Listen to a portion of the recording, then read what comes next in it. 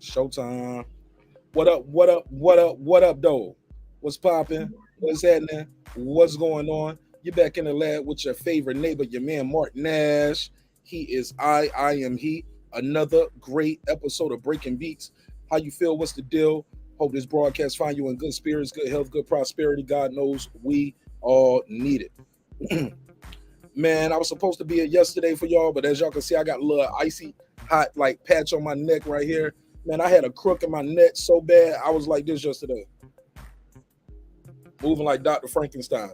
But I'm able to move my neck a little bit, but I got to put this little patch on the back of my neck. So, yeah, but we're going to get into these fights. I got my boy Shelton Moore here. We're going to open the phone lines, open the panels. We want to cover this Schoolboy Steph fight.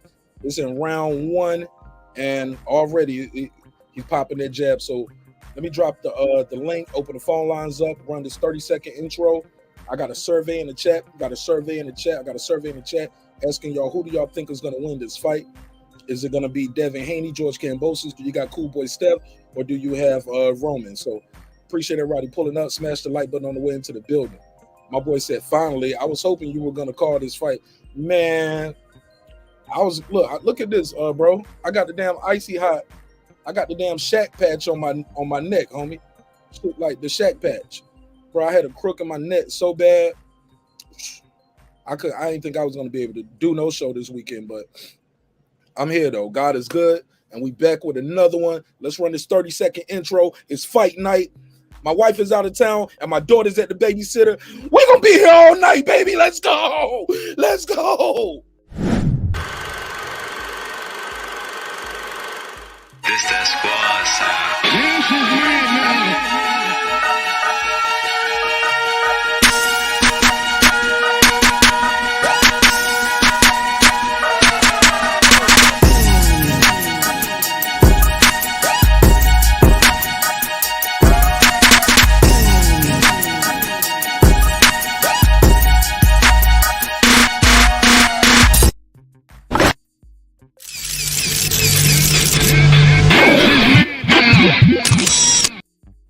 What's the deal? What's popping? What's going on?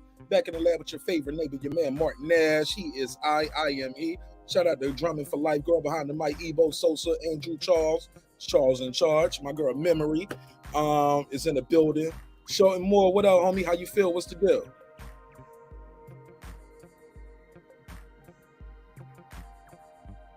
All right, your mic is muted. All right, we'll come back to him. Yeah, man. So, Cool Boy Steph is in the ring over here. It's round two on this other card. I'm gonna try to cover these other cards over here as well. But yeah, we just waiting for the main event on the ESPN card. The Devin Haney versus George Ferocious Kambosos fight is on ESPN, so you can watch along with us. I'm gonna have a phone line open. They'll drop the link so you guys can pull up. You can join the panel, or you can call in. Let me know who you think is gonna win the fight. There you go. Make sure I got that on the screen already. And yeah, man, this should be a great night of boxing already. My boy Lucas Brown went in there with the first round knockout. Bing! Sparked him. Hey, Lucas Brown looked like the worst cellmate ever. Like this, you don't want to see this guy as your cellmate in prison, right? Like, hey, I'm just here for traffic tickets. Like, why y'all got me in here with this dude? Yeah. But yeah, he delivered a one-shot punch. Kind of went behind the head, as you can see on the screen, and he got him out of there. It was a one-shot, one kill. No, the guy got up and tried to fight some more, and it was just all she wrote. So Devin is back there getting stretched.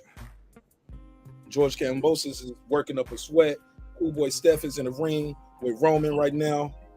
And hey, Roman is Mark, let me ask you a question, Mark, right quick. Go ahead. Who's the biggest star?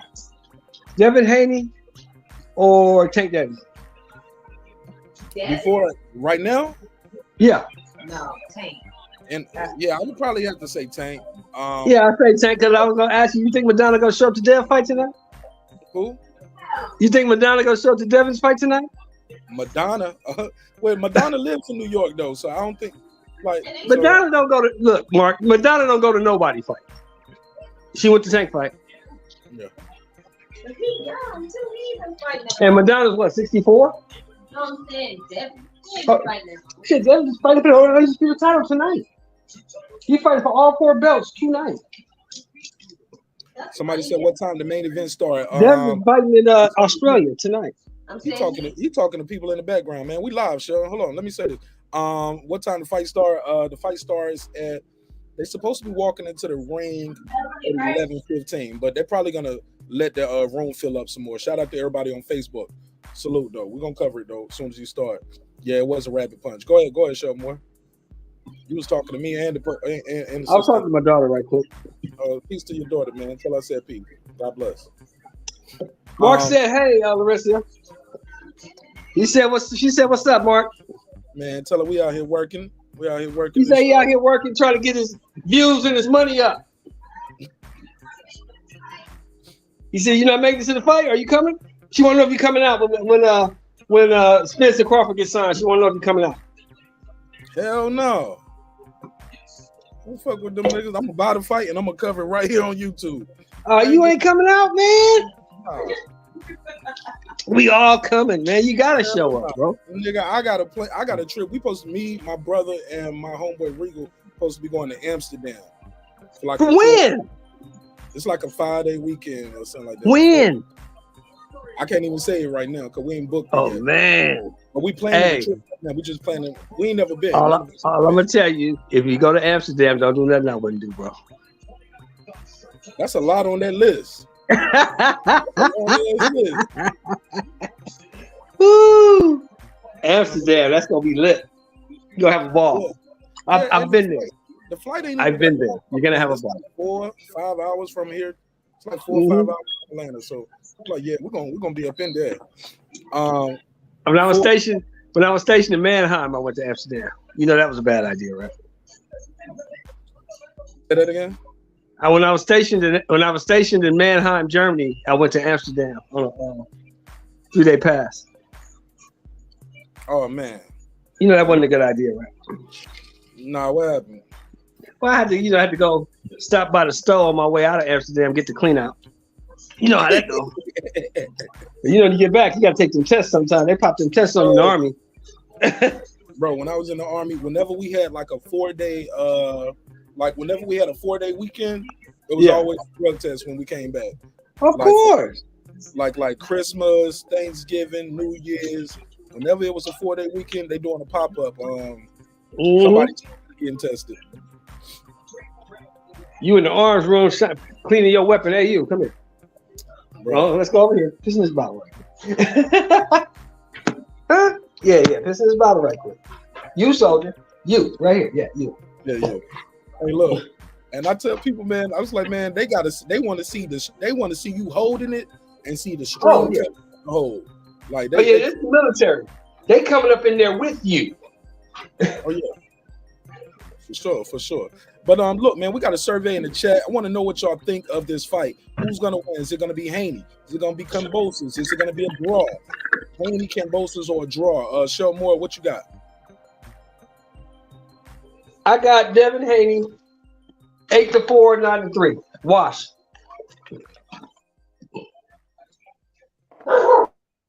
Hey, Edward. Oh, okay, hold on. Edward said, what time does the fight start? Should be starting within 12 minutes, but they had a couple knockouts on the card, so I believe they might hold it up a little bit, let the arena fill in. I think they might hold it up and let the arena fill in a little bit. But what'd you say, Mark? Now, somebody in the chat said, what time the fight start? I said, well, you had a 3rd round knockout and you had a 1st round knockout. So they're probably going to slow things down a little bit to let the arena fill up to get people time to get in the building. Edward said, thank you. Absolutely, man. Thanks for pulling up. Looking forward to this fight. Or let me know who y'all got as far as winning. Let me know what y'all put in the chat too. Shout out to Facebook user. You see, these are people on Facebook watching the show, but y'all don't see them in the live chat on YouTube unless I put their comments on the screen. But usually their comments look like this, so you don't know who it is. So, but shout out to Facebook. Shout out to my girl Memory. Oh, and Clips got his book, and Champion Heart got his book too. Memory, the books I sent them out the Wake Up Black America book. So yeah, we got that. Hey, Mark, I hate to cut you off, bro. Go for it. Well, Cool Boy Steph is jabbing the shit out this boy. Oh yeah, that's his game. That's his game. I don't like Cool Boy Steph, yo. I don't even like him, yo. Why you don't like Steph? I'm gonna tell you why I don't like Cool Boy Steph. I'm gonna put his picture up on the screen too, so y'all know what I mean. You know I be low key hating. Man, look at his beard, man. This nigga got one of the best beards in the game. I'm jealous, yo. Oh, you a hater? That's all it is. Okay, I get that. I can expect that though. So you really must hate AB then. Man, what? Man, when AD's older, Cool Boy Steph is like 10, 15 years younger than me. Look at his beard, man. Amazing. He got an amazing beard. His beard is nice. Man, I got the alopecia beard over here. Look at this shit. This ain't no beard. This is struggle on face. Well, why don't you give it up and just cut it all off, man, and go naked face? Because this is my first time ever trying to grow a beard within the last 2 years. I never even tried it. I always just did mustache and goatee. I didn't even know I can get this much hair on my face. So, yeah. So I'm hating. Shout out to my sister Carmen Serene. Peace to you. Peace. Yeah, I'm a hater. Yeah, man, but I'm looking forward to this fight, though, man. Looking forward to this fight. And Cool Boy Steph is over here on Showtime doing some good work, taking some good body shots. Hey, well, hold on. What's up? Hey, Karma, what's up? Hey, Karma, you coming out to the Spence Crawford fight? We got a month. We just need a date. We got a month now. You know, I gave us a month, right, Mark? Floyd said that won't true. Floyd said that's cap. Floyd is a fucking hater. Nah, man, he ain't got no reason to hate on that one of these dudes. Why he got to be a hater? Floyd hates on everybody. It's just in his nature. Floyd don't know how to do nothing but hate.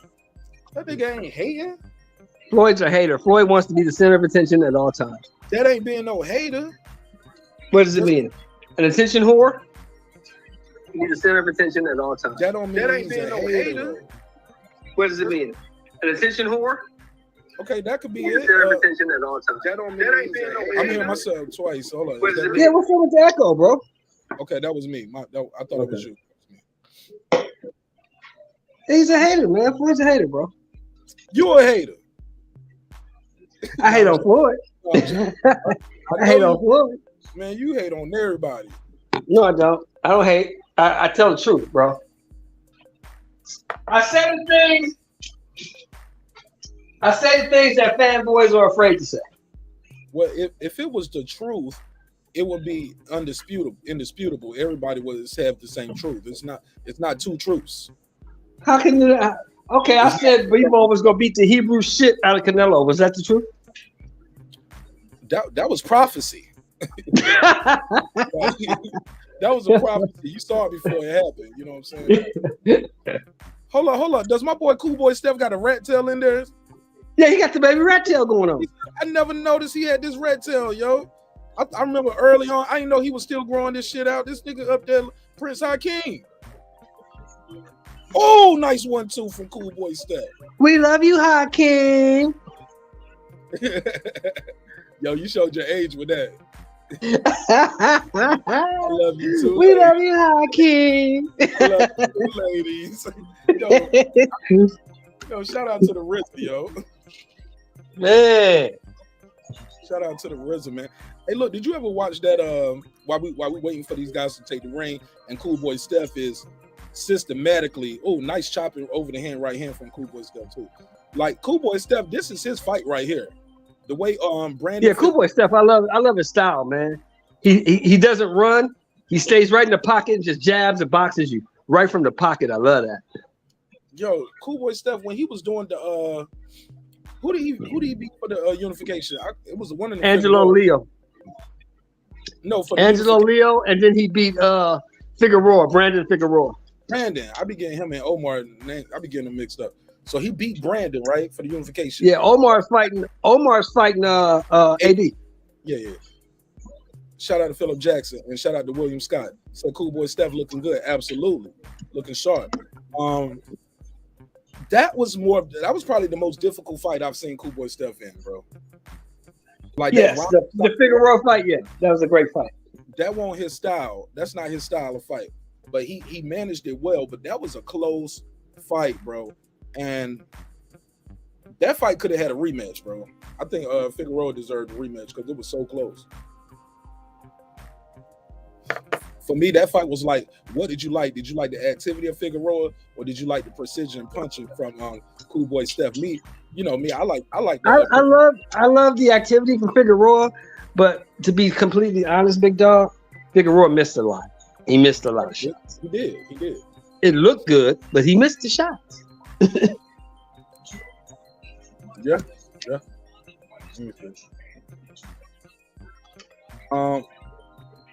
Let's see what they got going on in this top rank. George Kambosos hasn't sat down once, I don't think, since he's been in there. He's been pacing back and forth. Yeah, I'm gonna turn myself. Hold on, Mark. No, don't tell me. Let me turn myself. No. Yeah, go ahead. The whole time though, he's been out here. He's been pacing back and forth the whole time, and he just never looked like I saw Devin, just listening to his music. He was getting a hand massage. He's getting stretched out. He just seems more relaxed and calm. Your Kambosos just seems like a little wired up a little bit. I don't know if that's good or bad. Maybe it's going to be good energy, but we shall see.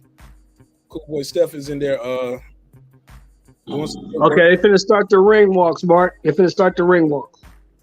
Oh yeah, they on commercial for me over here. And we got the Hall of Fame ring announcer, Michael Buffer. Yeah, man, I'm trying to get in the Box Hall of Fame without getting a ticket show. And I'm gonna have to. I'm trying to get it. Do I need to be a commentator, bro, or a ring announcer? Which one you think would be a better route for me at this time? Go get you a press pass from UPI or Associated Press and just walk in. Say you're a member of the media. Bro, they got Larry Merchant. I got a call. I'll call you back. All right, for sure. Man, if they got Larry Merchant in the Hall of Fame, your boy Martin Nash gonna get in that bitch. I'm gonna get it in. Hey, look, all I gotta do is do what Larry did, just disrespect the fighter after that big fight. Like, you think people want to pay to see this? Shout out to Real Rap. He said, I got Haney KO in 11. KP from KC5. What up, though? He said, good. He said, good. What? The Shelton said, I gotta leave. Kambosos has nervous energy. I thought so too, bro. That's what it's looking like to me. All the pacing. He just doesn't look like he's settled in. Shout out to Clips. He said, neighborhood, we ready for another great show. Salutations. To all my neighbors. Let's get this shit. Let's get this shit. Let's get this shit. Let's get this shit. Let's get this shit. Let's go. Okay. I got it now. He said, cool boy boxing Roman. Pretty good. Absolutely. I ain't even really calling the fight. I'm just trying to get the pre-fight hype going, chopping it up with y'all, seeing how y'all doing. But once the punches get thrown, yeah, I'm gonna be calling the punches for the people who can't see the fight. But I thought everybody had regular ESPN, but some people like, nah, man, I ain't got cable. Can you hear me, Mark? There you go. Clips. Okay, cool. I'm back. Right. So I got my boy Clips here, and I got my guy Shelton Moore in the building as well. What's up, fellas? How y'all feel? Oh boy, let's get this shit. Let's Let's go. He said, Real Rap said, I'm working, so appreciate it. Absolutely. Peace to you, my brother. Gotta make them coins. Shout out to my guy Top Boy. What up? Talk to me, Clips. You watching this Cool Boy Steph fight? Yeah. I got it on ESPN Plus right now. See what these people talk about. No. It's on Showtime. Oh no, I ain't doing that one. Yeah, okay. They in round 6. See people singing anthems. They're singing that Greek anthem. Hey, you have to show some respect, brother. That's the Greek national anthem, bro. Man, fuck them. Straight up. America. Wow, like USA. that? Like that, USA all the way? USA all day. You see me with my red, white, and blue. Red, white, and blue is how we do. You know what I'm saying? That's America. That's Haiti. That's blood, sweat, and tears. That's Devin Haney whooping that boy's whole monkey ass. Now, you understand, right? You understand where you are and where he's fighting? And even if he beats him 9-3 or maybe even 10-2, they're gonna call it 7-5, right? I understand that. That's why I said, and I why you said since this saying fight that, was bro? announced. Well, remember, come on, Sheldon, you talking to me now. I said I'm the main one. As soon as this fight was announced, and as God and this shows my witness, I said Devin gonna have to punish that boy. He gonna have to go out there and he gonna have to teach him how to lose. He gonna have to dog walk him, make him a good dog. He gonna have to make him sit. He gonna have to make him give him paw, roll over, play dead. You know what I'm saying? For real. Hey, Mark, you know what I'm talking about? Because we just saw that in the first fight with my man Bubba. You know Bubba won that fight. And they gave Kambosos' best friend, Mr. Nelson, the victory. No, they gave him a draw. They gave him a gift draw. Hold on. I ain't even live. Like, I think my shit is on. Okay, yeah. I thought it was on unlisted, but go ahead. Yeah, I thought Higgins won that and Nichols lost. Yeah. But it was close though, them last 2 rounds, but he dominated. Like, I think I gave him 1, 2, 3, and I think old boy might have won maybe round 4, and then I think Higgins might have won 5 and 6 too. But Nichols made it look better, but he definitely didn't land like, when you look at the fight and say which guy you want to be at the end of the round, if you use that mentality, you want to be Higgins in that fight. Plus, they look like they was like 2 weight divisions apart too. Like, he just damn, he got half that damn continent in the building. They just did a wide shot of the damn stadium. He got everybody in that goddamn building, boy. I'm trying to tell you. Yeah, see, because that's what I tell people too. It's not necessarily about the judges gonna cheat them because they want to cheat them. It's just sometimes they might get distracted by the screams. You know what I'm saying? Like, oh my God, he kicking his ass. And then you realize, like, oh, when you look at it again, like, nah, he wasn't winning. But they going by the natural reaction. But go ahead. You're 100% right, Mark. Sorry for that. We saw that a lot in a lot of Mayweather's career, where whether he was fighting a predominant Latino fighter or Pacquiao, it was like, they would, the crowd would get this great reaction because they're showing aggression and it looked good. But you play that replay, they didn't even touch that boy. Yeah, I remember. In fact, he was getting his ass with the whole match. If you watch the HBO commentary when Mayweather fought De La Hoya, they're sitting there saying, well, and Oscar's accuracy has increased and Mayweather's dropped. Like, the whole round, they're talking about what Mayweather's doing bad. And at the end of the round, you see the numbers on the screen and they're quiet for a minute. You're like, damn, what's this dead mic space?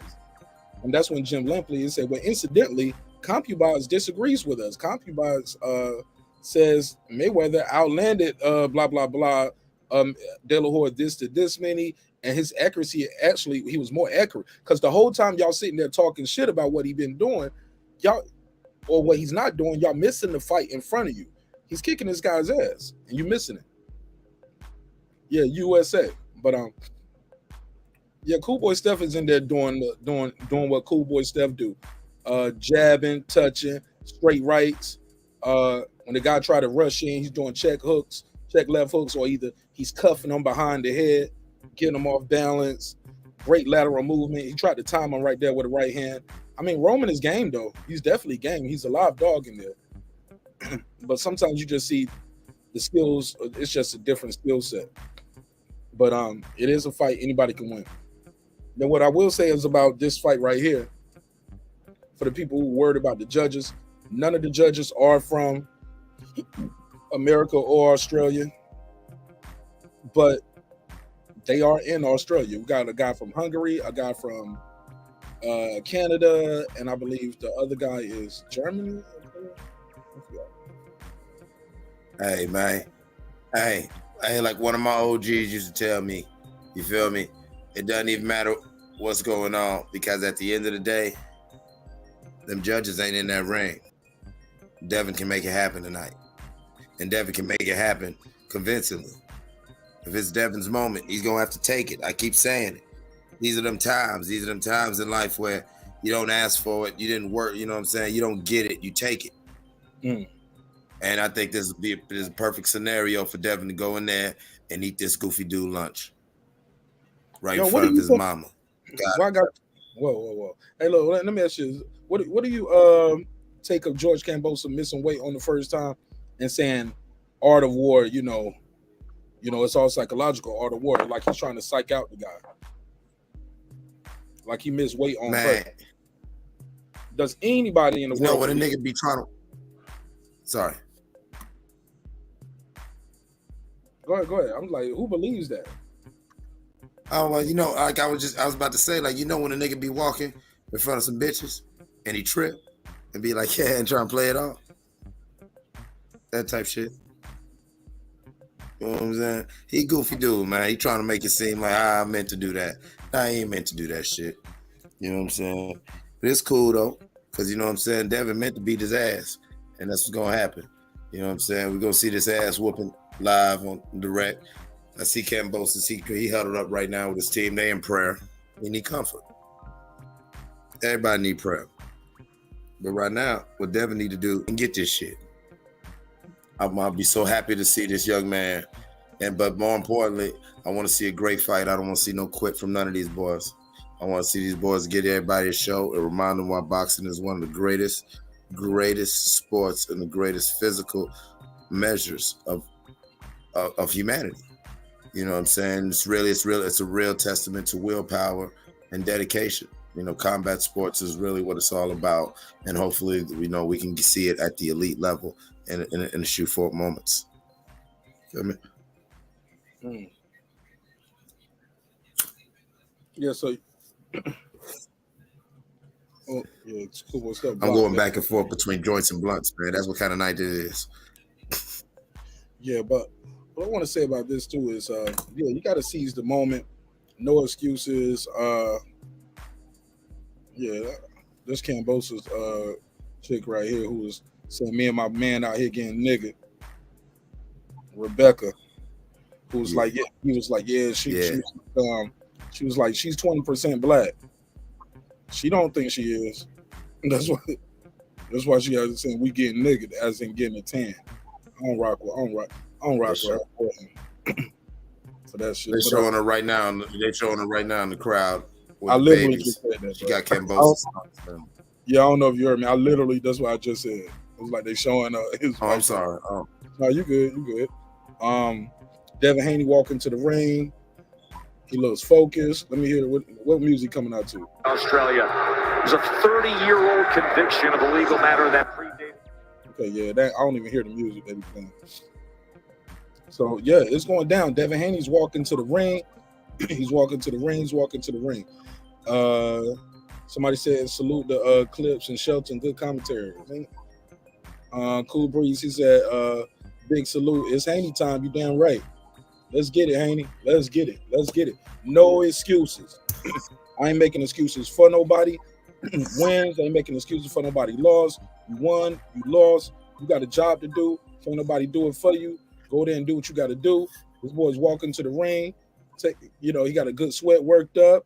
Yeah, he's getting a good double skip in there. Getting some booze in the ring, of course, as he should. Fighting in Australia, but he's also getting a couple scattered cheers in there as well. Because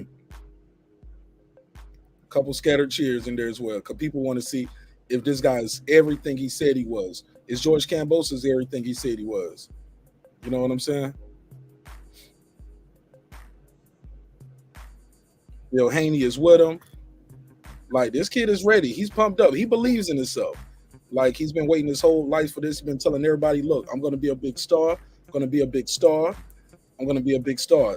Tonight is going to be the chance where he's going to have a chance to be that big star that everybody believes he is, at least himself. No, the fight hasn't started yet. Devin Haney just got into the ring.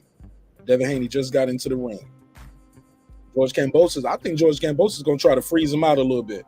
I don't think he's going to come right to the ring. What you think? You think you're going to stall this shit out a little bit? Look at all the motherfuckers getting dapped up, because that's 3%. Had to dap up everybody from every commission. You saw that clips? Yeah, I saw that. Yep. Yeah, he had to pay taxes real quick. He had to pay them taxes, give out tithes. But I think Kambosos will probably milk his ring walk. We're probably about to see fireworks. Maybe a little Cirque du Soleil, a little rope work, going on. Definitely some midgets. Might have a bear on a unicycle. It's going to be great. Little people. Oh yeah, it's Australia, so he's gonna come out on a kangaroo. He's gonna ride out on a wallaby with a little crown on. It's gonna be great. Watch this. All right. Well, we got a survey in the chat. Who y'all think gonna win? We got 70% of the audience right now saying Devin Haney's gonna win. Look, since last time Kambosos fought, since then I had a couple of people in my show that are from Australia. I want to know if they're gonna keep following if their boy lose tonight. Now, granted, and I like them, and for the people you saying they not, bro, you've seen it on my show. Like the Greek people, like they'll come in with all kind of racist shit. Like, yo, like ain't nobody trying to make nothing racial with y'all. Like it's like it don't even hurt my feelings, but the fact that you're trying to, you get what I'm saying? Does that make sense? Like, well, I mean, yeah. It's kind of sad that they got to take it. So what? I said we have noticed that, especially as this fight was on the horizon. We've noticed that a lot of our Greek neighbors, that's the first place they want to go. But right now we're just gonna take it to the show, and we're gonna keep it to the sport. And if you're gonna get mad, what I'm saying, might as well get mad now because it's about to happen. Absolutely. When it's on, it's on. Well, let me see. So Kambosos is definitely walking a little slower. He's marching towards the ring, though. Crowd is erupting. I'm glad they did them national anthems already. I hate when they do national anthems, and then you get into the ring, and then you still gotta, what I'm saying? When the guys get in the ring, make the announcements and fight. Okay, he didn't milk it. He's coming right out. Okay, Kambosos is coming right out, ready to fight. Got his family with him, got a countryman with him. He got 2 flags. And yeah, he's moving right along. Maybe they on the schedule too. They're on the schedule to get this thing done. He's doing a little double skip. Ferocious George Kambosos is working his way to the ring. Shelmore, I don't know what you did, but you're not connected no more. You was good before, but now it's not connected. So it was good before. Real Rap said Mark, he said B was drained. He had we all don't have access to get the book or PDF. We know your whole game plan. Okay. Your show. Okay, there we go. Hey, you gotta have that. Hey, Shelmore, you gotta mute your or turn your volume down on the TV a little bit, because if not, they'll give me a strike for your audio if you got that fight playing too loud in the back. So we can't have it up too loud in the back. They'll give me a strike for that. Cool Boy Steph is in round 9 of a damn decent fight. I'm gonna have to come back and see what happened with this later. Definitely gonna have to come back to that later. So it's obvious you can hear me now. You good? I can hear you now. So what now? So what? Say what you're saying. Show more. I can't hear you, bro. You muted it, then there you go. Can you hear me now? Oh yeah, I can hear you. Can you hear me now? Yeah, I heard you. Well, I was just saying I was checking audio because you said I didn't turn the TV down. Oh no, yeah. I heard you good. All right, they both in the ring, ladies and gentlemen. They are both in the ring. It's going down. Mike Buffer is going through the particulars. They paid that man over $1 million just to say, "Let's get it on." Hey, look, hey, can you imagine Thanksgiving dinner at the Buffer house with him and his brother? Let's get ready for turkey. I think that was one of the smartest things a man could do. He coined that phrase and he trademarked that motherfucker, didn't he? Yeah, genius. Let's get ready to rumble. $5 million every time he says it. Damn. Oh, it's 5 now? Yeah, it's $5 million.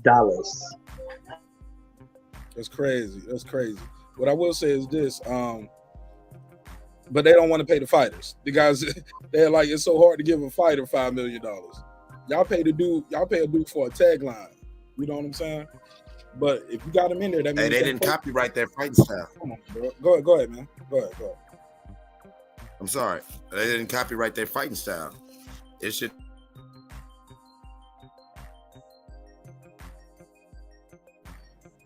Go ahead. Daryl Clark, salute. What up, though? Luke up there in Pittsburgh. What up, man? Y'all let me know in the chat who y'all got winning this fight. Who y'all got winning this fight?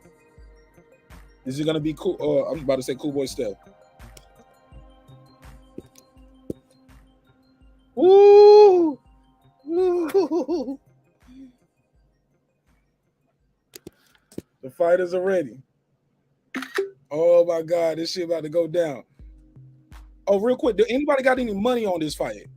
Anybody in the chat or on the panel got some money on the fight? Let me know. Couldn't get a bet, bro. Couldn't get a bet. Why you ain't bet online? You know, Kambosos was the underdog. Yeah, I've been too busy this week. Okay, too busy. Okay, Clips, you got any money on this fight?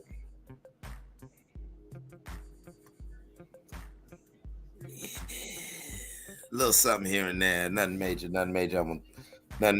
I also got a couple gentlemen's bet going on. I got a couple gentlemen bet with people that I used to work with. We actually betting just on the outcome. You know what I'm saying? We betting on the outcome. Okay, now who you got? Haney, of course, right? And okay. All right, cool. All right. Mm-hmm. Yeah, back when I did years ago, I was an industrial painter, and that's Greeks pretty much dominate that industry out here. So yeah, I had a lot of Greek friends who, as soon as this fight was announced, that's the first thing my phone was. You know what I'm saying? My phone went crazy, and so there's a couple gentlemen's bets where it's gonna be like bottles and shit, nothing major. You know what I'm saying? Like you gonna owe me a bottle of this, you know what I'm saying? Type shit. All right, for sure. All right. Yo, why I feel like this? I don't know why, man. This dude just seemed like he too wind up too tight, man. Hey, look, nervous energy is good. Look at all them damn belts. What's going down, man? Look at all them damn belts. George Kambosos Jr. A lot of jury. All the white folks out. All the white folks in Australia there. They don't came from near and far. To see this amazing event. This is in Melbourne, Australia. Over 40,000 people in the arena. This should be interesting. We're gonna call this fight live. Oh, Devin Haney touched them gloves and he's ready to go. All right, let's get it in. We're gonna call this fight live as we see it. Let me know in the chat who y'all got winning this fight round by round. This is on ESPN, so you can follow along with us. Sir Senior, what up? Ebo Sosa, what up? NMFI LLC, what up? Girl behind the mic, what up? Let's go.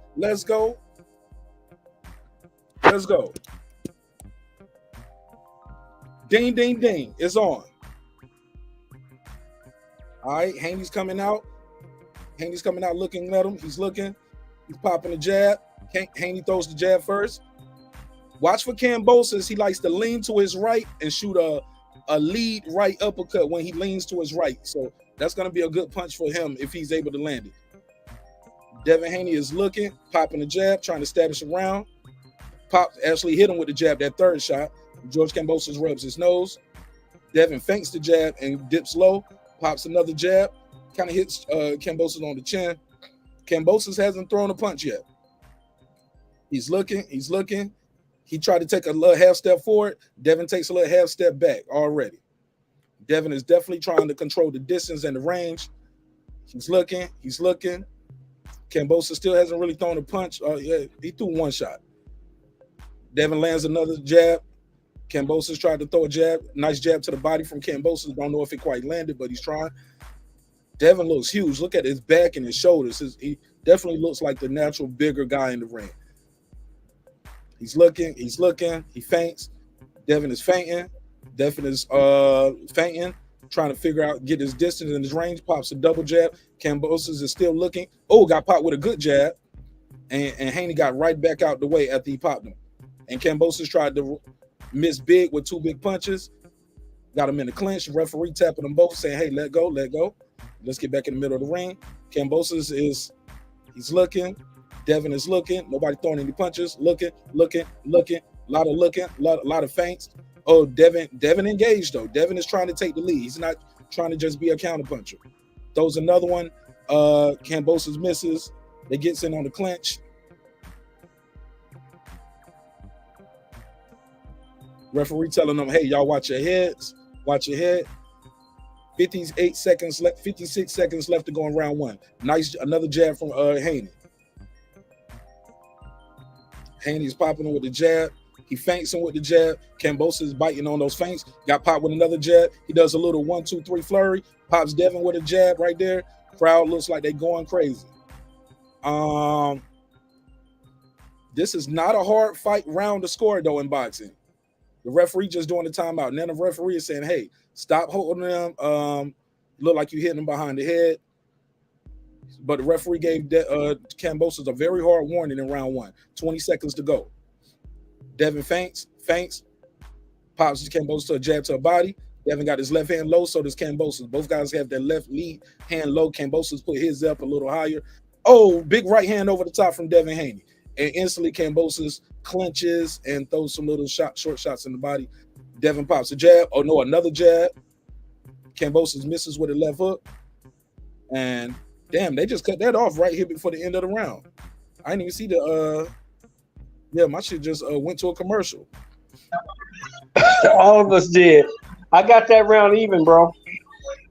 Nah, that's an easy Haney round to score. He landed the more punches. Kambosos didn't even really land a shot that round. What? How you give him a round for not even landing no punches? Neither one of them did shit. Nah, a lot of jabs missed, bro. A lot of jabs missed. One of them jabs landed, bro, and popped his head back. He jabbed him to the body. He's controlling the distance. I give him that. I give that an even round. That's just my opinion. Okay, well, right. Keep your scorecard. Keep up with your scorecard. Write it down so at the end of it we can see what we all let with. I got that a Haney round. Go ahead, Clips. Who you got? Your mic is muted. I definitely got that round for Devin Haney. He established the distance. We back to it. Haney drops the jab, popping another jab. He's looking. Kambosos is looking. They said Kambosos landed 8 punches to Devin's 5 in that round. I didn't see that. Well, they said 8-5 Devin, bro. 8-5 Devin. No, they said 8-5 Haney. I'm looking at the graphic got it in the wrong spot. Then the graphic that just popped on the screen.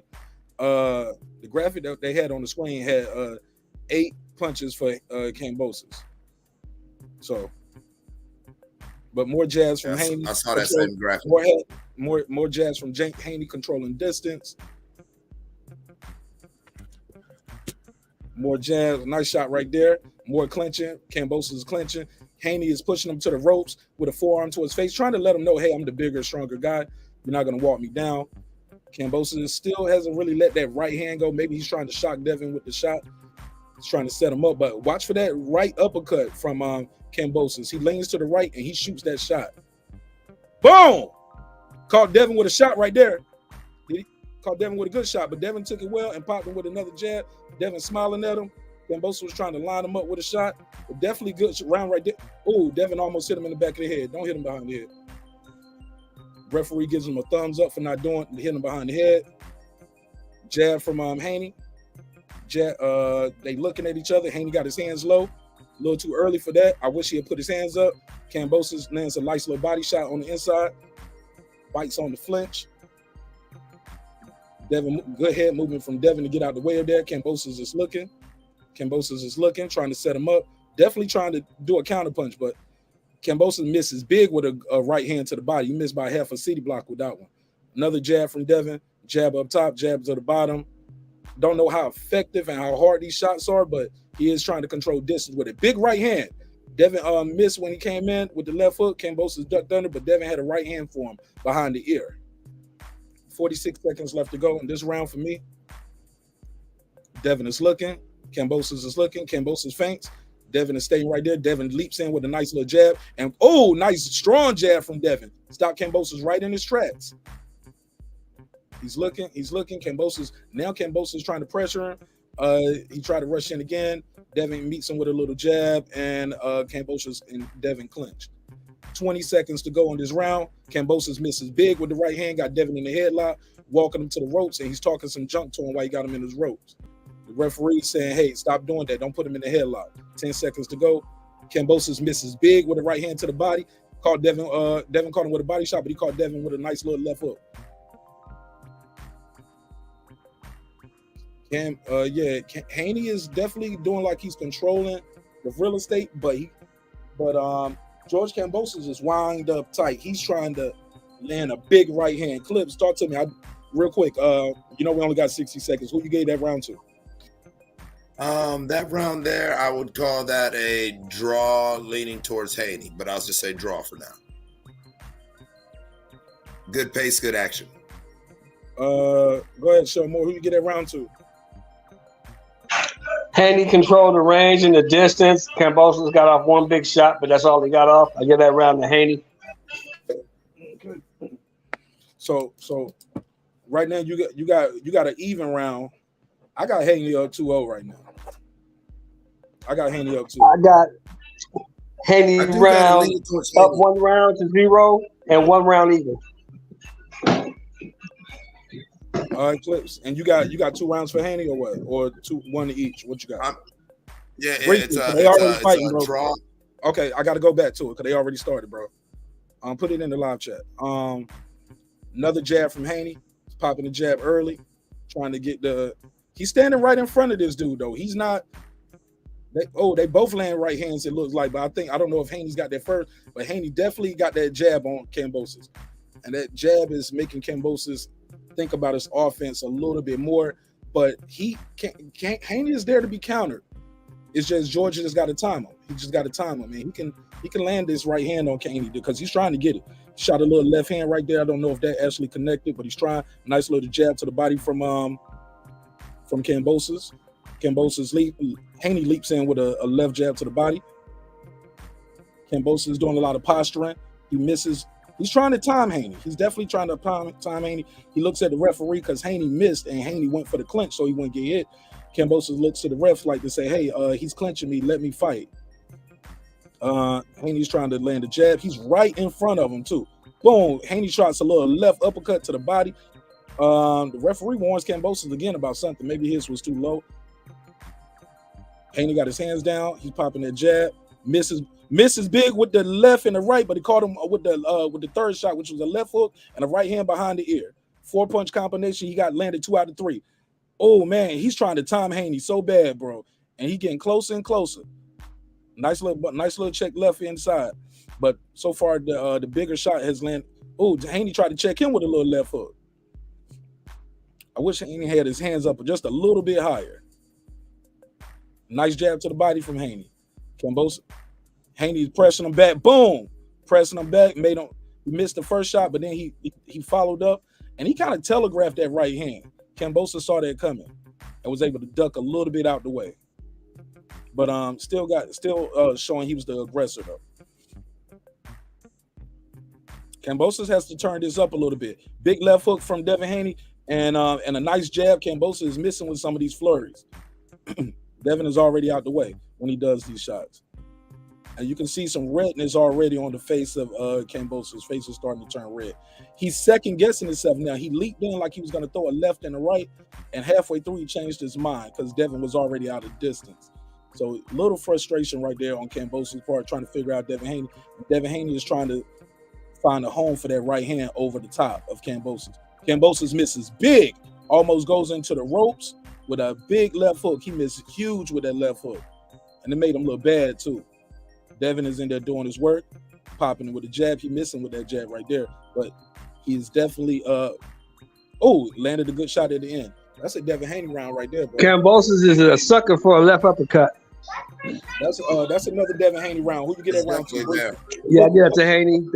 Kambosos is a second sucker for a left uppercut. He keeps leaning in, and once he leans in, Devin is gonna catch him with something. Watch. All right, go ahead, Clips. Briefly, go ahead. Definitely the uppercuts there. A lot of things from the lower angle in the left hand are right there. He's going to just fall his face. He's going to throw his face into it, and it's should be two rounds for Haney, or you could easily say 3 rounds to Haney. But he still has to take it. He still has to take it because you can't just Clips, you can't that's just too win. long, You got to bro. beat. Clips. You got to keep that a little bit shorter, bro. Look, I'm sorry, man. Let me say something. I want to go to the chat too. Yeah, I just needed to be a little bit briefer than that, like about 10 seconds, 10, 15 seconds, because, you know, the rounds are it's only a 1 minute break. Somebody got 3-0 for Haney. He said rounds are too close. Haney got to turn it up. I don't think they're too close like that. I think he's landing the cleaner, effective shots. You can't. It's hard to get. Somebody said 2-0 Haney. How y'all got a 2-0? It's on round 3. Let's get back into the action. I mean, it's 4 rounds. So I guess they said they gave one of the rounds to Kambosos. I lead 1-2 from Haney. Kambosos is looking. They circling to the left, he's circling towards away from Devin's right hand now. So maybe he felt something there. Who knows? Haney's jabbing to the body. Haney seems like he's trying to control the fight. He's taking the lead of the dance. He's the one throwing the jab. He's the one making the guy miss. He just seemed like he's landing the cleaner, effective punches. He looks like the champion in there. Kambosos tried to pop a double jab after Haney missed. Landed a good jab to Haney's body right there. I'm telling you, Kambosos is gonna throw that right uppercut. That's his shot. That's his punch. I don't know if he's gonna do it all night, or maybe he don't think he can do it with Devin, but he definitely need to try to mix up his offense, because right now just trying to do the double jab and the 1-2 is not working for Kambosos on my scorecard. Nice feint from Devin Haney, jab to the body. Kambosos trying to jab up top. Both guys looking. Haney tried to set him up for the right hand, tried to line him up. He double jabbed it up top. Then he lands a big jab to the body, then another jab back up top. Kambosos has got a shoulder and roll. Devin with the high guard. Devin lands a big right hand around the high guard, and instantly George Kambosos moves that high guard around off his face. Then he gets pops with a jab as he's tried to come in there. He's looking. Devin Haney leaps in with a left hook to the chest area and clinches. Kambosos complains to the referee, say, "Hey, yo, he's headbutting me." Haney's looking. Left hand is real low on Haney. George Kambosos leaps in with a shot. Not really too effective, but Haney did sneak in a little right uppercut to the body towards the midsection of Kambosos. Kambosos feeling the need to do something in his round is now pressing forward. Good head movement from Kambosos, but bam, he got hit with a big right hand and another quick little left from Devin Haney.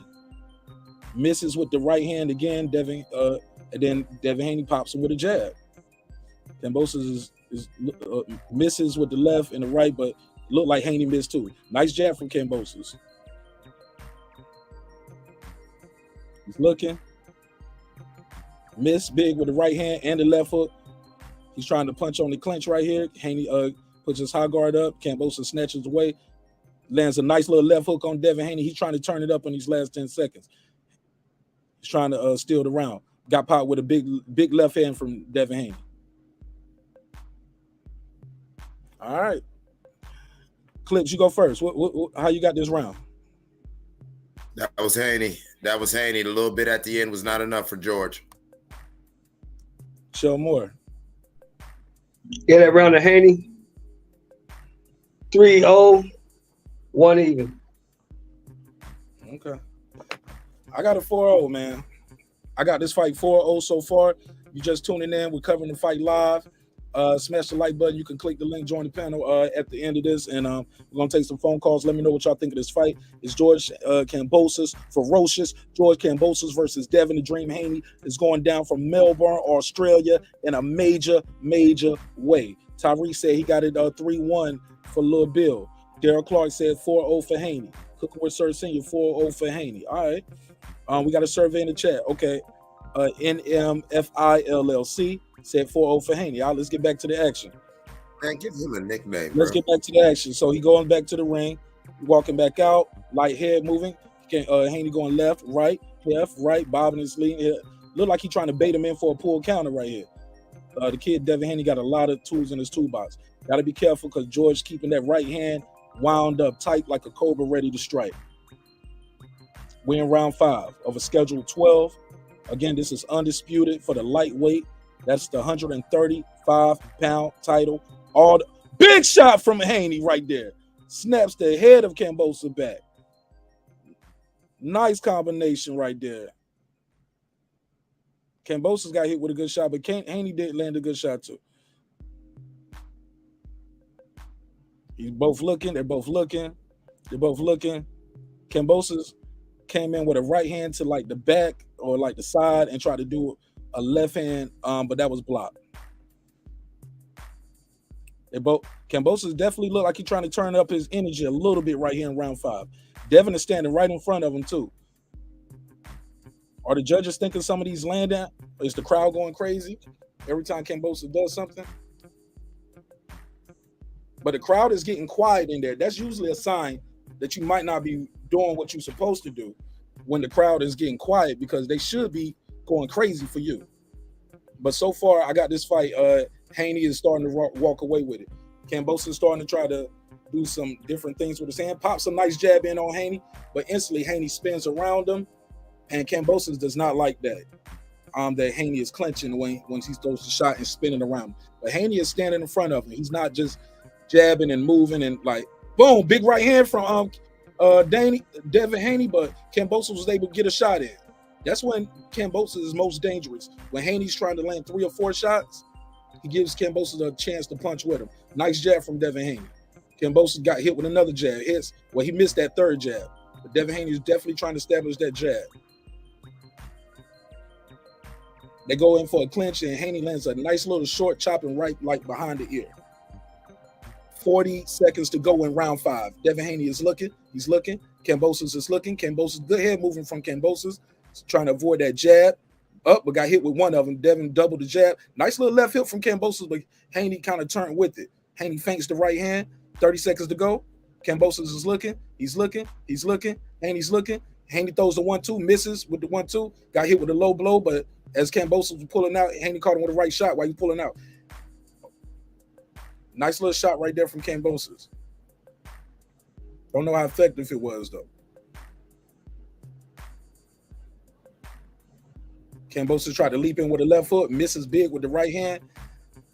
He's posturing, doing a little posturing. Takes a deep breath on the way back to his corner. Clips, go ahead. I mean, so far Devin's doing it. If Devin could just take up the pace a little bit, I could really, with confidence, say he's taking it. Shell Moore, who's winning this fight? Devin Haney, but he got to come with more energy because at this pace, they'll try to steal it from him. So you think they're gonna say? So you see, out of these 5 rounds right here, you think they're gonna find a way to give Kambosos 3 out of these 5? At least 2. 2 out of these 5, they don't gave him 2 of these rounds, even though he's missing by half a mile. Yes, sir. Devin's got to dominate this guy. Devin is not dominating this fight right now. He's winning, but this is a competitive fight. He needs to dominate. All right, here we go. Back in round 6, we about to be halfway through. Wow, waited all these months for it, and we right here at it. We're both in the center of the ring. Good head moving from both guys.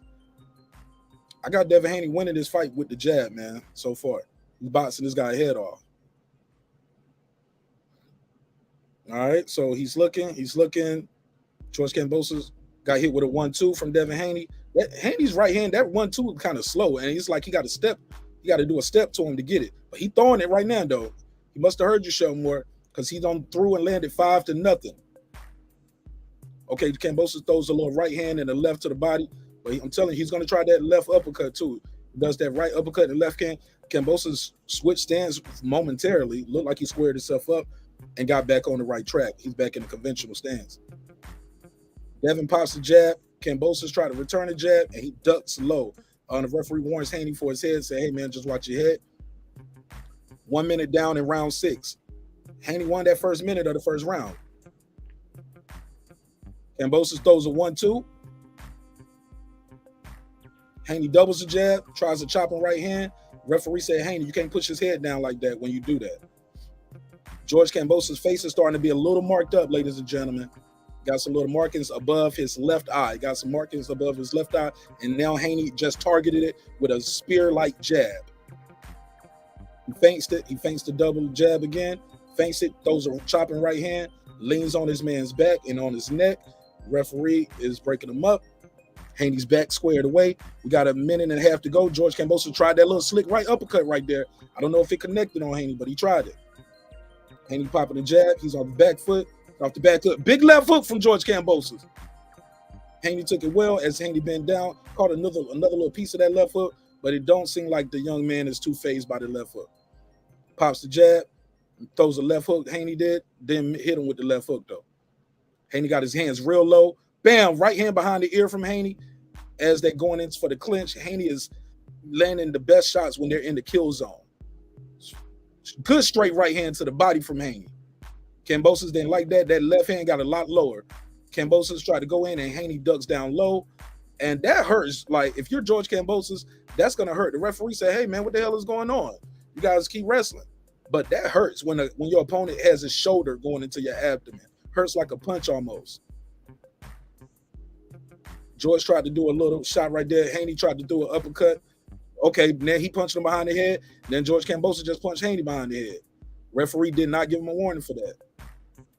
George Kambosos missed with a left hook. They're back in the center of the ring. 10 seconds to go in round 6. Big 1-2. Big 1-2 from, but it missed from George Kambosos. George Kambosos looking a little sloppy and they're starting to get a little frustrated, look like. And he missing big, man. I don't see him going to the ring, going back to this corner like he was doing in the Teo fight at this point. At the Teo fight at this point, he was like, yeah! He was turning up, had his hands in the air, pumping his gloves. Dame in the crowd. They go, Dame. Dame time. Go ahead. Who you got winning that round, Showmore? I gave it to Haney again. I think it's 5-0-1 even. Go ahead, But go ahead, Clips. You already know, man. It's actually a whitewash. Okay. All right. So he talking to his dad. They having a little conversation. I can't hear what they actually saying. Let me see if I can turn my phone up. Hear what they're saying in the background. But I got Haney winning this fight with his jab, man. I think the jab is the key, and head movement. He's just he just seemed too fast. Like his footwork, he's getting in and out of range too quick for Kambosos, but he's there to get hit. So if Kambosos can land a big shot, he can hit Haney. It's round 7. Kambosos tried the big left hook right there. Haney standing right in front of him. He feints like he was gonna do the 1-2 and pumps the jab. Feints to the left, pumps the jab again. George Kambosos lands a jab, puts Haney in the headlock, and he's walking him to the ropes. George Kambosos definitely has some markings on his face. It's round 7. And it's about 30 seconds in. Big leaping left hook from Haney. Kambosos tried his own. Haney returned the jab. Then Haney throws another check left hook on Kambosos. Kambosos is going up to the high guard. Tried to do a 1-2 on Haney. Got Haney on the ropes. As soon as he get Haney on the ropes, looks like Haney's complaining to the ref about something like, is it a low blow? Okay, yeah, it was a low blow. Referee telling him to keep it up. He said, hey, look, man, that's a hard warning now. I keep telling you that. All right. So now they're back into it. 2 minutes to go in this round 7. Popping a jab. Haney's popping a jab. Another jab. He's looking. Kambosos is looking, waiting. Devin throws a 1-2, misses with the 1-2. Left hook from Kambosos, blocked by Devin Haney's right glove. Okay, Kambosos throws a right hand / elbow, it looks like. But hey, it's a fight. Yeah, Kambosos is still very dangerous, man. He's trying to get in, misses with the left hook. Kambosos is going to start getting desperate after a while. But he throw a right hand to the body. He landed with the jab on Dev right there. Dev missed with his jab and returned. Kambosos is definitely trying to pick up the pace right here in this round 7. Got hit with another jab right there. Devin is feinting the right hand. They both come in, look like they clash heads again. They both are clashing heads again. But definitely you can see the face on George Kambosos is starting to get a little marked and bruised up, most likely due to the jabs of Devin Haney. Double jab from Devin Haney right there on the inside. He clinches up. And George Kambosos just don't have no answer to fight with this guy on the inside with this clinch. Nice right hand to the body as he was coming in. Devin Haney tried to throw a left hook to catch Kambosos coming in. Kambosos might caught a little bit of that elbow or forearm. Boom, right hand from Devin Haney, swimming without getting wet. He ducks under it, goes straight for the clinch, and George Kambosos throws a big forearm to the chin and neck area. The referee warns him about the forearm to the chin and neck area. Jab from Devin Haney. 15 seconds to go in this round 7. 1-2 from Devin Haney. Goes around the high guard of Kambosos. Caught Kambosos coming in with a stiff jab. Stopped him right in his track. Kambosos trying to get some get back. And once again, he throws that forearm to Devin Haney's face. The referee is going to have to make sure he takes control of this action. This could get out of hand. Go ahead, fellas. Who won that round? I got it a whitewash right now. I got it 6-0. I mean, 6-0 one even. Haney's winning the fight, but we in Australia, we saw the robbery earlier, so I'm not secure because he needs to turn up the energy. Look like this is an easy fight to score for me. I ain't gave Kambosos no round. I'm sorry. That first round I gave it to Haney. I know some people gonna get the champion that first round. Clips, what you got? Man, like I said on your show, looking at his bruises, he's getting niggered in that ring. Devin got a little bruise around the right cheekbone. I haven't seen the cut man put any inswell on it. He just been putting grease on his face. Kambosos got a little mouse under his left eye, and he has some bruising above the left eye. But I wish the cut man would have look at all the bruising on his body. I wish the cut man would have put the inswell on Devin's cheekbone as well. Let's get into it. They're back into round 8. One punch can change the fight, y'all. One punch can change the whole fight. Devin got to keep his hands up, be smart, be sharp. Devin tried to throw a little left hook right there. Feints the right hand, jab up to the top, jab to the body. Pops him with another jab. Kambosos looking a little frustrated coming in there. He's just looking. He's looking. Kambosos need to be first. He needs to take the lead at some point. Try to be first. Got hit with another jab clean. Misses with the left, got missed with it, and he missed with the jab and he missed with the left hook. Missed with I think he hit the glove. Maybe he might have grazed Devin with that left hook. Kambosos got hit with a nice 1-2 and kind of spun him around a little bit. Kambosos breathing still look good, but he definitely looks like he's taking some bigger breaths in there than the young champion Devin Haney. Devin is just spinning them now. He's spinning them around a couple times in this sequence. Nobody's landed anything of true significance in this round 8, but definitely the challenger has been busier with the jabs. Nice jab from the champion Kambosos. He's looking. Devin is looking. Kambosos is looking. Devin lands a jab up the middle, but he misses going around the high guard with the right. Kambosos tries a leaping left hook. Devin jumped right under it. The reflexes of Devin are very cat-like for that left hook that Kambosos is doing. Kambosos tried to pop a jab, misses with the jab, but in the right hand kind of missed as well because Devin ducked under it. Devin is back on the jab, misses with the throws a 1-2. Kambosos tries to land some shots right there. The camera angle, you can't really see if it's landed. Oh, nice jab from Devin, though. Stop Kambosos right in his chat. Right in his track. Trying to do a little check hook. Kambosos walking towards him. Devin meets him halfway with a jab. Kambosos feints for the leaping left hook, and Devin is out the way. I guess maybe he changed his mind, or he wanted to see what Devin was going to do. Kambosos feinting coming in, and Devin takes the lead with a double jab in the right hand. None of those 3 punches connected, but it is activity. Jab to the body, to the pit of the stomach, does Haney. Oh, left hook and right hand from Haney, and then gets right out the way. They both jab each other at the same time. Now the ferocious George Kambosos is breathing with his mouth open right now in round 8. He's breathing with his mouth open now. Got hit with another jab. As many of you know, Devin always fights with his mouth open since he was a kid. Got hit with a little shot kind of behind the head from Devin on Devin, but he took it well. Popped George Kambosos with another jab.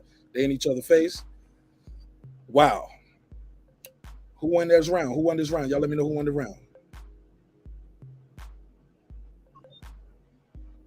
Todd said George. It's a wash in my book. It's 7-0, 1 even, Haney. Right.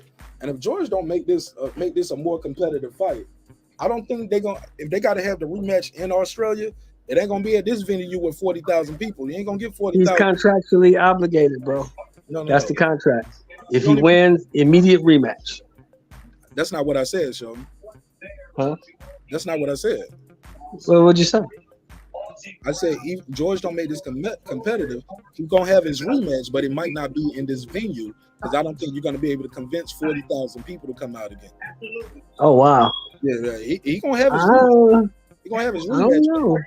It might just be at a smaller venue. Okay, I'll go with that. I just think that the fact that there ain't really too much going on in Australia, they might load that place up again. Fair enough. Let's see. Double jab up top, jab up to the body. One-sided, man. This shit is so one-sided.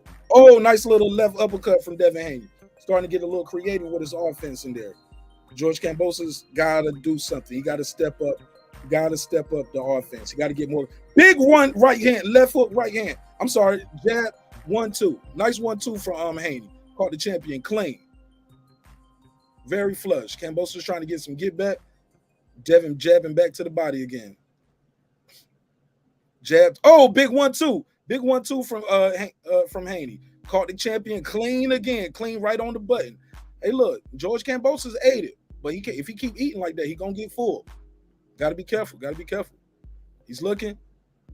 Devin throws a right hand to the body. So a lot of pushing, shoving right there. It's a slip. Referee says that's a slip. That is not no knockdown. Haney back with his guard up. Kambosos is looking. Haney jabs to the body. Kambosos switch southpaw, then goes back right-handed. Kambosos trying to figure some things out in there because everything he's doing is not working. He misses big right there, get tapped a little bit, and went soaring towards the ropes. Almost looked like Rolly Romero. Got to be careful. Boom. Oh, he snaps his head back with a jab and a check left hook. He's starting to pick him off clean, man. He's starting to pick him off clean, man. He's starting to pick him off clean with these little shots.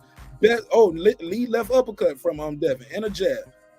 Kambosos throws a big one left right. I don't know if he caught Devin, but Devin didn't even flinch. Kambosos is trying, but he got to step up his offense. He got to drop Haney. He's gonna have to drop or knock Haney out at this point on my card. Oh, he misses big with the right, but Haney caught him with the right hand. Haney feints. He right there in the kill zone. Haney feinting. George Kambosos didn't bite on the feints this time. Got popped with a jab and another jab and another jab, and he misses with the fourth jab. Hit him with the fifth jab. Hit him with the right hand and got out the way. Kambosos is getting picked off. Devin is pop shotting him now. Devin is starting to pop shot him in this round 9. Kambosos got his head right there. Looked like almost had a clash of heads. 20 seconds to go in this round 9. 20 seconds to go in round 9. Devin is looking. He's looking. Kambosos looking. He's looking. Popping with a jab. Kambosos rushed in.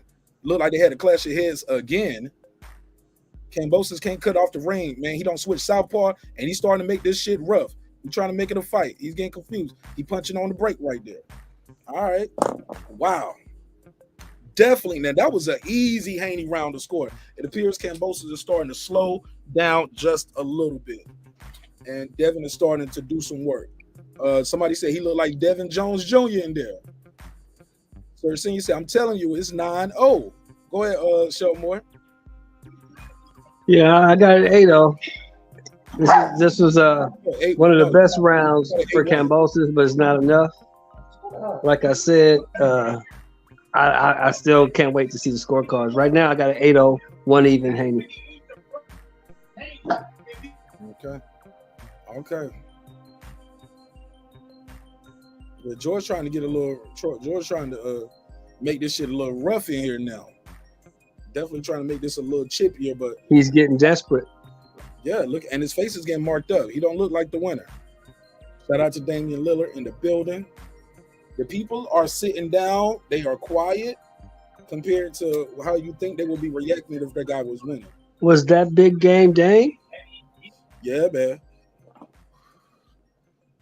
So we in round 10, getting in these championship rounds. Haney's whitewashing him right now. But Haney can't lose focus in a round like this. We've seen it what happened with Linares. At the end You of the know what I round. think was the best thing that happened to Haney was getting clipped by Linares. Now he has confidence in his chin. Okay, fair enough. All right, so they looking, he's looking. Nice still palm with the jab. Tried to line him up. Big check left hook from Devin Haney. George Kambosos took it well. He's walking right towards him, taking some deep breaths now. George Kambosos is taking some deep breaths in this round 10. Devin leaps in with a jab. Kambosos got him with a jab, trying to stiff arm him a little bit to get his distance. Devin pops his jab. Kambosos leaps in with a left hook and another left hook. He caught Devin with that second one, not the first one. Devin double pumps in with a jab and tried to line him up with the right hand like Deontay Wilder almost. But Kambosos was out the way. Back on the jab is the kid Haney. Kambosos is looking. Kambosos tried to land a little overhand right. Don't know how much if that right hand over the top landed, but it didn't do nothing, man. It looked like Haney still marching towards him. Got popped with a jab. Kambosos the jab has been the key to this fight for Devin Haney. And that check left hook. And his defense. Can't take away from his defense. He's smothering Kambosos' shots. He's ducking under his shots. Pops him with a jab again, Haney did. Kambosos tried to do a little right hand. Hold up, Kambosos is holding his glove. He held his glove under his armpit and hit him behind the head. The referee's like, yo, you can't hold his arm and hit him. Referee's like, hold up, wait a minute. Kambosos is getting desperate, getting frustrated. He held the guy's glove under his arm and punched him, tried to punch him behind the head with the right hand. If Devin wasn't such a gifted athlete, he probably could have went down on that shot. George Kambosos is trying to leap in with the left hook. Devin get us out the way. George Kambosos is definitely getting desperate in there. Big right hand from Devin Haney, kind of went behind the head. Referee telling him watch his head. Devin goes back to jabbing to the body. Devin got the phone to his ear with the right hand. Great defense from Haney. Kambosos throws the left hook. Looks a little frustrated and lethargic. He knows he's down. He knows he needs. Look, time is not your friend if you're George Kambosos. Missed big with that right uppercut. Tried to land a shot again. George Kambosos is getting desperate. And he's not winning these rounds, bro. He's just looking sloppy, looking frustrated. He looks desperate. Kambosos still looks fresh. He's not tired. He just doesn't have the skills to compete with Devin Haney. He's getting whitewashed. Okay. They said Martinez, bro, Haney might actually KO dude in 10. Well, it's over. Oh, that was before the round. Yeah, he's landing some clean shots. Over here. So, hell of a fight so far. We are going into the championship rounds. Ladies and gentlemen, we only got 2 rounds left for lightweight supremacy at Undisputed. Like that shot right there. Look at what Kambosos does. Now, what he does is he's going to hook the arm with his left arm, and try to punch with the other hand. And the referee said, nah, that ain't, what you doing? That ain't. Yo, and Devin Haney still made him miss. The kid is frustrated. But we in round 11. Here we go. Kambosos is walking towards him, and Devin throws the 1-2. He misses, just slightly missed, but didn't miss with that double jab. Got Kambosos nice with a double jab. The bruise on the right cheek of Devin Haney is definitely starting to show now, and that's due to lack of inswell in the corner. I'm not seeing the corner put that inswell on his face like I believe they should. Kambosos throws a nice left hook, and Devin doesn't duck, but he blocks it. Good defense from Devin Haney. George Kambosos is trying something different with his guard, and Devin Haney is not impressed. He just goes straight to his body. Straight to the body. George Kambosos is trying to grapple a little bit in there. This is all frustration, people. This is all due to frustration. He's missing, but big shots. Try to catch Haney with that lead left uppercut right now. Devin pops it. Look again, Devin. Look at what he's doing to Devin Haney's lead arm. What does he keep doing with that lead arm? He's trying to do some illegal things right there. That's frustration. Look at even right there. He's not just grabbing the arm. He's like, yeah. And the referee warns him again about grabbing that arm. He sees what I see and what you guys see. Kambosos now he's leading with his head at times and leaving himself vulnerable.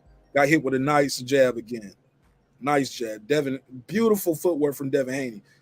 Taking his man left, taking him right, swinging the left foot, spinning him around. Now you behind him. Now the dude swinging his hand, trying to hit the dude when he behind his head. The referee needs to take control of this fight. Should have took control of it a long time ago, but I get it. So much on the line, he's letting them fight. But George Kambosos is frustrated. This guy hit again with another jab. He knows he's losing this fight. Caught Haney with a good right hand over the Haney's jab right there. He's rushing in right now. He's definitely using his head right there. He's trying to bend the arms. Devin Haney's popping with a jab as he's coming in. Oh, big left hand from Haney. Check hook and swimming without getting wet. Popped him and got out the way. Hit him with another jab. Jab to the body. Another jab. Another jab. Kambosos misses with his jab, throws something to the right hand. Devin Haney with a lead right hand, and then takes him back to the left with another left foot. The boy is swimming without getting wet right now. He's swimming without getting wet. Kambosos is looking. He's looking. He's looking. Devin is doing everything right in that lateral movement. Swimming without getting wet. Kambosos is frustrated. He can't even cut the ring off. He banging his gloves like, let's fight. Let's fight. Man, we've been fighting all night. Devin licks his tongue out at him like, bitch, you're losing. The bulls coming in? Are they? Oh, look at, when you lose, you can always tell when the guy losing by what his wife and his family look like on the sideline. Shell Moore, this ain't gonna be no robbery, bro. This ain't even no hard fight to score. It's gonna be hard to rob him of this fight. Devin Haney just put on a boxing clinic. All he got to do is make it to the 12 for this fight is on. Yo, do you see this screen? See this picture I got on the screen? Show more. Is he not doing that right there? Pop, boom. That's what he's doing. Out of the way. I told y'all. They was talking about them judges. I said, man, he gonna beat this boy easy. He gonna beat him easy. He too slow. I told you. 9-3-10-2. Did I not say that, brother? 9-3-10-2. Go ahead. No, I told you earlier, 9-3-10-2, right? Shit like that. I ain't gave George Kambosos no round, bro. I ain't found no round to give him. I ain't seen him outland this guy. He's getting frustrated. He can't cut the ring off. Just got hit with a little left hook around the high guard. He biting on every feint. He didn't even fight he didn't even really fight the fight that I expected him to fight. He beating him easy, in my opinion. Just gotta stay on his feet. I told you, we talked earlier. Remember we was talking offline. I told you Kambosos is not that good. Oh yeah, we've been talking about that. I said he wasn't that good. What? Missing big with the left foot. He missed by half a city block. Almost the road. People was gassed up on him because he beat Teo. 2 minutes and them belts coming back to America. Let's go. But they forgot, Mark Nash, that Teo ain't that good.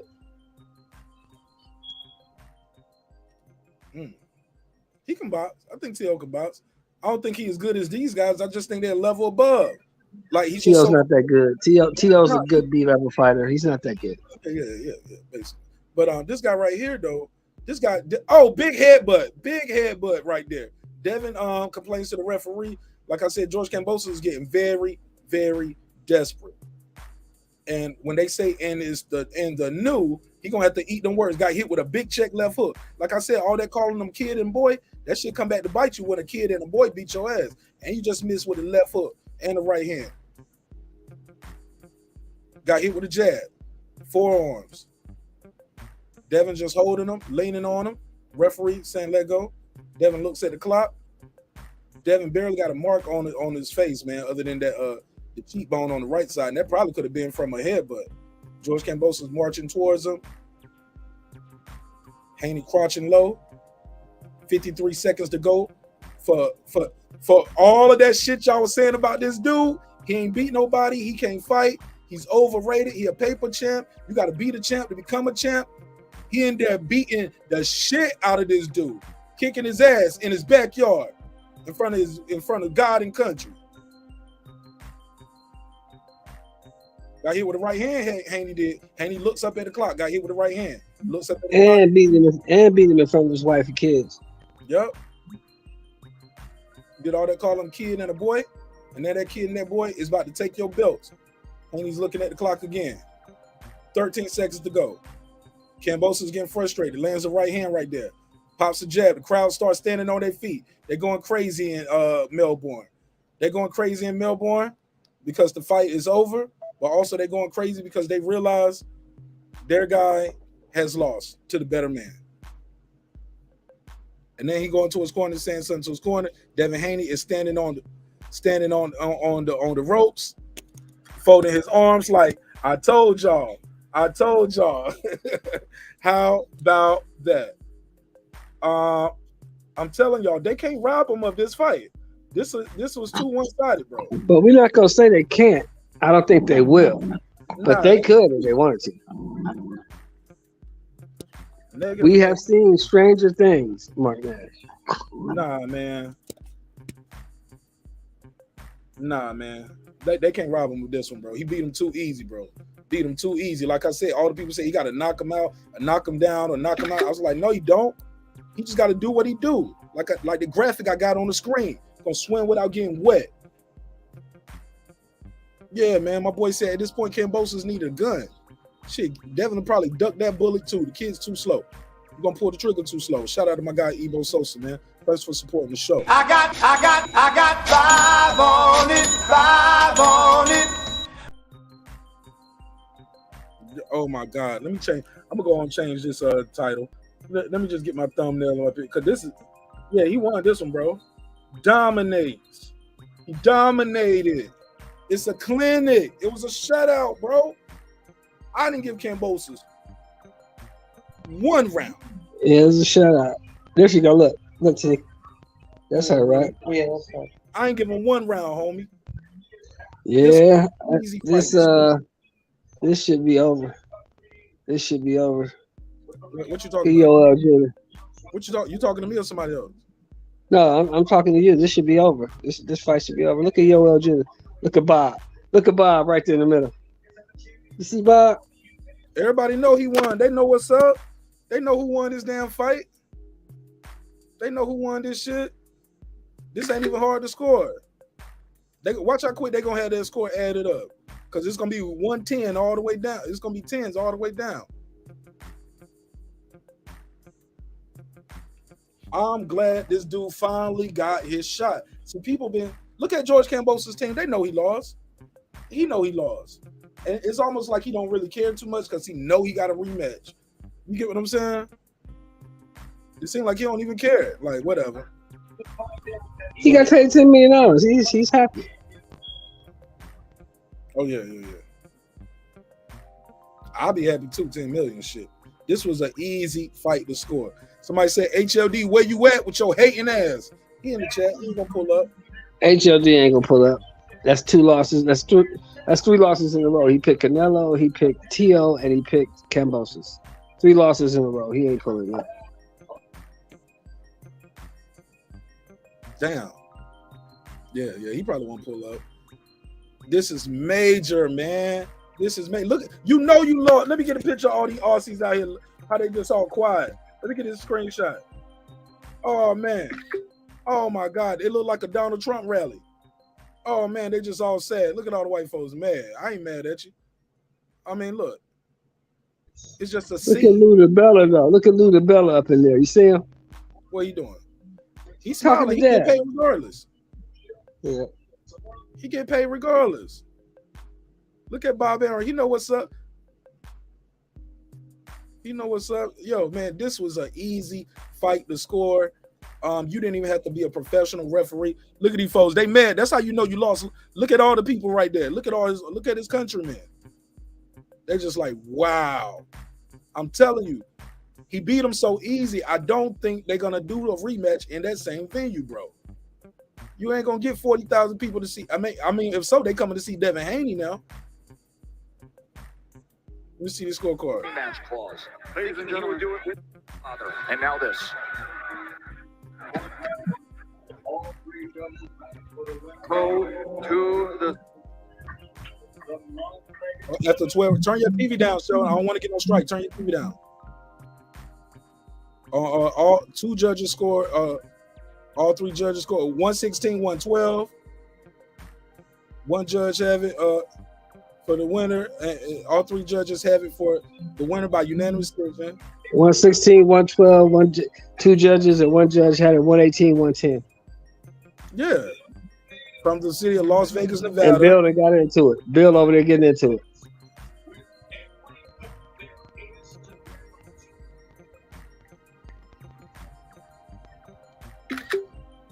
Unanimous decision, man. Unanimous. Oh Lord, what's the riffraff about? What's the riffraff about?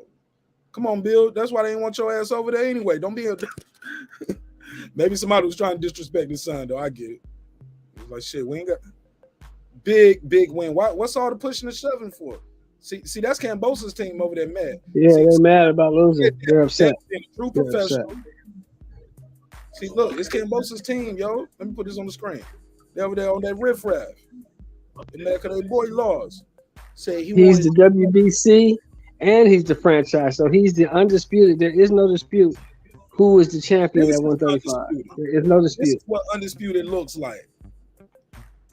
This is what undisputed looks like. Give that man all his hardware. Give me all them belts right here so I can get my screenshot. There we go. Let me get my screenshot because we got to post this picture. This is major news. This is what undisputed looks like. And I get it. A lot of them dudes who was Teo fans, they wanted this guy not to succeed because it validates Teo. But it looks like the fighters showing each other respect. He pats each other on the back. You can just look at George Kambosos' face, and you can tell he's the loser of the fight. Mauricio Suleiman strapping him up with all his hardware. Everybody who was telling Devin Haney, you should drop them belts. Mauricio is disrespecting you with the franchise. Drop the belt. Do the blah, blah, blah, blah. He wouldn't be in this position, man. That's why I tell y'all, man, y'all got to stop spazzing out on fighters because they don't do what you want them to do when you think they should be doing it. No, man. The dude is doing what is best for his career, not what you think is best for his career, YouTube daddy. A lot of YouTube daddies out there saying, yeah, just drop the belt. Like, they don't respect you. They don't care about you, blah, blah, blah. Yeah, because y'all want him to be out of there. Y'all want him to be out of there. But the people are cheering. They're having a good time. Look like the people got a good fight. But if you know, you know. Yeah, man. I gotta hear the post fight. I want to hear what Dev says now. Yeah. And I want to hear what Kambosos says. Let me get the screenshot real quick. Second youngest undisputed champion in 4-belt era. Who's the youngest?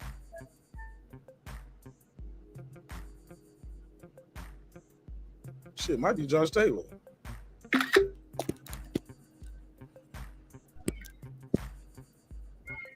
Can't be Josh Taylor. He's like 30, 31 years old. Major news. This is big deal for the Haney team. Kambosos' team, go on back to your dressing room.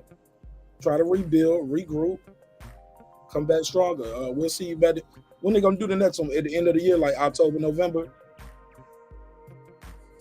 For about 5 months. All right, so we got the post-fight interview going on now. He's the 8th fighter.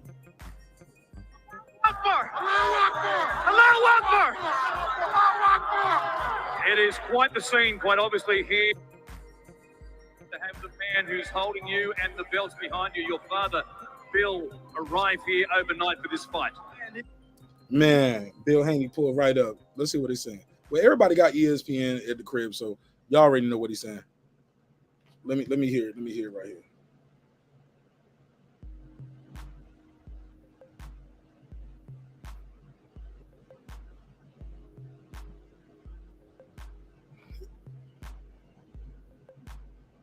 Yeah, he's definitely going to be up to 140 at some point. But he got a couple defenses right here. This is major. This is major for Devin Haney. It's major for the lightweight division too, because now all of that franchise stuff, the confusion is over. He ended that tonight, and the fight was won with the jab of Devin Haney. The jab of Devin Haney clearly won this fight.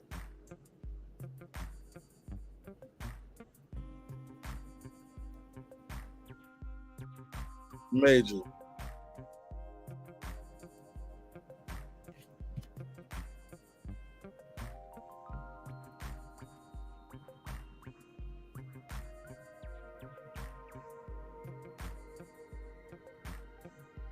Okay,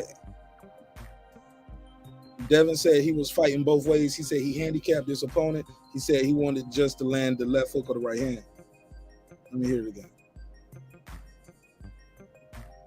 Wow. Kambosos got beat in his backyard. Easy too. Beat him one-sided. I don't know how they got this shit 116, 112 though. How did they make this 116, 112?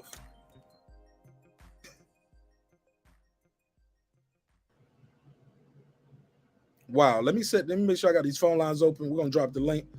Let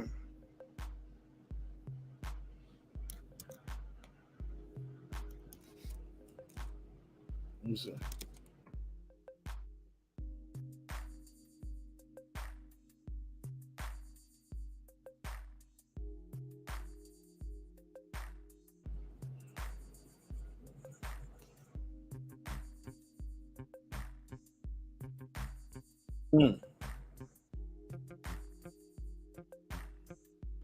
Okay, so basically, I'm sorry. So Devin is just basically saying he giving his props to Kambosos for handing to it. Devin Haney dominated call in. Okay, my bad, y'all. I'm up here trying to change the title and I'm making a new thumbnail. Wow. I want to know what they can. So all of this email chant, paper chant, that's caskets, right? That's over. We can all agree that's over. We got to get this man his props, give him his flowers, like all of that. He's a paper champ. He's an email champ. That's over, right? Or y'all gonna still be like, well, he used to be an email champ. He used to be a paper champ. Yeah, man, get this man his damn flowers. I'll give you the $2. You give him the $2. All right, pay him the $2. Oh, pay the $2. Shout out to President Jafar for he said youngest undisputed in the 4-belt era. Salute him. Go ahead. This is Brandon Washington. Talk to me. Look, what up, Martin Ash? What's going on? Hey, check this out. Haney. I just want to say, I called it. I mean, we go back and pull the tape. I said he's going to watch him. He's going to look like Shakur Valdez. I said it. I said he was too little. And, man, that goddamn Haney looked like a young Sugar Ray, didn't he? Man, I thought I don't remember you saying that. I ain't gonna lie. I thought a lot of y'all was saying. I thought a lot of y'all was saying y'all was worried about the judges. Nah, I wasn't worried. But I even said it. Remember, we was talking about. I know. I said it. I was like, man, I don't give a damn about these judges. He gonna beat this man. That's right. That's what I said. He gonna beat this man. He look good. He's coming into his man body. I love great interview. I love the boxing style. And ESPN coverage sucks, don't it? I didn't hear them.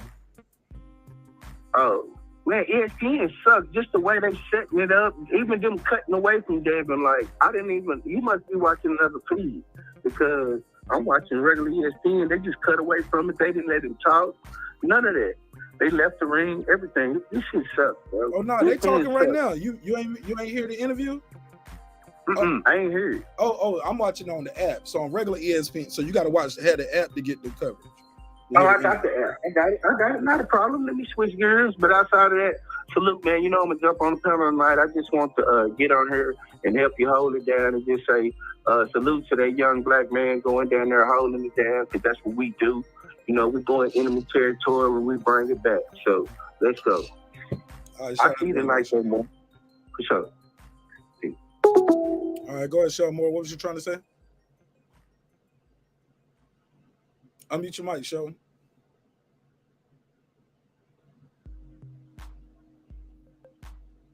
Sean Moore, your mic is muted. You was trying to talk earlier, but Brandon was talking. You had cut him right off of talk about an interview.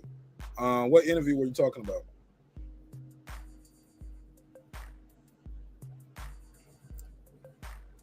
Man, easy work.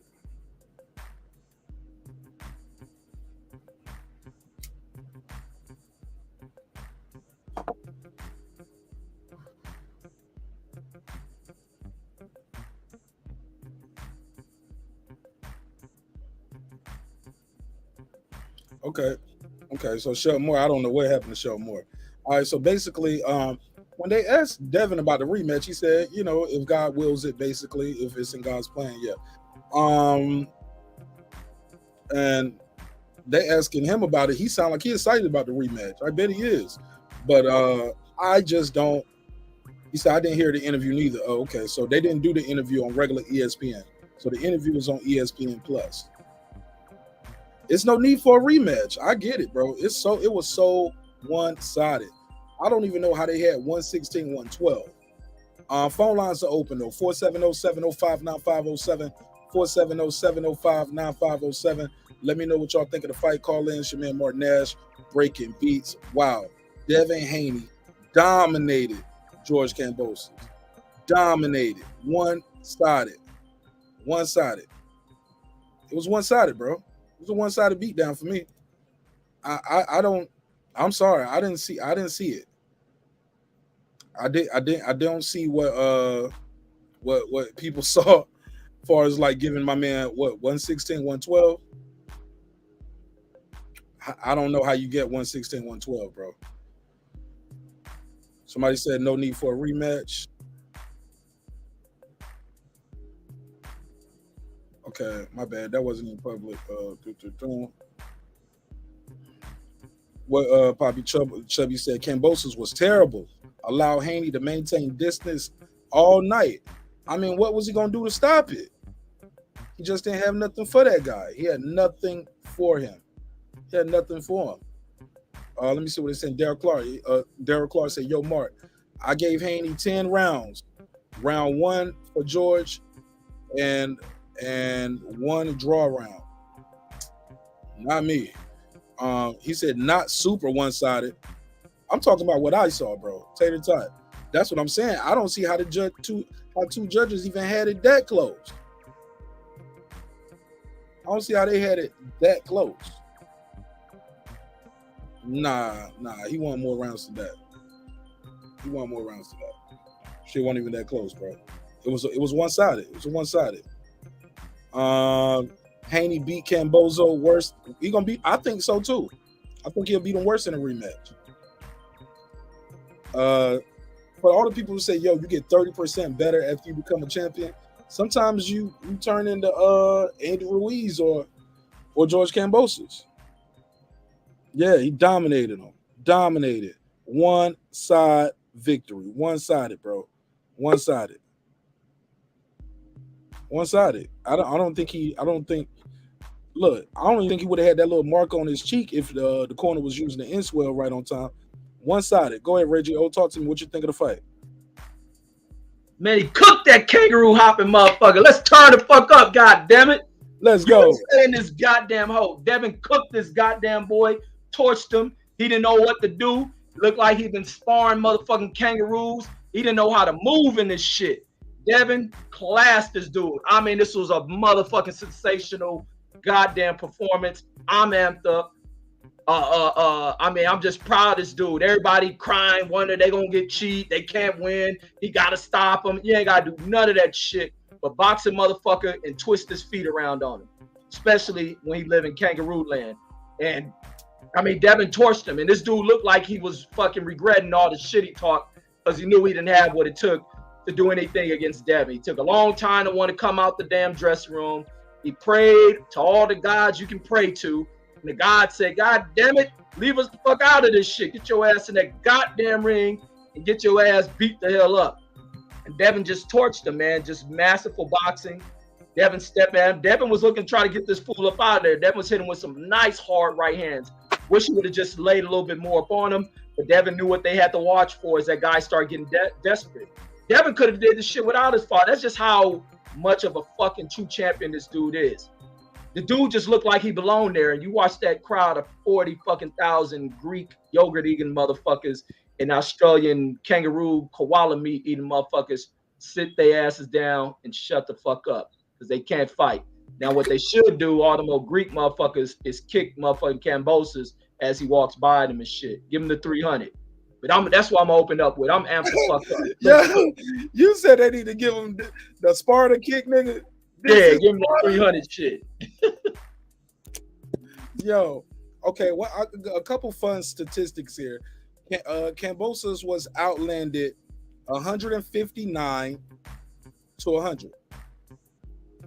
So Devin was definitely the more busier and the more accurate puncher, and also he got jabbed more times than he ever was jabbed in his life in boxing. He got jabbed, I believe the number was, we got this, 80 jabs. Got hit with 80 jabs. That jab was amazing from Devin. That jab was amazing. I love what I seen from Devin. And I mean, it was it was so masterful, man. How do you let a guy come into your country, talk to all this shit, and he down there dominate? When I turned the volume up, I heard Tim Bradley said, "Damn, I don't know if he can get 2 rounds." Shit, no, 2 rounds, let alone 3. And he's like, they was both like, I think him and the other dude, I think Tessitore said, "Man, listen to this damn crowd."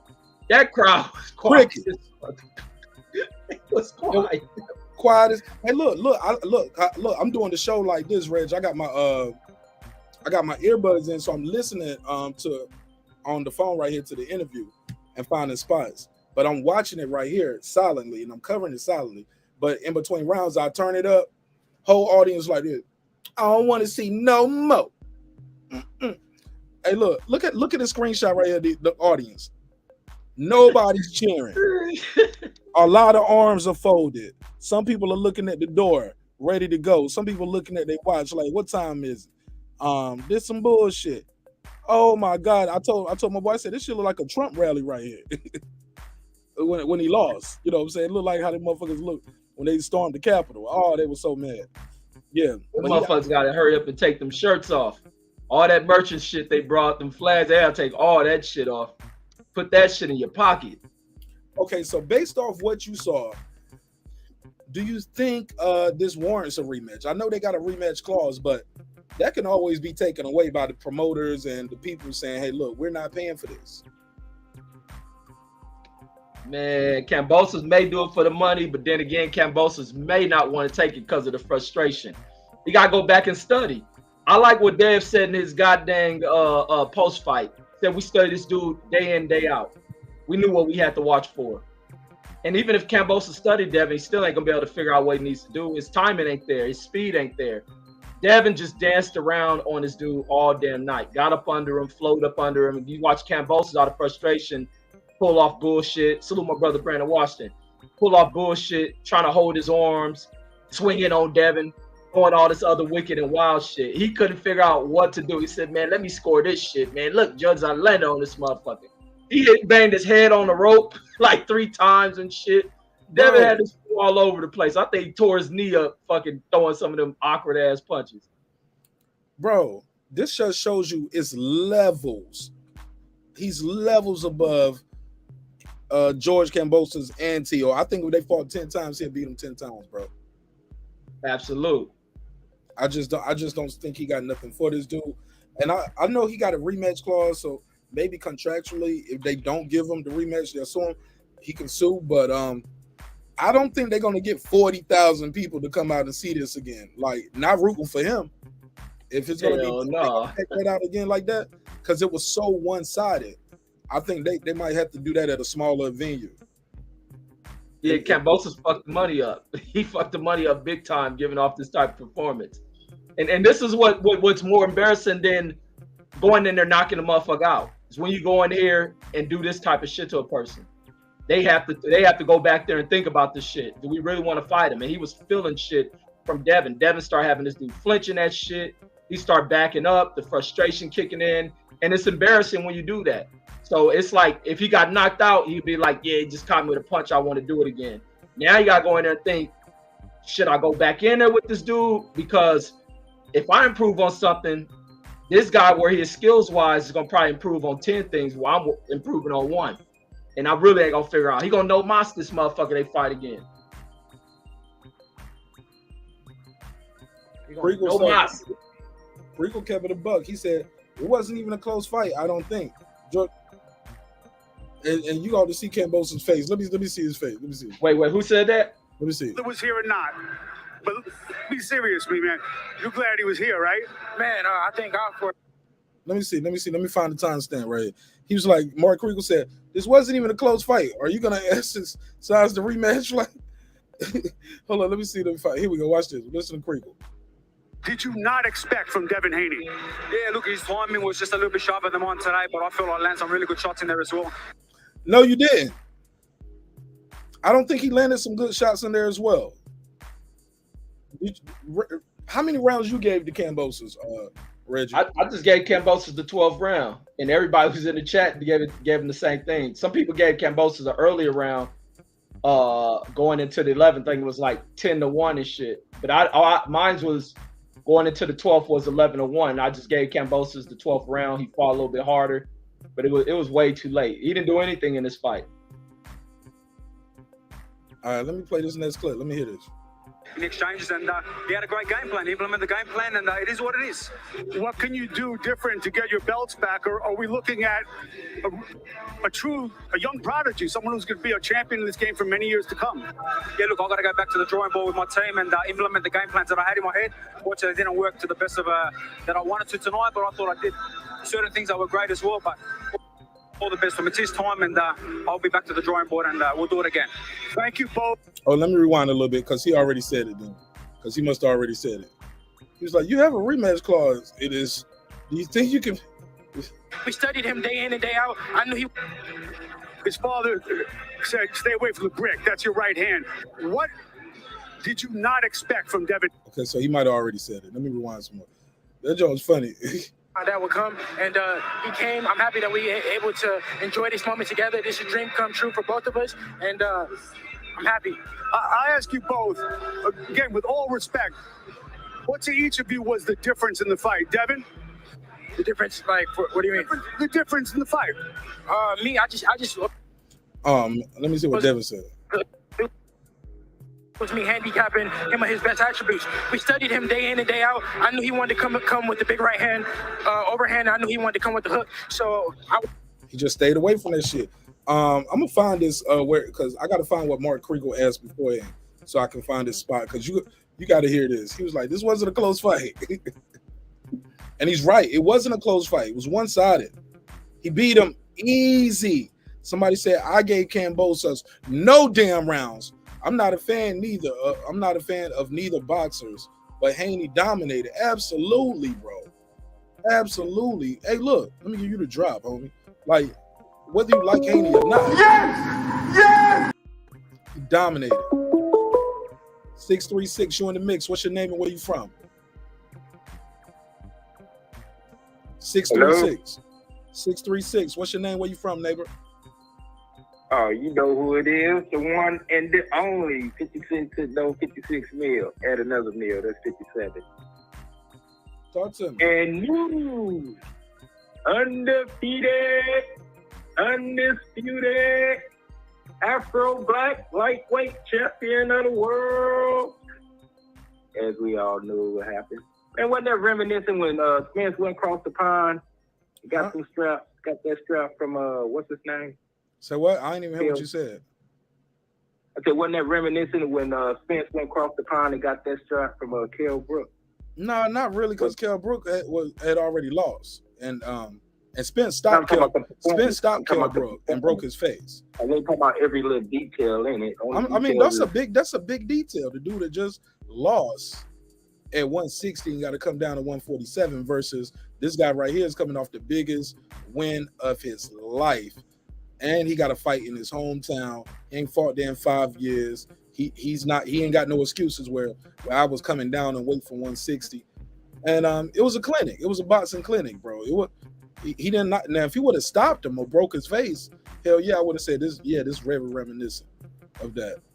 This is more So like he bringing them back home. He bringing all those straps back home. And I got a funny feeling if they don't do things right by them and if they exercise that rematch clause, they'll say, man, fuck this shit. I go to 140 and get undisputed third. And he would really put himself move up. I already got him top 5 in the pound for pound. Want to get sued though if you do that? You say what? Want to get sued? You want to get sued for what? What you mean? You got a rematch clause. You drop the belts. Okay, but there's a negotiation that got to take place. The only thing that said, okay, you got to get a rematch. Okay, I done earned this percentage, so we could rematch it if you're gonna play fair with it. But I thought they already had that squared away in the rematch. I mean, in the contract, they already got the rematch. The performance is gonna go, so they couldn't have that in there. What? No, sir. They already did. They got the location. If they already went as far as to have the location, like if you win, you fighting back in Australia for the rematch. You don't think they had the money set up too? Like if you win, you get this much. You saw that in writing already in black and white, or you just going by what somebody said? I'm going by what Bob Arum and what the promoter said, what Devin said. Man, how many times Bob Arum done lied? You see, you pick what you want to hear. I said I'm going by what the promoters and what Devin said, what his daddy said. There's no got a history of lies, so I mean they're gonna have to change something. Devin Haney, Devin Haney did everything he said he was gonna do. He ain't got no history of lying. What you talking about? I say Bob Arum. I ain't talking about just Bob. Okay, go ahead. Maybe you just hearing certain parts. Yeah, Devin, hearing what you want to hear. Devin, right, you're right. Because Devin Haney said it. His daddy said it. Lou DiBella, Bob Arum. The only person you picking on right here is Bob Arum. And fuck it, you want to pick on him, that's cool. But it's public record that they already know the next fight is going to be against Kambosos in Australia. So if they went that far to have that in the rematch clause, you don't think they already had the percentage of what he's going to earn in the rematch clause? Nope. Okay. No, because that's contingent upon who's going to perform and how they're going to perform. No, it's contingent on who wins the fight, sir. Well, we see who won the fight. Okay, we're talking in a circle right now. I appreciate your call, man. No, I guess he don't get what you're saying, Mark. Yeah, I don't think. They said you don't get what I'm saying, but I appreciate your call. We got the panel don't got packed real quick. We got four people up here real quick. So let me get back to shout out to you, Reg. Shout out to King. Yes, sir. Yes, sir. Let's turn this shit up. God damn it, undisputed in this motherfucker. KC, you see what KC5? You see what I'm saying, right? KP. Yeah, it's already negotiated. It's already ready. I don't know what he's missing. They already said it. They've been saying it. They kept saying it over and over. Yeah, look, that's been part of the whole build-up. Like, I'm a bit. We're so confident we signed up for it twice. Right, and evidently they was damn confident because he damn near won every round. Oh, my card he did, bro. I couldn't find no round to give him. Let me take this call. This Grimlock from Detroit. Grimlock from Detroit all day. Talk to me, man. 60 seconds on the clock. Great fight, man. Shout out to you, first of all. Shout out to you, my brother. Yeah. I was 11 Bravo, by the way, man. So. Oh yeah, I was a 92 Bravo. Roger that. It was a damn. I said 92 fight. Bravo. They turned. It was a 91 Bravo. Then they turned us to 93 Whiskey or some shit like that. They changed our MOS. Oh damn! Yeah. Goddamn! Yeah, I was a combat medic. I'm still in. I'm National Guard now, so I'm still in. But yes sir. Great fight. Devin Haney just was what I thought. Like kept the jab in his face, and that was the key to victory. So my question to you, my brother, is like, where does Devin Haney go from now? He going back to Australia. He going back to Australia. He got a rematch, man. Everybody asking the same question. Part two? Nah, we don't want to see a part 2 to that, do we? My brother, they got a rematch clause. George Kambosos. Roger that. You don't think he gonna exercise the rematch clause? He got the biggest check of his life. He gonna get the next. I mean, definitely. If it's all about money, like definitely. But like, I want to see him fight. Like, you know, we gotta wait. I respect Kambosos. Yeah. Okay. We gotta wait because we already know he got a rematch. Got to get a rematch. No different from Usyk versus Joshua. Like Joshua got a rematch. All right. Let's say he beats him. Let's say he beats him again. Where does he go? That's going to be up to Bob Arum because he got one more fight with Bob. It's a three-fight deal. 2 with Kambosos, and that third fight will probably be Loma. But I think he'll beat Loma bad, and that ain't even going to be fair because Loma becomes. Yeah, he gonna definitely beat Loma. Like that's not even like close. Like, so that's what's the sky's the limit. But I think that'll be the next big fight that Top Rank will try to make. 30 seconds left on the clock. Go ahead. cool. No. I'm out right now, bro. I just wanted to give you a shout out, man. I appreciate what you're doing. I always support you, bro. Especially a fellow military member. I appreciate it. And you know what I'm saying? I'm out. I appreciate it. Yep. KP, you was up first, then I think Sir Senior was next, and then All Positive you pulled up last. Go ahead, KP. Talk to me. What you think of the fight? 409. Hold the line. 1 second. KP, go ahead. Great fight. Devin showed what he showed, and Kambosos never adjusted. Unmute your mic, KP. I think Devin beats him again in the rematch. Easy. We just got to wait for the rematch. I'm not about to try to put up another guy that he's going to fight next. We know what he's fighting next. So go ahead, Mark. 409. Talk to me. What's your name? Where you from? Great fight. Devin Haney did a good job, but man, honestly, who is this? What's your name? 409. Carlos out of Galveston, Texas. Okay, talk to me. Honestly, I love the way I like the fight, but he gotta be more explosive, man. He had the fight. He could even went for the knockout. That's how I look at it. He should have. I mean, that Floyd Mayweather fighting, that's old. Nobody wants to see that no more. Okay. Well, I appreciate your call. Thanks for tuning in. Yes, sir. I gotta disagree with the caller. You go out. I disagree too. Yeah, you go out there and trying to fight a fight that ain't your fight. That's how you get your ass kicked. You get what I'm saying? That's how you get hit with a shot that you shouldn't be getting hit with. I gotta disagree wholeheartedly with homie on that. Devin couldn't afford a big fight. He did what he supposed to do. Yeah, and this other crazy thing to his part. The nigga went to this dude country and beat him in the fashion he beat him. Why you gotta go in and do some other shit? Right, Reggie. Like they want him to be Superman. Yes, you got a lot of static in your line, KP. We'll come right back to you. Cooking with Sir Senior, talk to me. What you think of the fight? Yo, amazing fight. Salute to the neighborhood, man. Growing bigger and stronger. Haney. That's all I'm gonna say. Haney. He went out there and did his thing. He made it look beautiful. He shut everybody up in that man's own country. They threw everything but a chair at the man, and he's moved smooth out the way, still jabbing the boy down. Man, he jabbed this dude into submission. I guess this ain't Sparta. That's all I gotta say. All right, go ahead. All Positive Network. What you think of the fight? What's up? This is All Positive Network giving you you got a lot of positive life lessons. Okay, hear me? Yeah, Can you hear me? You got a lot of static in your line though. It's real staticky. It's static right now? Yeah, do y'all hear it too, right? Or is it just me? No, I can hear it. Yeah, I hear it. Yeah, okay, let me. Yeah, all right. Try to get back in. Go ahead. Right side. What you think of the fight, bro?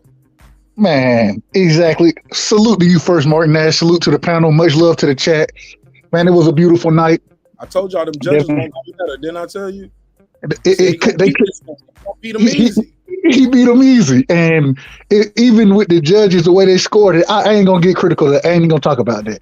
At the end of the day, the man went out there and put on a boxing clinic. He showed you that regardless of what the circumstances are, you can go fight your game. And if you're dominant at your game, then it can win the fight for you. And man, salute to this young brother for taking this risk, for him to put himself in this position, you know what I'm saying? And then to overcome the way he did, to overcome adversity, it builds character. It shows you the man that he really is, especially when you had these individuals with the racial undertones, calling them boy and all those different type of rats and all informants, all these different type of things.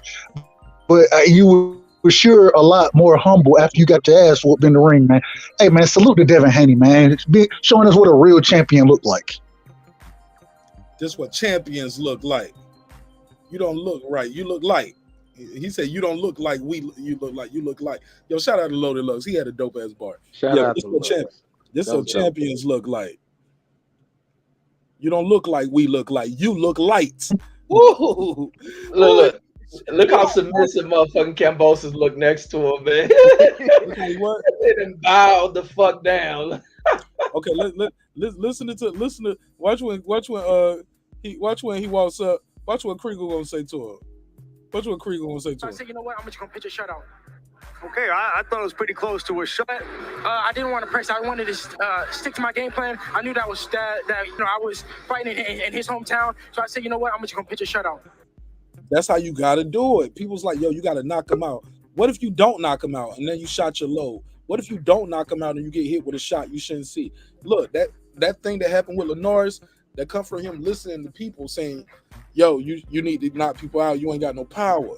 Same thing that happened with Shakur had a fight where they said his fight was boring. It was boring. He remember Tim Bradley said his fight was boring. Not the Jamil Herring fight, and not the Valdez, the one before that. The African with the Asian name.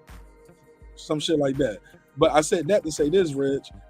The whole time in the pre-package to the fight, they kept saying he has one of the best plus minuses where he don't get hit. So then he goes out there and don't get hit, and y'all say the fight boring. The next fight, he goes in there, boxes the dude up, gets hit. But now they was like, oh, he got hit with some good shots. He can get hit. No, when these dudes don't want to get hit, they won't get hit, bro. But when they in there trying to press a guy, like I always tell you guys, man, when you trying to knock a dude out, you gonna get hit with a shot. But if you trying to outbox his head off, you gonna be all right. You might not get shit done. All Positive Network, my guy Rashawn. How your mic sound? Okay, is it good now? Yeah, you good now. Go ahead. Okay. What's up, man? I gotta say, man, look, I gotta disagree. I had to fight 7-5 in favor of Kambosos. Man, kick his I'm ass joking. off. I'm joking. All right. So I had to fight. So really, I had to fight like 10, 11-1, or maybe at the worst 10-2. It was for Haney, man. I didn't see those 4 rounds that Kambosos won. I mean, at the most you can give him 2. That's if you're being generous. You know what I'm saying? 'Cause I like I said, I didn't see it, man. But it was an easy win. You know what I'm saying? I'm shocked. I mean, I'm shocked that it was really that easy. That's what I was shocked about. HLD, what you got to say now? You can't call him no paper champ no more. You can't say he ain't fought nobody. You can't say, nah, this the what I'm glad, what I'm most happy about with this fight too. Hey, right side, it said your device ain't connected, bro. It won't even let me bring you on. It's saying your device ain't connected.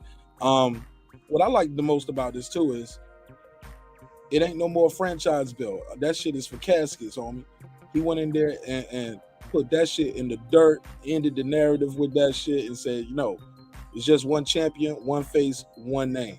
You know what I'm saying? And his name is Devin Haney. HLD said, in boxing, honor, glory, respect, and belts are only earned in the ring. Congratulations to the new undisputed lightweight champion, Devin the Dream Haney. Honorable man right here, this guy HLD. Honorable man. I want you to pull up though so I can laugh in your face and go, hey. No, I'm joking. But thanks for the donation. So HLD picked Kambosos to win? I think he picked Haney to win though. I think he had Haney winning this fight, but he was like, it was a lot of things that was against them. We was talking about the judges, but also he was just saying like, yo, he's not a real champ. He ain't got no real belt. Like the franchise is the superior belt. He was one of those people that said, yo, the franchise belt is the belt. So now that shit is over though. It ain't no more franchise belt. We got a real undisputed. Hey, Mark. Wow, this is the year of undisputed. Let me play this audio real quick before anybody jump in. I need y'all to hear this. Okay, I thought it was pretty close to a shutout. George, hey, congratulations. Thank you for the opportunity. Congrats, and we'll do it again. Wanted a good victory. Congratulations to both of you. But George, while I have you here, there is an automatic rematch clause. It wasn't a close fight, I don't think. Are you going to act? Damn, cuz. He told that nigga to his face. He was like, it wasn't a close fight. You got your Somebody ass. go get Mark Kriegel, Mark. Hey, your audio, KP. I need you to beam out and try to beam back in. It's static. Try to beam back in. Yeah. Yo, that was crazy. Like, he was like, it wasn't a close fight. No, let me hear one more time. Congratulations to both of you. But George, while I have you here, there is an automatic rematch clause. It wasn't a close fight, I don't think. Are you going to activate that clause? Okay, it's okay. Are you going to activate that clause? I'm a warrior. For me, this adversity, I've got to come back and fight this adversity. It's part of the game. I'm not here to protect no zeros, and you're the same. He's not here to protect no zeros. Fight the best. And you know what? Young fighters are doing that. The rest need to do that in this sport, and I give him his time. He got the belt today, and we'll do it again. He rubbed that belt like he gonna miss it, man. Yeah, it is what it is, man. You lost, bro. You lost.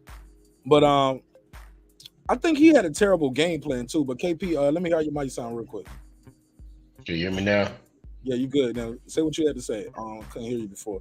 And after that, let me got real rap get his bars off. Hey, your boy Suleiman making another belt tonight. Don't say that, man. Don't say that. Go ahead, real rap. Talk to me. What you think of the fight? Yo, peace, Mark. I had to listen to it between you and Reg, man. I was on the road, but until I catch the replay, man. Salute to that eighth four belt era champ. You know what I'm saying, Mr. Devin the Dream Haney, man. Salute to him. In my pre-fight, I felt that with as tense as Kambosos was, that Devin would be able to see everything from the shoulders. With as tense as he fights, obviously the master boxer, and like I said, I'm just proud of him, man. I respect what Reggie was saying on his broadcast about people down talking Devin and looking down on Devin because he made the decision to do everything he had to do in order to make this fight, get this fight, and go over there and get them belts, man. So I appreciate a true champion, and like I said, I appreciate you, man. Great broadcast from both channels, and salute to the Haneys. Go ahead, it's open, man. Anybody else want to jump in? Go ahead. Yeah, man, this victory is part of the greater plan, man. For all them scumbags who thought this shit was wrong and he shouldn't went over there, they being played. He gonna get cheated. It's no way he can win. Y'all can shove that shit up y'all asses because y'all a bunch of cowardly motherfuckers. These dudes dare to be great. Went over there, didn't care anything about what's going on. Like the thing was, what I was stating, like I always say about privilege. When you give motherfuckers privilege, you lessen them. They become lesser than. You don't fucking motivate them. You don't push them to work hard. There is no effort put in there for them to be the best. There's no peaking with them, and they become complacent. They become too relaxed, too caught in the moment, and that's exactly what was happening with Kambosos. He should never invited all the bullshit they try to pull with Devin Haney because all it did was affect him. Devin was unnerved by all of that shit. Oh, my father can't come. Okay, we study enough for you. We know who you are. We know what we got to do. I know what I trained on. I'm not going to let the shit fall to the wayside. All the shit is a motivator. Okay, let me step up the training. They want to try this. Okay, let's step up this. Kambosos had the opposite thing, and he came in there with the weigh-in. Him coming in here way off of weight, turning into Luke Dancer, showing his ass to everybody just to try to make weight and still missing the shit. Then going back there for them to calibrate the scale up a pound, and then to hop back on that shit.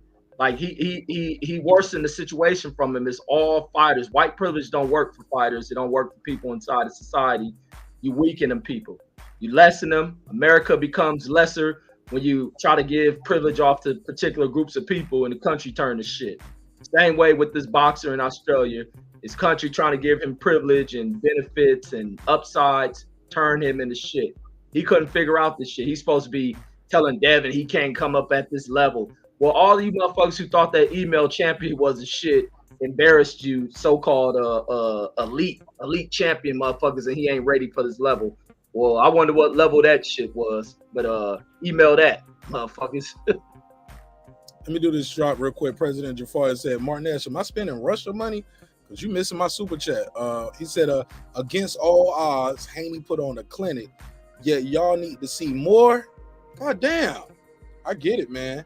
Haney undisputed, man. You got to get him in his flowers. Let me give him drop. I got 5 on it.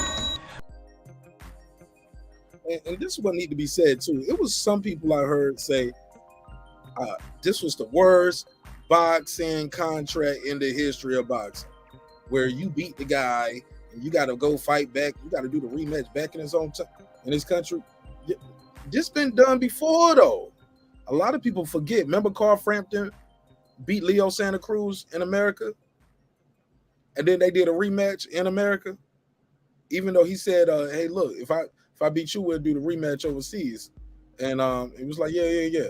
And then Carl Frampton beat him, and the rematch was still in America, because that's what the contract said. Forget what the fighters say. So, look, we got to give these guys flowers and their props, because a lot of people were saying, I wouldn't send them over there.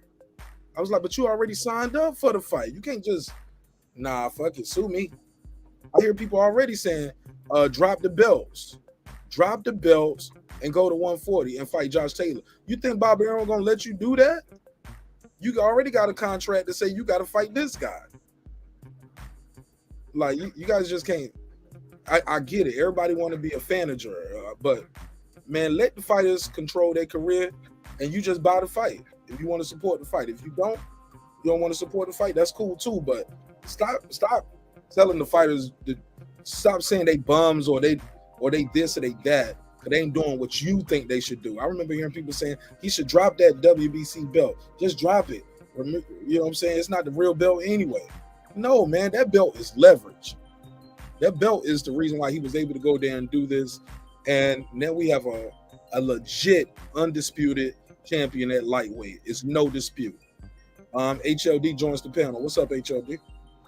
What's going on, man? I mean, tonight I didn't see no participation trophies handed out. It was earned. The new undisputed champion, Devin the Dream Haney. Congratulations to the young man. Go ahead. I'm sorry. I went cricket. No, man. I mean, after I think after like the 5th or 6th round, I started like I stopped like keeping track. Like you could see the trajectory already of the fight. You could see that unless he gets extremely sloppy, which I thought he was not gonna do. Kambosos was gonna need a drop or something to make some dramatic comeback. So congratulations to the young man. There's no other way to put it that what he did now is makes him, to me now, a full-fledged champion. Correcting you, I'm the second undisputed lightweight champion. But yes, at lightweight division. But yeah, but the youngest. Congratulations to man. I'm happy for him. You said Pernell Whitaker, right? No, man. You saw that. You saw the ESPN. They showed it. They showed all undisputed. Who was it? Oh, the all 10 of them, I think it was. Let me see. They said 8th. They actually said 8th on the broadcast. They said you're the 8th undisputed champion. Yeah, but ESPN was counting and Kambosos too for some reason. They counted him as one of the undisputed in 4-belt era. I don't know why, but they did. They counted Teo, they counted Kambosos, they counted Taylor. There was a whole bunch of. I know I took a picture of it. Which is weird. Yeah, which is weird because they didn't count them before. No, they did. They had Teo on there before. No, they didn't have Kambosos though. Kambosos was never considered the real WBC champ. There's no such thing as a real. It's per network, whatever they're throwing it out there. I mean, you go to Showtime, they're gonna say their thing. ESPN says their thing. No, I don't think nobody on Showtime said. That's what I'm saying. Each network does their own thing. What's their thing where they tell me who Showtime is including that shouldn't be included? They included and not include whoever they want to. I'm just saying, like who did they leave out? I know they had 6 or 7 of them. I think is all they had. Because they wasn't counting Kambosos and Teo, right? Probably, but it's like they counting Tank, but then they will count Tank as a 3-division champion when he's not. So it's each network does their own thing. But that's sports writing too, though. That's just not a network. Like you can. That's a network, but ESPN is the worldwide leader in all sports. So take it for that. And they call him a 3-division champion too. You know that, right? So there you go. So it's in a pie. Everybody has their opinion. Fair enough. Brandon Washington on the call. Go ahead. What's up to everybody? Sorry, Mark. I know you're trying to set me up, but I'm hyped. Just speak up a little bit. Just speak up a little bit. Okay, can you hear me better now? No. It sounds the exact same. Do you got it on speaker or what? Take it off speaker. I can put it on speaker now. That's speaker now. Is that better? Yeah, that'll probably work. Go ahead. Okay, I just want to say once again, salute to Devin Haney. HLD, Teofimo, nor George Kambosos would never, ever. Let him talk, HLD. He didn't say nothing while you was talking. Why you got to do that? Because I'm not attacking him, so he's over here trying to point me out. Well, let him speak though. You're gonna get a chance to reply, but let him get more than one sentence out. Go ahead. Yeah, I just want to say they would never ever lightweight champions, and you will see in the true history books on Fox Rec, they will not be when it comes to the way their credentials are read. They cannot, and you can see in this fight. Even them introducing George Kambosos, they had to introduce all the belts that he had. He did not have the actual WC belt, but we are WBC belt, but we know this. We don't have to even argue about this no more. So Devin Haney is the man. Take Teofimo ass off the list and put his ass somewhere else because that ain't where he belongs. Take Kambosos off the list because that's not where he belongs. And we sit Devin Haney atop there. Matter of fact, from what they said in history, he's the only man ever to do it in the lightweight division. So take that. So salute to the great Lord Devin Haney, and wherever Big Church is, I want to say church. And salute to everybody, man. Yeah. Go ahead and respond to HLD. I'll hold on to the phone for you. Mute your mic, Brandon, so you don't cut him off. HLD, I do remember seeing that though. I don't know what graphic they show. Shoot that to my IG so I can put it on the screen.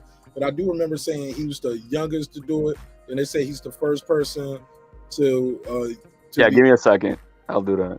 It was like he's the first person to be undisputed since Pernell Whitaker, but he's the first one in the four belt era. Like, I commend you.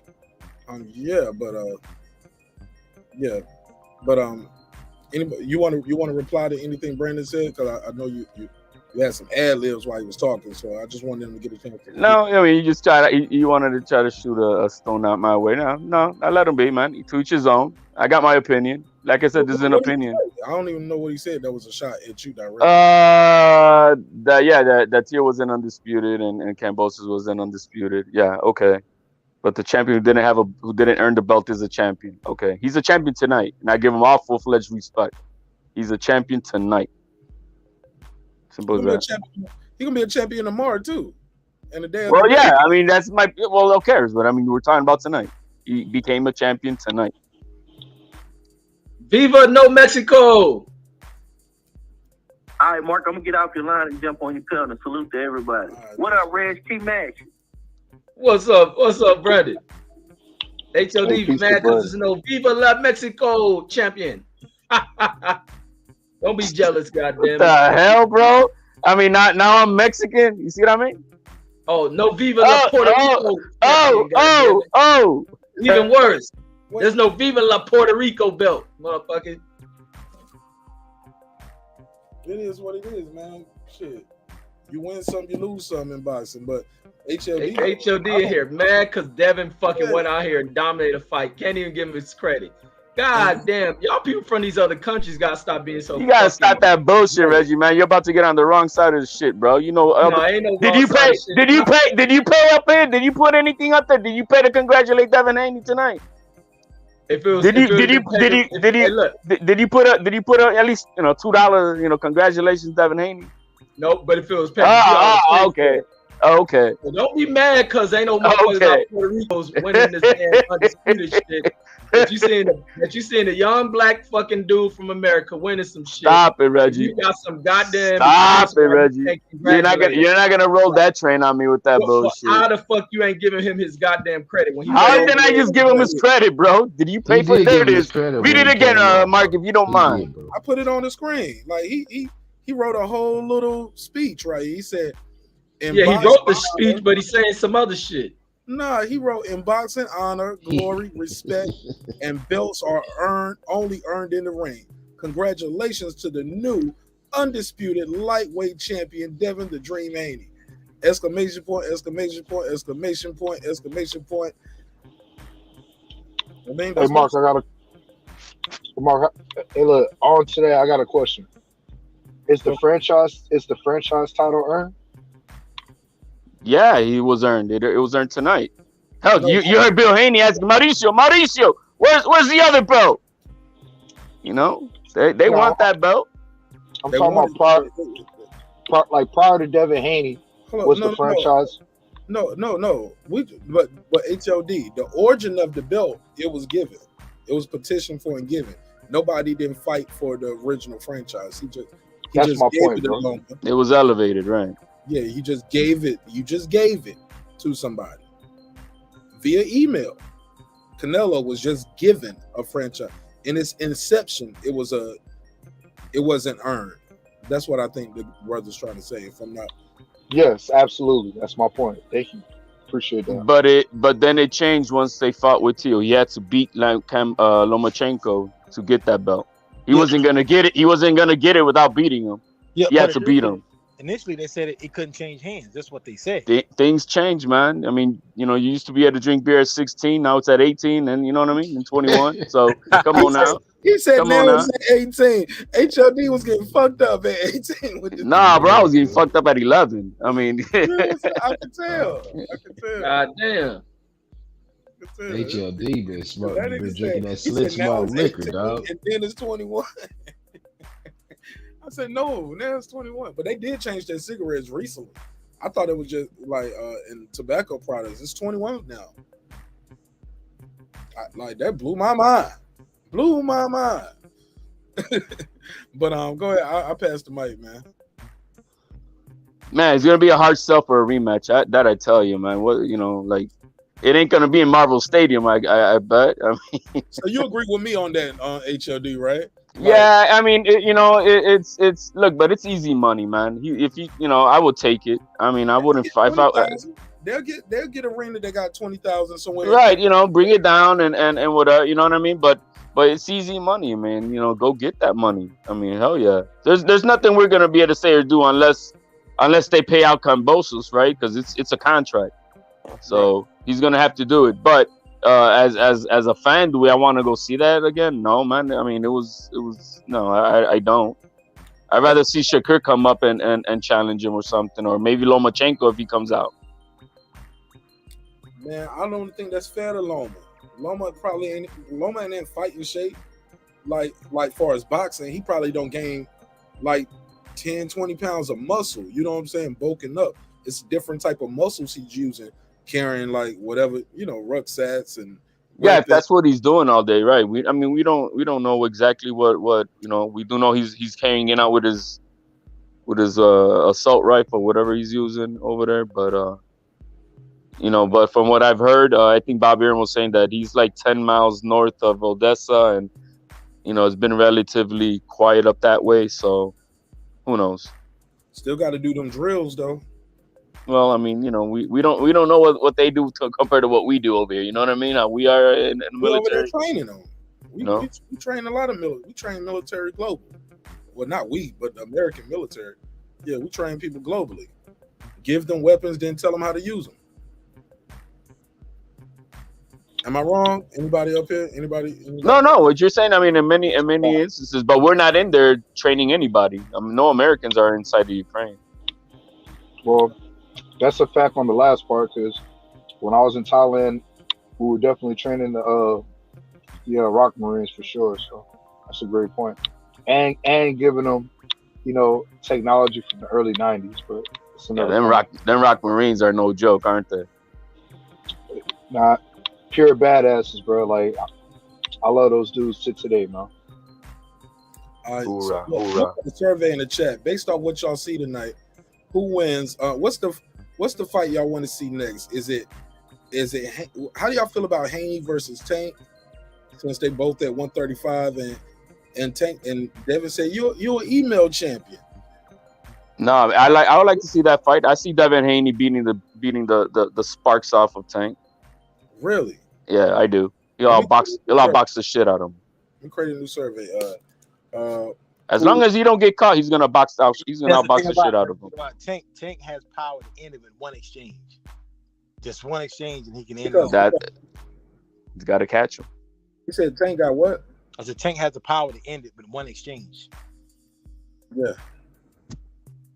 So I'm gonna put a survey in the chat, like, and I'm gonna put some key lightweight matchups. Haney, how do y'all feel about Haney versus Ryan Garcia? I think that'd be a great fight. Is it better? Is it bigger than Haney versus Shakur or Haney versus? Is it bigger? Like if you want to say in popularity, I think that's the you know. Asses and seats. Yeah, the asses and seats. Well, no, that's gonna be Tank. You know what I mean? Tank is gonna bring that out. But then after that, that would be Garcia. I think Lomachenko worldwide would bring in more than Shakur, and then Shakur. That if we're talking about popularity, you know what I mean? And so this will be the survey then. I got 4 choices: Haney versus Garcia, Haney versus Tank, Haney versus Shakur, Haney versus Lomachenko. Is that fair? Is that fair? Yeah, that's the 4 top guys. Well, I don't think Garcia's the top guy personally. I just think he's a popular. I just want to get some names we agree on. Give me a 4th option. Hold on, HOD. You agree? Oh, I'm sorry. I agree. Let him give me a choice. If not Garcia, who would you give me another choice? Lightweight. Oh, you talking to me? Yeah, you said I don't think Garcia is the top. No. I said he's a popular choice. So yeah, he would be a popular choice. I don't think give me another name then. If not him, then. Oh no, he's got to be there. You know what I'm saying? He's got to be there. You know what I'm saying? Or Isaac Cruz, or probably Garcia. Yeah, maybe. Yeah, but I think he does Garcia worse than he did Kambosos. You know, he probably drops Garcia. They still got Lopez on this ranking system as a lightweight, but let me see. Yeah, that was goofy. I saw that, Mark. I didn't. You know, they know he's not at 135 anymore. Right. But I guess you still there until you fight somebody else. I guess. But I think once the fighter, it's clear that a guy is going up like Danny Garcia. You still shouldn't be talking about him fighting nobody at welterweight. He moved on. Let me share this graphic on the screen for the audience, so you guys can see some welterweights. Reg, Real Rap, y'all cool with those names for the survey? I want to see what these people say. I'm cool with it. Yeah. All right, let's go. Let's. So I got a survey in the chat. Let me take a screenshot, and this is a good conversation right here about who would be who could win these fights between Haney and these guys, but also who is the bigger draw versus who's going to be the tougher competition. Yeah, it's 2 different questions, right? One, who's more popular, and who's gonna give you a more exciting whatever fight. Oh, absolutely, and congratulations to my boy right here. Damn, I forgot his name already. Come on, somebody help. He had knockout of the night though. Oh, he beat up like an oversized Rolly, right? Dude, look you. Yeah, he beat Big Rolly. Rolly. Hey Reggie, this your new cell. This the cellmate that they had for damn what's the kid name and Jeffrey Epstein. He looked like that cellmate they had.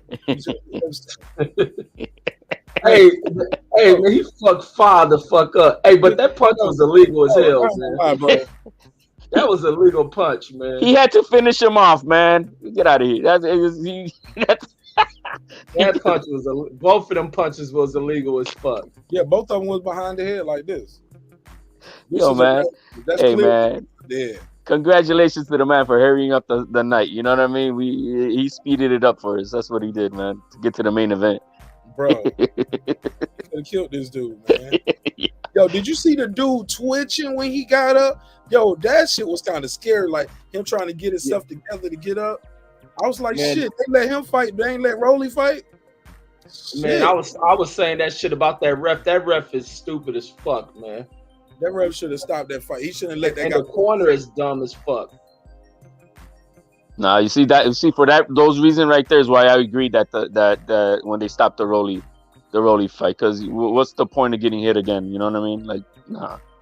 Again, bro, like for somebody's entertainment, you lost, bro. It's over.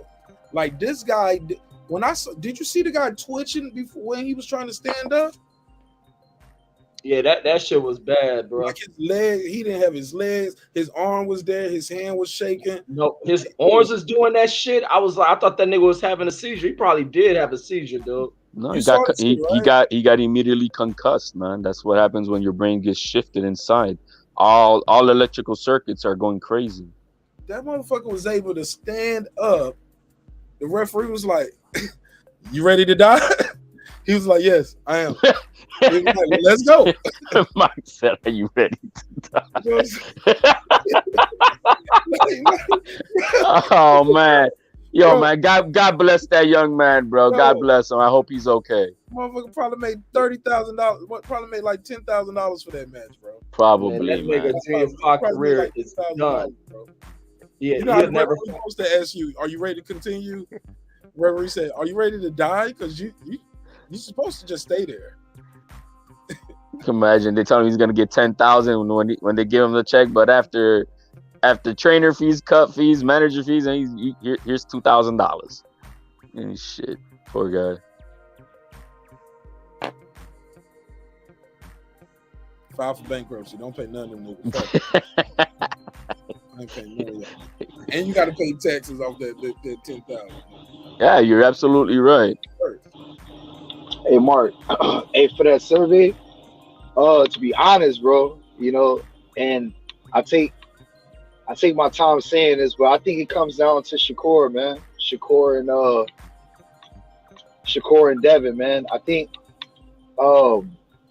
Shakur, in my opinion, may be the best boxer of them all. I think Ryan's the weakest link. Tank's boxing is underrated. I think he will take one to give one, but I'm not sure, man. I'm not sure if Tank can beat either Devin or Shakur. I'd have to see it, but I think out of that whole package, I think Shakur comes out on top, man.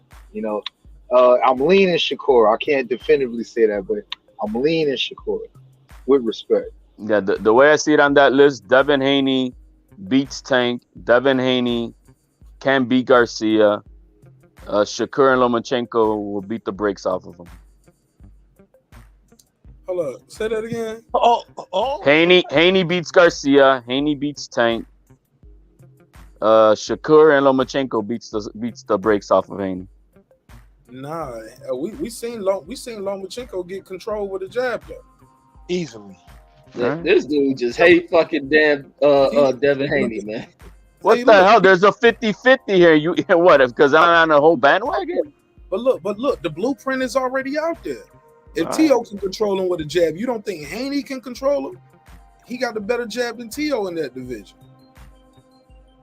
And controlling distance and range. I think he has a longer reach too. Definitely has the longer reach. He's a taller, bigger, stronger dude. You know what I'm saying? And he's younger. And he ain't coming off of no war.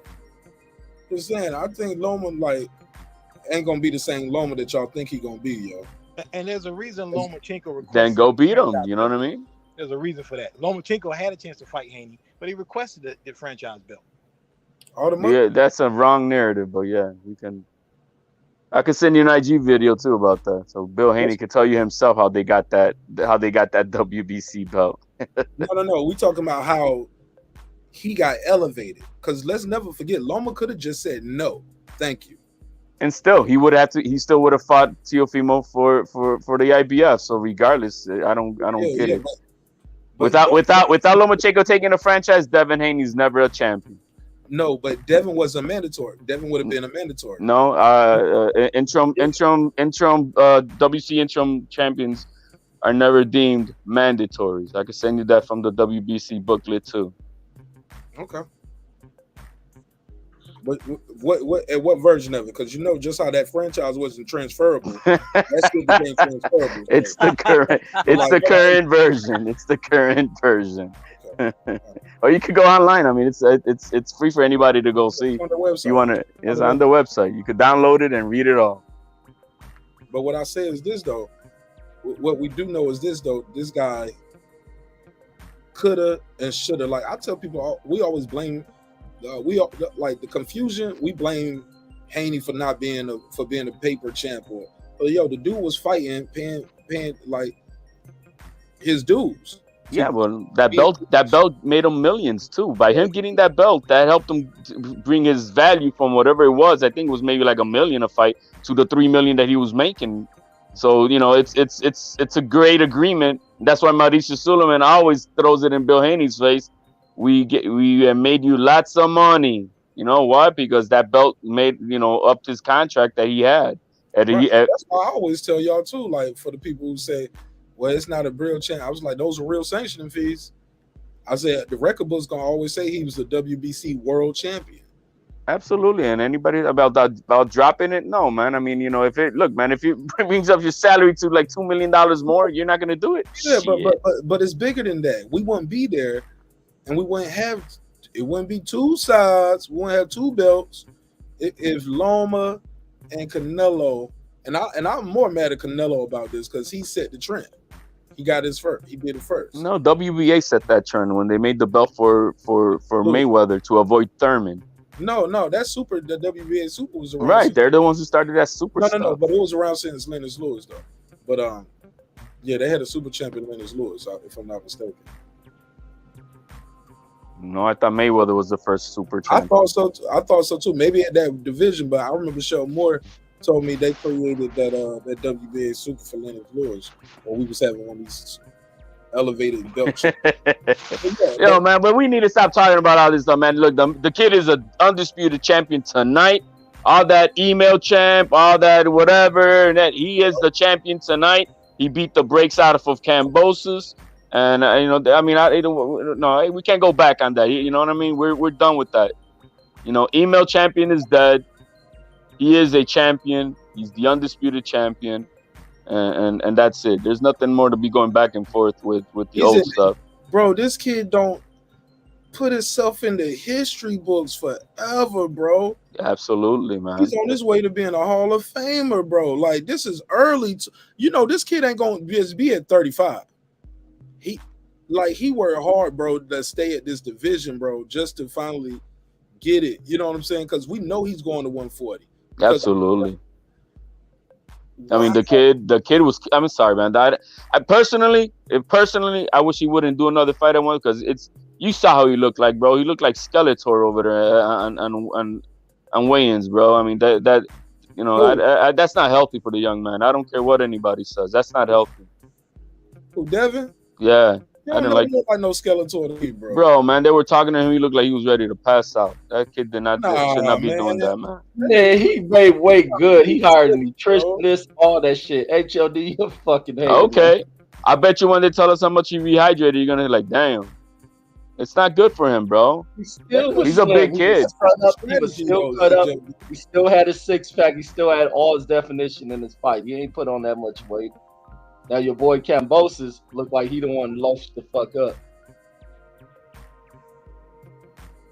I think he's just a natural one. He's a smaller dude. But Devin Haney's a big kid. He's like, they said 5'9", my ass. That kid is 5'10" plus. He's a big kid.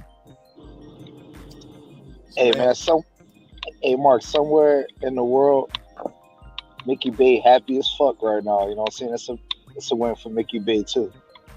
No, it ain't. No, it ain't, man. He almost got knocked out by Kambosos, man. That's why I said this is a win for Mickey Bay because, the man that he helps to train got that. You know what I'm saying? Got that revenge back. Oh, okay, okay. I get it. A Team Haney win. Yeah. Yes. It's a Team Haney win. Yeah, but Team Haney you win. fought him and you lost. Oh, facts. No, it's facts on that. Yeah, I meant to say Mickey Bay's part of the reason why he's here. You know what I'm saying? That's what I was getting at, man. Like Devin, you know what I'm saying? Devin made it right in the universe, man. All right. Let me see what they're saying in this survey, too, man. Let me see what the survey says, man. Got a survey in the chat asking y'all which fight is the best fight at lightweight. Haney Garcia, Ryan Garcia, of course. Haney versus Tank Davis, Haney versus Shakur, Haney versus Lomachenko. Everybody on the panel, let's pass it around. Which one did you say, Reg? Reggie O with the Killer Show. Unmute your mic. Yeah, no. Say that again, Mark. What was your answer for this one? Like, which one is the best fight, but also which one would be the most lucrative fight? I got Tank and Haney. I think Tank and Haney is probably one of the most intriguing fights, and I think it's one of the fights that fans will look forward to. Here you got the height, range, reach, and speed of Devin Haney, his smooth like boxing abilities, and to be able to see if he can be able to keep Tank, the knockout artist, away from, or stay away from Tank being able to let him to punch, and also if he can come in there and keep Tank at bay. I think it's a fight that Devin Haney doesn't just make it a fight where he stays on the outside and lack the engagement. I think Devin, after a point in that fight, will start to move in on Tank to try to bully him, do a little work on the inside and step out. I think, that's gonna be to his detriment, bro. Exactly. He'll move. No, he ain't gonna stay in there. He'll move away from shit. Devin is better on the inside than people think. He can make fighters move. His work in the clinch is good, but he just stay on the outside and boxing. But his thing is to start to try to wane at the confidence of a Tank Davis to gain his respect. But ultimately he'll move around on him, jab him, try to get that right hand in there. Devin's getting more aggressive when he sees shots in there. I think he's becoming better and stronger than what people think. And Kambosos showed that shit. He kept Kambosos on the outside, afraid to get hit with shit, painted his face up. Kid getting stronger than what people think, man. And based off what I saw on this fight right here, the way he fought and the maturity and the discipline that he showed through all of this, the calmness, never really lost his temper, never really got outclassed in this fight. Never when Kambosos was trying to rough him up a couple times, he maintained his focus and his discipline. And I gotta applaud the young man for that, because I was sitting here screaming at the computer for him. Like, yo, ref, what the hell? Like, you can't hold my arm with one hand and try to hit me behind the head with the other. Then let go of the arm and try to shoot the uppercut. I was like, he's getting frustrated. He's running out of ideas in there. But based on what I saw, I can see him saying, hey, this is going to be my game plan. When I fight guys, like, okay, if I can get you out of there, and I see you getting weaker and weaker, because he said I felt him giving up more and more each round. Felt Kambosos was starting to give up. I don't think he's going to do that with Tank. He's not going to go there and risk ever getting that Lenard shot again. He's doing the money May. I guess like how Blood Boxing said, at this time, Floyd was Pretty Boy Floyd, which was in there stopping guys.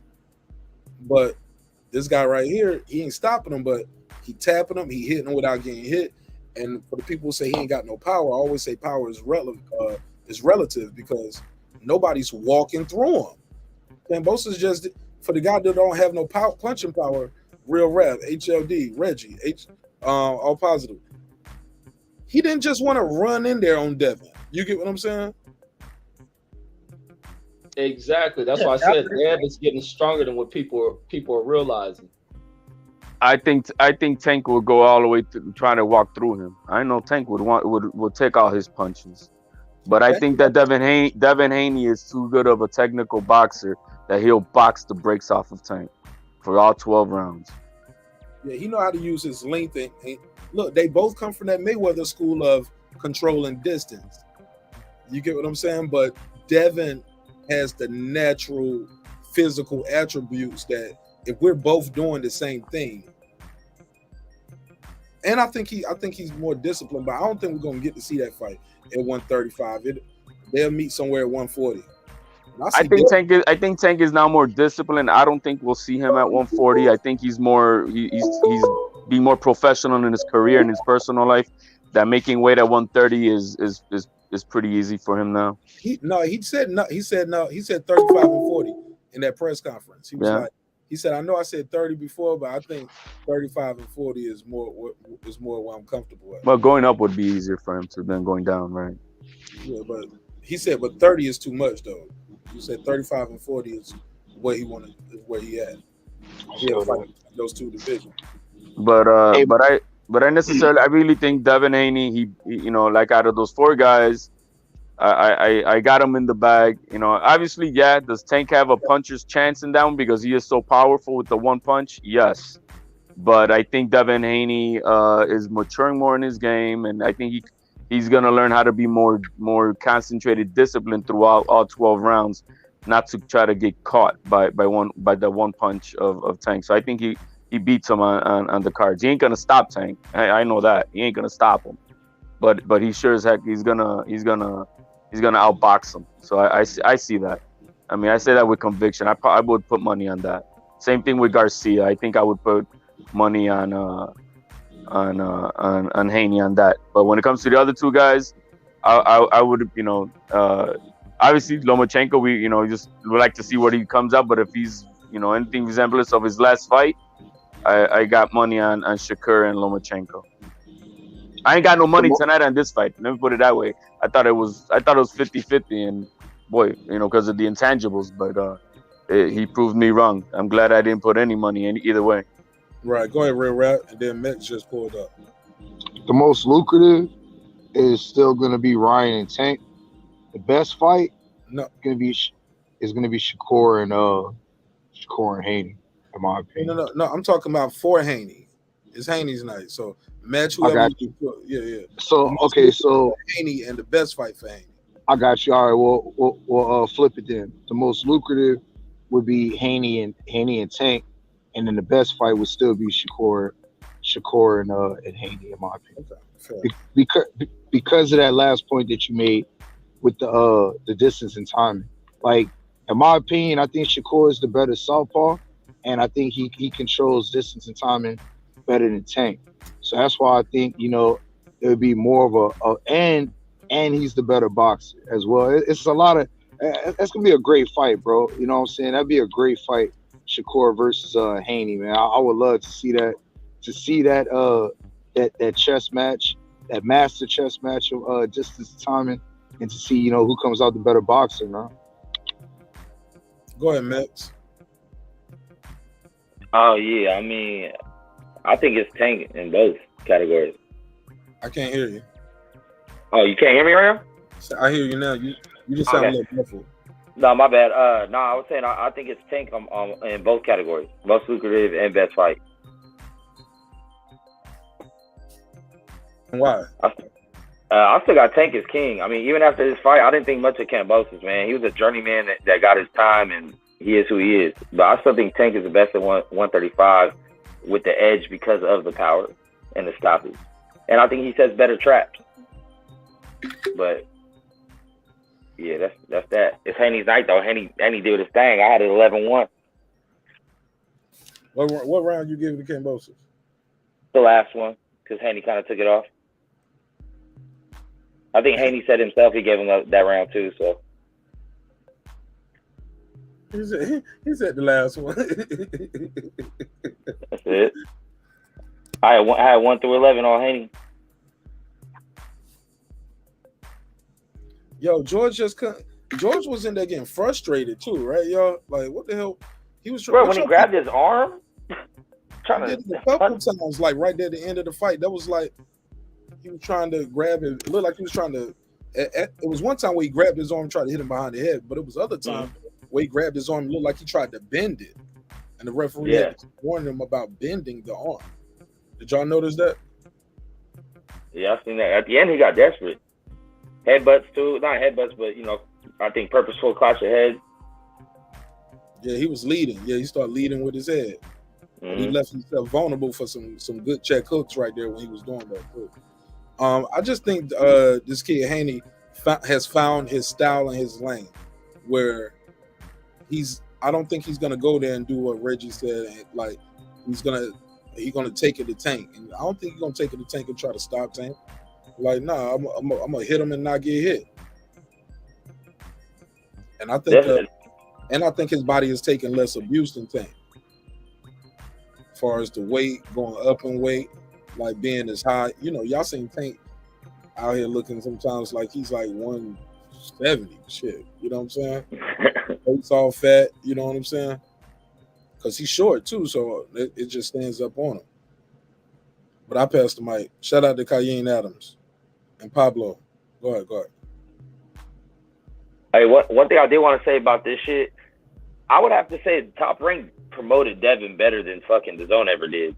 Because all over YouTube, I've seen the reunion with Bill Haney. I've seen Bill Haney got to the airport. I've seen so much shit with Devin Haney with inside shit. They advertise him pretty well. I don't have cable TV, so I'm not sure how ESPN did. But I know just through a YouTube lens and a social media lens that Top Rank really put it on for Haney this last week, about a week and a half. Yeah. Well, DAZN, they only promote to Canelo. That's it. You know what I'm saying? You know how that goes. This is a bigger fight, though. I don't think he ever had a fight this big on DAZN either. Is that fair? That's a fair assessment. Never fought a champion, like HLD would say. Never took the belt from a champion. You know what I'm saying? So this is. Let's see. 762. What it do? What's your name? Where you from? I'm from California. Zane. What's your name? Zane. What's on your mind, Zane? Nothing really. It's crazy, bro. Devin Haney dominated Kambosos.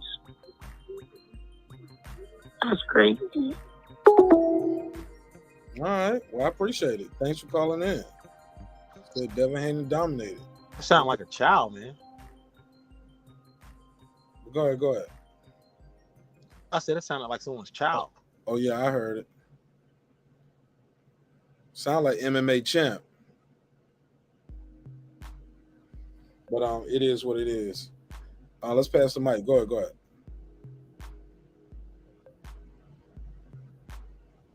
Yeah, I know that, bro. I'm good with a good artist. That's the Clarissa Tocorio account, y'all. That same account they're called in as Clarissa. Yeah, man. But now I got your number though, so it's cool. But go ahead. Pass the mic. Did anybody watch that Stevie Fulton? Oh yeah, man. Oh yeah, I saw watching it, but I had to lead out on him, but I could tell he was winning the fight from what I saw. I think I left that fight around 7 or 8. Yeah, right when Devin came out, I started watching that one, but it was pretty dominant.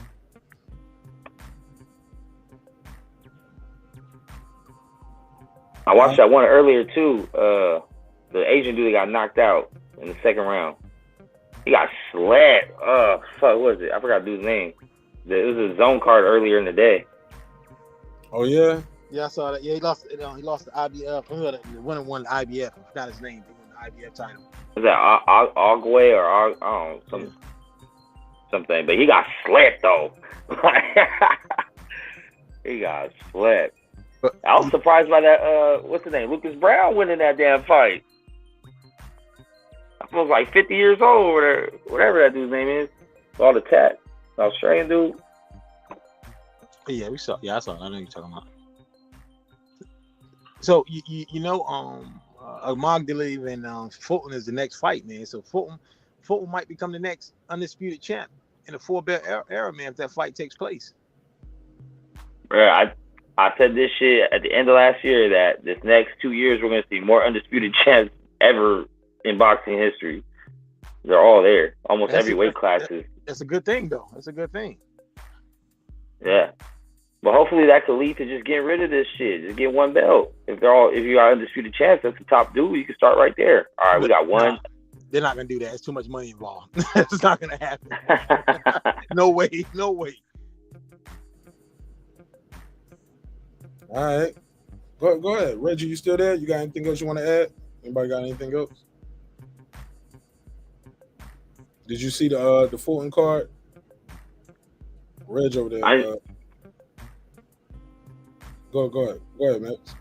No, I didn't see the card. I almost forgot about that fight was on today, so I tuned in like right when Fulton came out. Shit, a little bit before. How did Amari do? Who? How did Amari do? I didn't see that one on Devin's undercard.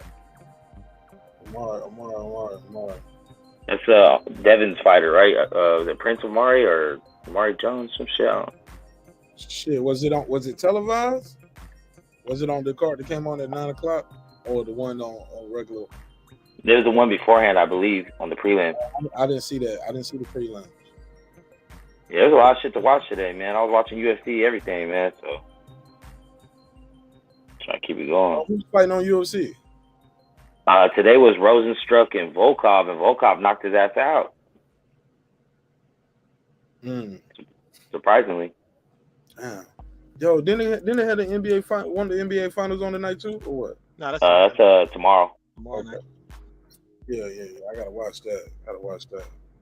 Time is it tomorrow? Let me see. Game 2, 8:00. Man, Celtics took one in Golden State though, bro. That's crazy. Yo, that was crazy, bro. Crazy. Couldn't believe it. Like, dude just couldn't get one off. And look, I'm gonna let you know something too. This Devin Haney fight though, it don't have a lot of replay value. What I can say, like, too dominant. Yeah, it was so dominant. This is what like Coach Malachi was like, it's gonna be a boring fight. I don't think this was a boring fight. It was one-sided. It don't have a lot of replay value. But in real time, it was kind of exciting though, because George Kambosos was game and he was there. And it seemed like he could hurt Devin if he lands on him, even though Devin was landed on him, and he never really seemed like he hurt Kambosos. You know what I'm saying? Yeah, and Mark, what you mentioned earlier about the punch stats. I think you said punch stats had Kambosos landing 100 punches. I didn't see the 100 punches Kambosos landed. Those were probably them little punches when they was in the clinch, and it'd be like boom, boom, boom, boom, boom to the body. Because in round 1, they said he outlanded Devin 8-5, and I didn't see that. I didn't see that either. I'm like, no, he did. Like, they counting them little punches in the clinch, like while you holding, like before the refs come break up the clinch. Okay, but Devin was those 5 punches. First of all, I thought I saw Devin land more than 5 punches in that first round too. Yeah, he was controlling with the jab early. Yeah. Establishing range and distance, yo. Got that shit down pat early. Didn't try nothing too crazy. Kambosos, and look, in Kambosos, when he missed bad. Yeah, he almost went through the ropes at one point. This shit look like whoop, whoop, whoop, whoop. His shit look like Three Stooges, like look, look, look, look. Yeah. Yeah, man, it's like he swung one time so hard he almost went between the ropes, yo. It was so bad. Hey, I don't know about that third scorecard though, man. That third scorecard was kind of fishy, man. Yeah, 112. No way he won 4 rounds. No way. Hell no.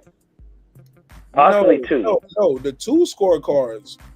It was 2 scorecards that was 116, 112. The third scorecard was right. The third one was 118. Oh, okay. Yeah. That was right. 2 people had it 116, 112, and I was like, that's crazy. How did y'all? But I told you, look, I got a video I told y'all about, and let me pull up the scorecards, because I did a video about these judges, and I need to pull it up. I'm gonna check it right now. Devin Haney's Kambosos scorecard, because I'm almost betting that the dude who, what's his name, Russell, he's the one that had he had Amanda Serrano winning the Katie Taylor fight. I think he's the one that gave the 118. The other judge, Yannetti, like he had Terrence Crawford losing versus Kell Brook, and like down to like 2-3. I had Bud winning, and that ain't me being biased. My bias was like, that ain't me. No, I'm telling the truth. But that's null and void, because you get knocked out in the 4th round. Like, are we really talking about scorecards? Like, are we? You know what I'm saying? Who cares, right? But the fight with Ricky Burns, he had Ricky Burns winning 4 rounds.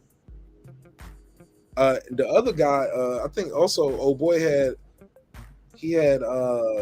Regis Prograis and Josh Taylor as a draw. So, like, I did a short little video about these judges, because when you learn their patterns, you'll know what kind of styles they like, what they respect, far as like Like that dude Yannetti, I think he's one of the people that gave George Kambosos credit for being aggressive. Let me try to pull the scorecard up and scorecard. I've never understood that type of scoring. You're scoring because the guy's pressing forward, throwing punches, but he's not landing. It's supposed to be effective aggression. Yeah, effective aggression. So I never understood. Okay, you're coming forward throwing punches, but you're not landing. But because you're throwing more punches, I'm gonna give you the round. That's never made sense to me.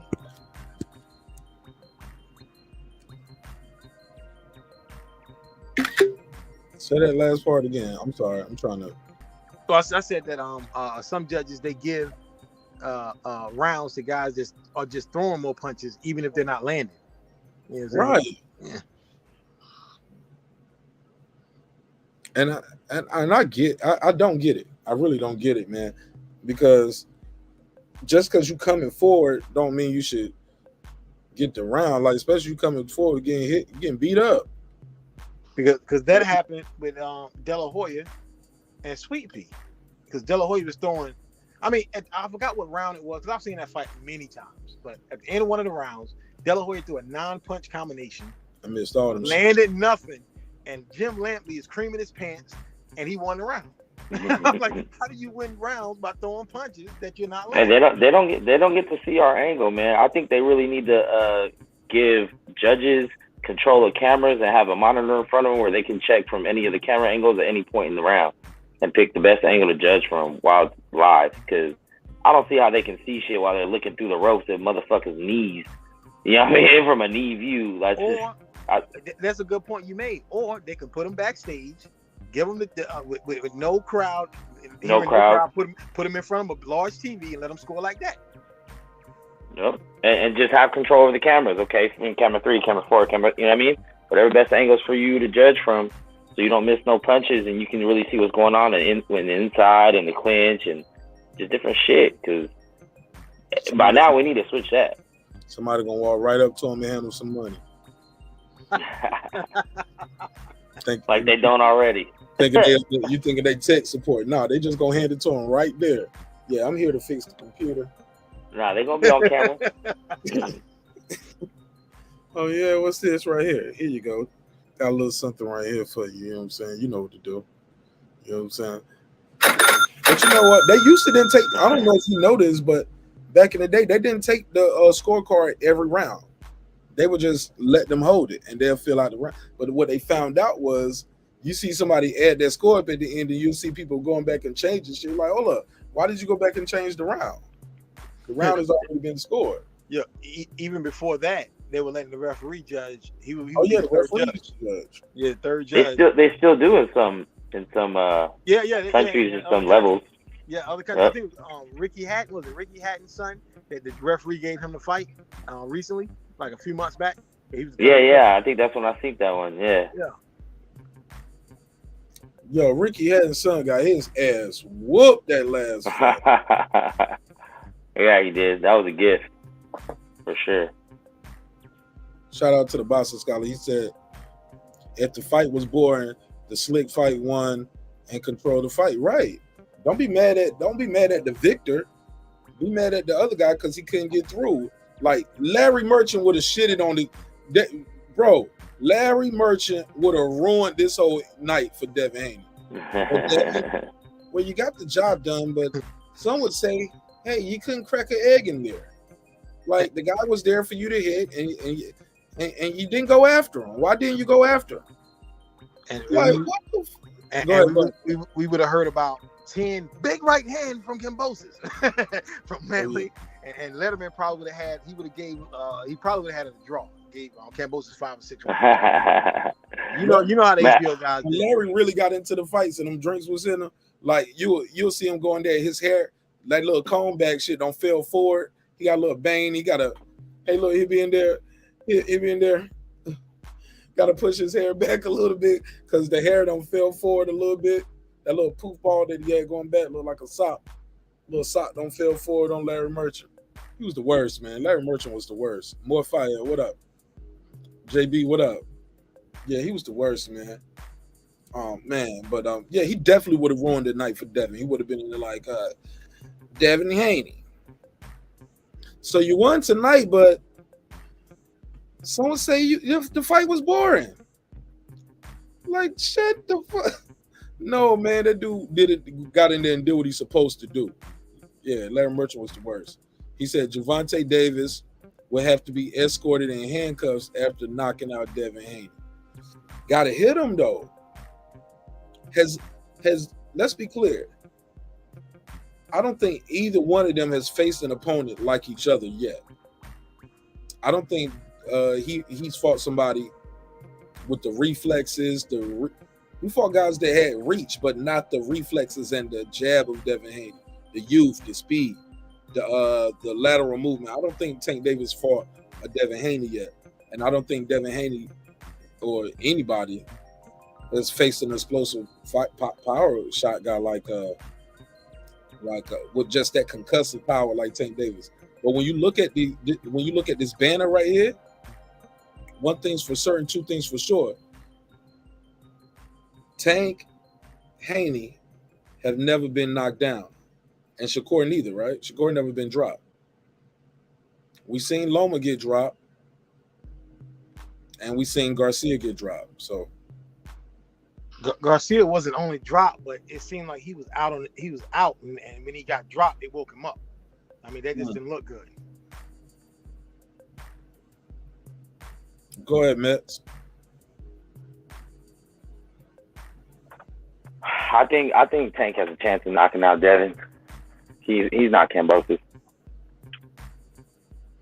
I ain't hear you. I think he's better than Leno. I think he has a chance. I think Tank will have a chance of knocking out Devin. I don't think Devin has a chance of knocking out Tank. Okay, I'm looking at the chat. It says Haney versus Tank. Look like the majority of the people in the chat want to see Haney versus Tank. What's up, right side? That's a fight to make. Okay, we lost right side. All right, I'm gonna see if right side can pull back up. But go ahead. You said that's the fight to make. That's a fight to make, but it's not gonna happen because Haney owes Top Rank more fights, and Tank ain't getting fucking with Top Rank, so that's at least 2-3 fights away. Boston Scholar said Tank was down against Rolly. He was winning that fight on the official cards, right? He was winning on 2 cards. One judge had Rolly ahead, 3-2. But if the fight had to be stopped right there, yeah, Tank still won the fight by majority. Yeah, he was still winning the fight. I only heard people on YouTube say Rolly was winning that fight, to be honest. I heard people say he made a good account of himself. He did better than what people thought he was going to do. But I ain't really heard too many people say, man, Rolly was winning, man. He was winning that shit. But matter of fact, I did hear people say it off of YouTube. It was Rolly and his coach. So I did hear a couple of people say Rolly was winning. But for the most part, man, like when a fighter gets stopped, like in a 4th round, 5th round, 6th round, and people's like, he was winning. I'm like, man, the fight just got started good. What you mean? Yeah. We just went past what amateur shit was. We just now really starting to do pro rounds, 4, 5, and 6, and you done already. You know what I'm saying? Even Floyd used to give away like 2 or 3 of the first 6. You know what I mean? Yeah, man. Trying to download the data. You know what I'm saying? Set the trash. See what the guy got. See his speed. See his power. Seeing how he throws the punches. What is he biting on flinches? Floyd used to go out too and start with a leaping left hook too. Like how he knocked out Corrales. Yeah, he'll start a lot of rounds. Like, just watch that fight. He started off the round. He starts circling to his left, and he leaps in with a leaping left hook early. But in a lot of fights. Is Rolly the second hardest puncher in the division though? I mean, maybe him or Cruz. He can't be though, because he caught Tank clean and then dropped him wobbling on hurting, or maybe Tank just got that chin. But I mean, I think Tank got chin. Beat though? Who was Raleigh beat to make the claim of being the hardest puncher though? I mean, there's not a lot of hard punchers in general at that weight. I know what I'm saying, but you at least got to beat at least a top opponent who it's shown he's got a decent. I mean, that's the very first thing Tank said in that interview. He didn't waste no time. He said he can punch. He said he can crack. Mhm. So, I mean, that's coming from the fighter's mouth himself, even though he knocked him out. I can tell he got a little bit of power, but I'm just saying, sometimes that power, I mean, you got to at least show it against top I mean, fighters. he didn't say that shit about 140 Mario Barrios. Oh, Barrios, but You know what I'm saying? So Rolly at 135 got more power than Barrios at 140.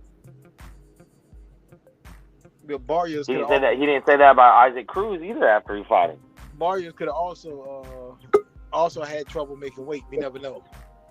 It could have been a problem right there. What's up, Scholar? There's not a lot of power punchers at 135 in general, though. You said it's not what? There's not a lot of power punchers at 135 in general, though. There's a couple dudes that got popped, but there's not like a lot of actual power punchers, knockout artists. They're heavy-handed every punch. Would you pull up right here? Okay. I think Coleman got a little pop, man. Coleman got a little pop, man. Man, he just don't have hit when he get hit. Like, yeah, when he get hit, he make every punch look bad. Yeah, because I was saying before he fought Lopez, I'm like, whoever lands first gonna win the fight. That's what I said before the fight. Whoever lands first, and Lopez landed first. Go ahead, Boxing Scholar. You there? Unmute your mic if so. Yeah, I'm here, bro. Can you hear me? Yep. Go ahead. Talk to him. What's on your mind? What you think of the fight? I thought it was a good fight. I thought it was a great fight. Let me stop being humble. That was a great fight. Hey, USA. Absolutely. Let's go. Hey, hold on, man. I'm walking through a dangerous neighborhood, man.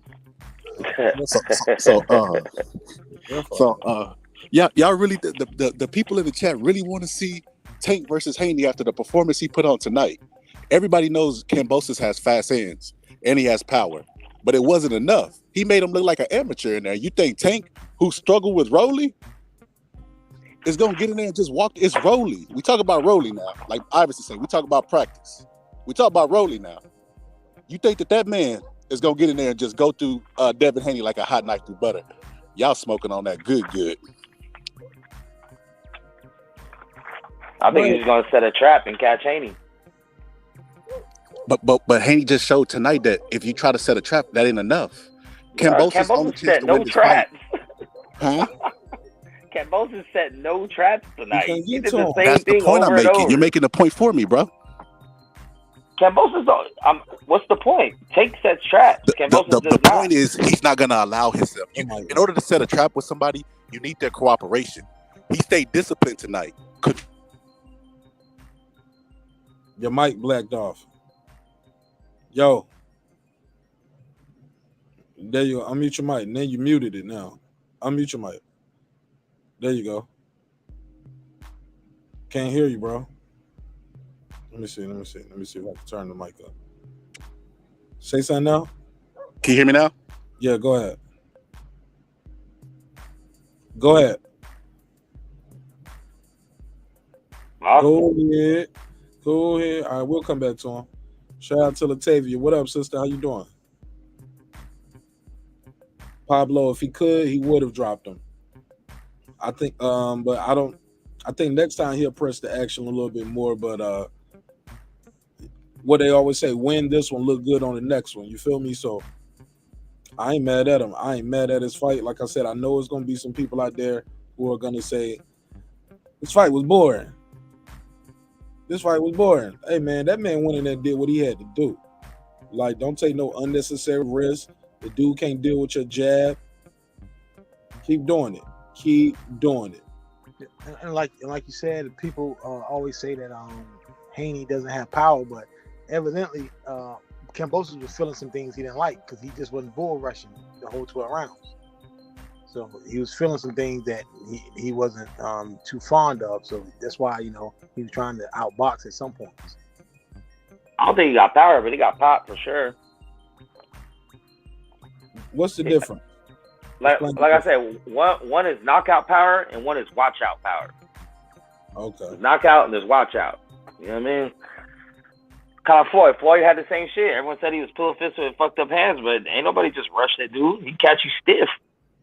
Because the timing adds to the power if you're coming into the punch.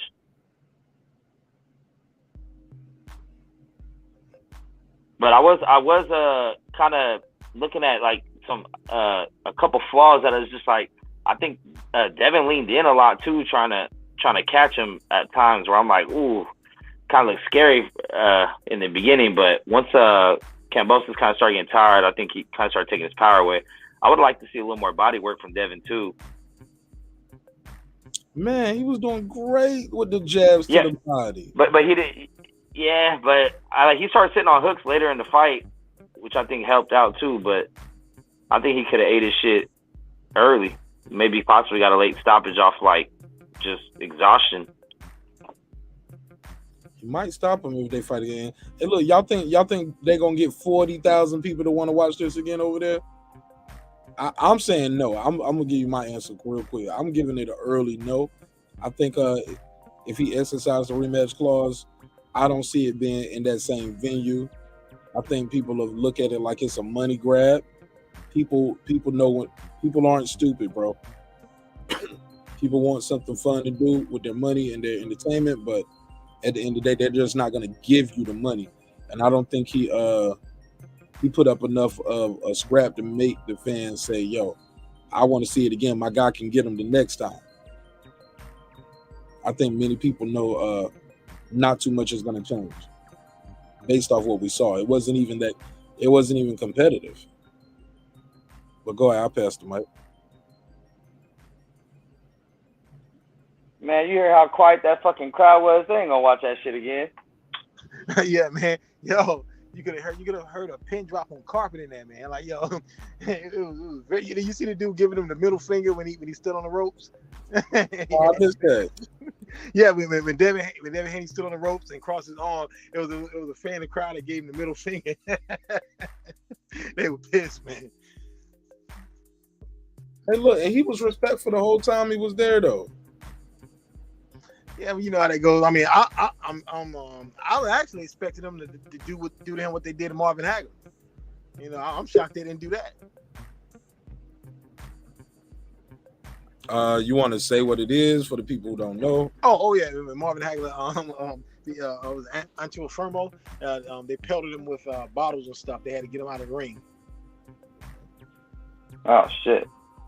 Bill Haney, what's y'all start throwing some shit in there this time? They really want to let him back in the country. Go ahead, boss. Let me hear how you might sound now. You back? Yeah, sound better. Yeah, we can hear you now. We can. At one point, you just went all the way out, but go ahead. Yeah, man. I was saying that he we was talking about Tank and Haney. Kambosos needed Devin Haney's cooperation tonight to counterpunch him. He needed him to give up his height and reach and counterpunch him with the same right hand that he caught Teo with, and he didn't give him that. So why do you think he's going to go in there with Tank and all of a sudden somehow lose discipline and get caught with a shot that knocks him out? Like I said, we talk about Rolly. He went 6 rounds with Rolly, and I think he was down. Personally, in my opinion, I think he was down 3-2. But it's Rolly. This man is undisputed, and they still shitting on his win that he did tonight. They said this will be the toughest win. This will be the toughest fight of his life that they think that he would lose. Then he went in there and outclassed them. Now they don't even want to see the rematch. That's how bad he beat the shit out this man. They don't even want to see the rematch. Then they trying to throw him. Who's they? Who's they? YouTube community. I can't really put an address on it. I just been reading certain comments. Like this man went over to somebody else's country. You think they would be screaming what I was screaming, USA, USA, but instead what that dude say, criticize. All they doing is talking about, you know, the negative. Oh, well, he gets touched, or oh, he's boring, oh, he this, oh, he that. You know what it's starting to sound like? It's starting to sound like Floyd Mayweather. They made excuses all the way. Every 50 win that he got, they made an excuse. They put an asterisk by it. Oh, well, he did this. Oh, well, he did that. Oh, well, he's boring. Well, get somebody in there in these hypotheticals that y'all coming up with and make them do their job. So it ain't a boring fight. We know what the slick fighter is going to do. He's going to be slick. It's up to the other person to make the fight. If they don't make it, I mean, you can't spill milk whenever at the end of the fight. In hindsight, Right. Yeah, it's your job. You had 36 minutes just like everybody else get. You feel me? You got 36 minutes to get it done. But I mean, let's be real. To compare Kambosos to Tank is disrespectful to Tank. Like, to even think that fight was going any similar is just, Tank ain't gonna sit there and just he don't wait for his punches. Like, he gonna set you up one way or another. That's why people think, oh, he might have been losing against Rolly. Well, now that you know that he knocked Rolly out the way he did, you can clearly see he was setting that up the whole 6 rounds. But Devin, you got to catch Devin though. Devin ain't gonna stand there, bro. But look, okay, ask yourself this question: how many feints did Kambosos throw? 0. No feint. He could have feinted him to try to throw the jab to counter like that. Listen, I'm not comparing him, Kambosos to Tank. I'm comparing. Kambosos to Tank. I'm saying just how Devin fights. Period, bro. The kid doesn't. He's very elusive in there. He's not gonna stand in front of you, just trying, because he's not built off how Rolly is, where power. Like, no, this dude he's gonna fight his fight. Like y'all saw him fight tonight, he's gonna be fighting a lot of fights like that. Y'all gonna call him boring, but when it's happening in real time, it ain't boring. It don't have a lot of replay value because it's so one-sided. But when you see, I'm just saying, this people gonna just say they're gonna call him boring. I'm telling you. Hey, Mark, how he just said that Tank ain't gonna wait, but then he gonna set you up. How you gonna do? That's the same thing. He's waiting to set you. He set you up for a shot. He set Rolly up for a shot in the 6th round. He waited 6 rounds. But he still works. He still works though. He don't just not do shit. But if you don't, this is my last part too.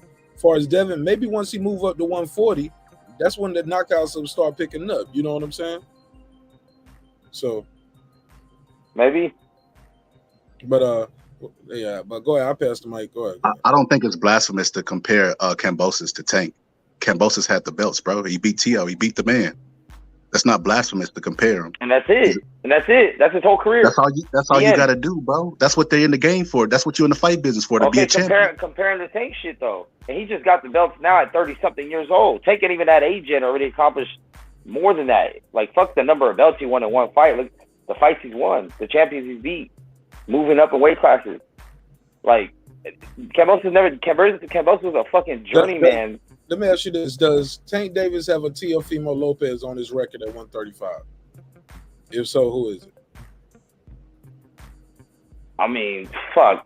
If you want to say without because the belt shit makes it what it is. I mean, not even just that, the resumes, like it's. Then probably Isaac Cruz right now. Huh? Probably Isaac Cruz or Leo Santa Cruz. Okay. Or even Pedraza at the time that he fought Pedraza. At the time that he fought him.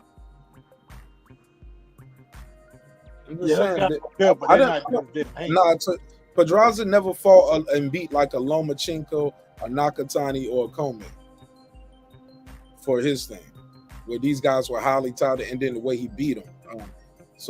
Then I don't think Tank got a Teo Lopez on his resume. Because nobody knew who Isaac Cruz was like that until Tank fought him, and he had a good showing. Because I remember, I knew it was because he was on Tank's undercard. I said a lot of people. Yeah, I feel you. The norm is people was like, "Yo, this is a bullshit fight," and then once he went in there, he did some good, and now it was an okay fight.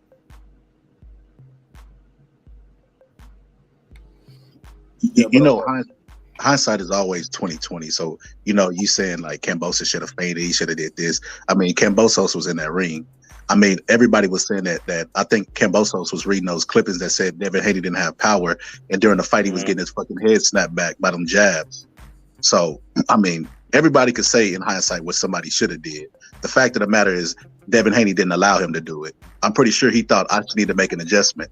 Devin Haney didn't allow him to do that. I mean, that's why they call it. What I'm saying is not just Haney. Kambosos didn't faint in the Teo fight either. He didn't faint in the Selby fight. He didn't faint in the Mickey Bay fight. He's not a fainter. He's a counter puncher, bunches of punches. I mean, punches and bunches type of fighter. And that's why I was surprised he didn't do when he knew he was down. Why didn't he just throw caution to win and try to De La Hoya Pacquiao that shit and just throw a 50-punch combo that's hard to tell what lands? Because Devin Haney was snapping his ass back with that jab and keeping him off balance. It's easy to say, like I said, it's easy for us to say what he should have did and what he could have did. I mean, the fact of the matter is he didn't do it. He's an experienced fighter. He knows what to do. But he didn't do it because Devin Haney didn't allow him to do it. And going into this fight, I mean, like I said, hindsight's always 100% proof. Going into this fight, everybody was giving George Kambosos a chance. Like, and now that he was outclassed, it's like, well, you know, he's not in the same breath of Tank. And it's like, come on, man. That guy was a champion. Everybody was saying this was a 50-50 fight. He sacrificed. He conceded to everything that he wanted, to the fact that his father had to come at the last second. He was going to go in the fight without his father. Like, I don't know how anything that Tank has done is even remotely even close to what Devin Haney did tonight. They shouldn't even be compared to the same breath, to be honest with you. Well, I'm not going to be a prisoner of the moment about it, but that's crazy.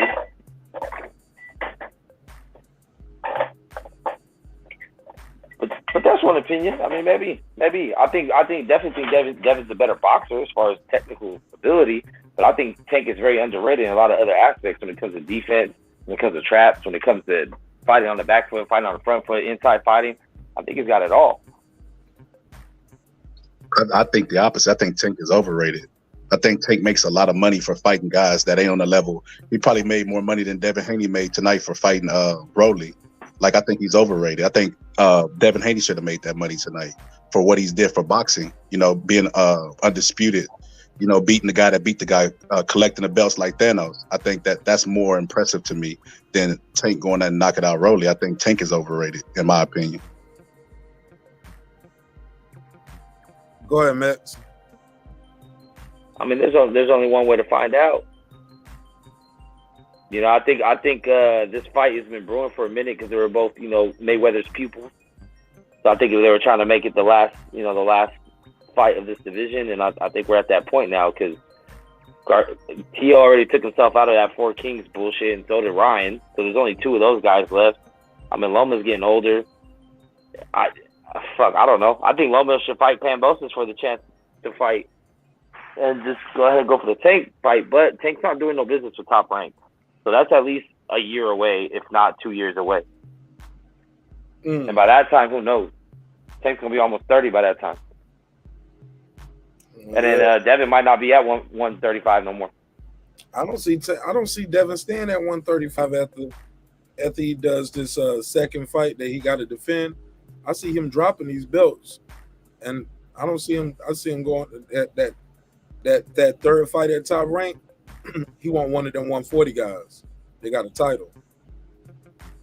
Who they got up there? He's not. Don't give Teo. Fuck that. Fuck that. I would still look. That would be a good fight. That would be, but that wouldn't be what I think Devin would be interested in. Because it's nothing. Devin should do the same shit that Spence did to Keith Thurman. You ain't want to fight me when it was, you know what I mean? Fuck you. You ain't getting your shot. Well, Devin would be trying to get his shot at one, because he's the undisputed. When he moves up, he's going to get a shot at a title up there. He's going to get go straight for Josh Taylor. He still got 3 of them. Yeah, but I don't think Josh Taylor is going to be there for that much longer. Remember, he's just standing around for this big money fight right now. Well, there it is. He can't even do undisputed versus undisputed because he already relinquished the belt. But yeah, because think about it, Josh Taylor. Like, by the time Devin fights this other guy, Josh Taylor would have already fought, right? When does Josh Taylor fight? This summer, right? When is Josh Taylor next fight? Anybody know? Not this summer. When does Josh Taylor fight? Anybody know? I have no idea. Motherfuckers like never heard of it. Let me see. But my whole point is, by the time this rematch happens, if and when it happens, most likely it will. Josh Taylor's going to be out of 140, man. He's going to be up there at 147 trying to get a bigger payday, as he should, because he definitely put in the work and deserves it. But go ahead, I'll pass the mic. So one thing that we all seen tonight, hopefully you seen it unless you was looking for something else, that Devin Haney exposed Kambosos. But Devin Haney didn't only expose Kambosos, he exposed everybody at his weight. And he said he was going to do it going into this fight. He said, I'm chasing legacy. And I'm going to show that all that other side of the fight, street talk for fights, I'm going to expose all that. And he did it. He conceded to everything that guy wanted and went in there and busted his ass up, chasing greatness. So, I mean, like I said, man, all that other side of the street talk, and Tank is not going to come anywhere close to Devin Haney. Tank's going to take the fights that make the most sense money-wise. He's not chasing greatness, but Devin Haney is. Like I said, I don't even mention those two guys in the same sentence, bro. Floyd Mayweather Sr. said when they sparred, it went one way. Yep. And he said it went Haney's way. Haney got a video of him sparring Shakur online. Like, I just think Haney's the best at that weight. I think he's the best at that division, and he showed tonight. Like, he went up against a lot mentally. He was fighting another man's backyard. You know, went to another country. Like, you know, conceded on a lot of different things, and none of that. He still went out there and performed like a pro. None of that. It didn't affect him. He did exactly what he needed to do to win. He didn't get any exchanges. You know, he didn't give Kambosos the landscape that he needed to win. He stayed disciplined, and that takes a lot for 12 rounds to be mentally focused and not make no laps. That takes a lot. So, I mean, Haney's the best. What we saw tonight is exactly what it is, and he's the best. Yeah, I've always had a 1A, 1B. But I don't know that fight. I just don't see where or how that fight happens with him and Tank because of the contract. Now here's something I wouldn't be surprised if Haney just fucking says fuck it, breaks the contract, and pays whatever fee he's supposed to pay for breaking the contract, and just says fuck it. Now no fee, man. They're gonna sue you for lost. Fuck it. Pay it. Bro, you don't know how much it's gonna be. It's easy for us to say fuck it. Well, yeah, I mean, I don't know. No, it ain't gonna. You ain't gonna just take a highest paid fighter in that division. No, you're gonna be owing top rank money, Lou DiBella money. Like they're 30% of the fight. Bro, no, man, that's crazy. No, I don't even think he got that much money, bro, to pay for all that. But why are we saying, pay, man, go beat the guy again? Honor your contract. It's only June. You can fight this dude by the end of the year. Fight this dude again in October, November, no later than in December. Honor your contract. And just it kills those momentum though. No, it don't kill his momentum. He honor his contract. We all knew. Bro, I'm gonna let you know, boxing fans be blowing my mind. Blow my mind. That y'all knew going into the fight this guy had a rematch. I've been hearing people saying what's next for him, who he should fight next. We also hearing people saying he should drop the belt, break the contract. Where's the honor? We want the guys to get paid what if the promoter said, fuck it, don't give him the $20 million that we owe him. Just don't pay him, fuck it. You get what I'm saying? That's how baby do business. Man. And you saw what happened to him. What was the results of Baby? Now, Baby got all the money. Bro, y'all want somewhere else with it, man. Look, stay focused, man. Stay focused. The man knew what he was getting into. He put his name on the line. He's an honorable man. Keep your word. That guy gave you a chance. You give him a chance to get his belts back. Like, what's so hard with keeping your word?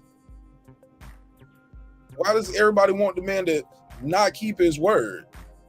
Like, yeah, I lied. I tricked you. You gave me the chance, but I'm not going to give you a chance to get it back. Like, come on.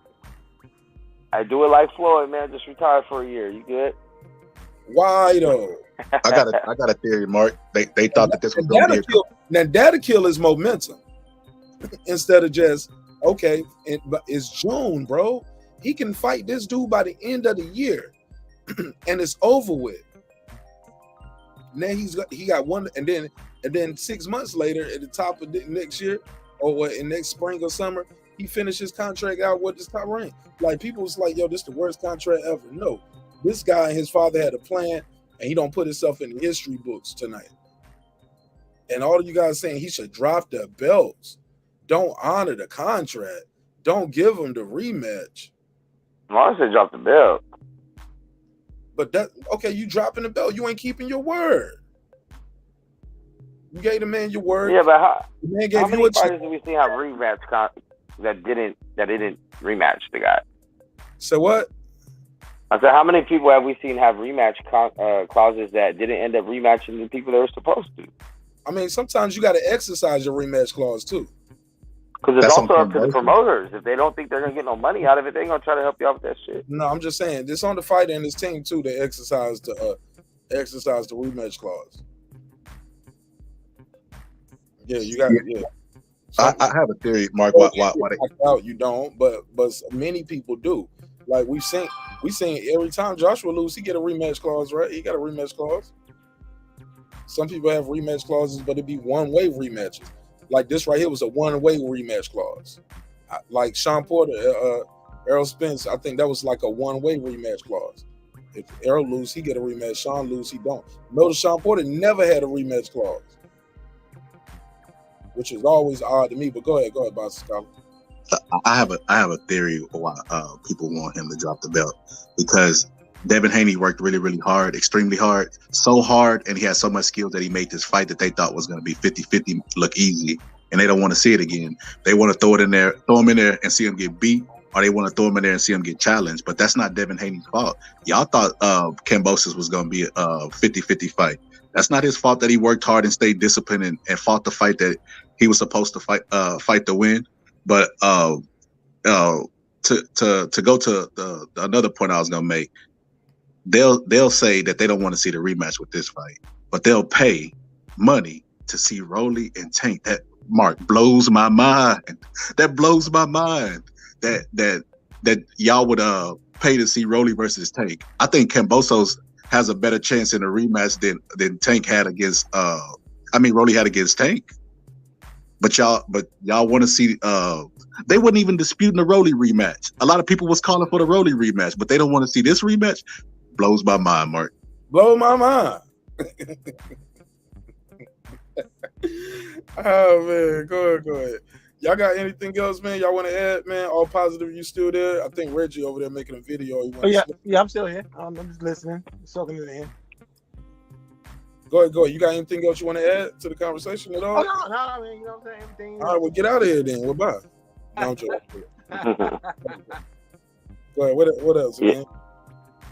I mean, I just want to see Devin. I just want to see Devin do big things after this. I don't want this to kill his momentum or him to start fighting, an up and coming fighter that Bob wants him to fight or some bullshit. Like, no, where do you get I just want to see him win.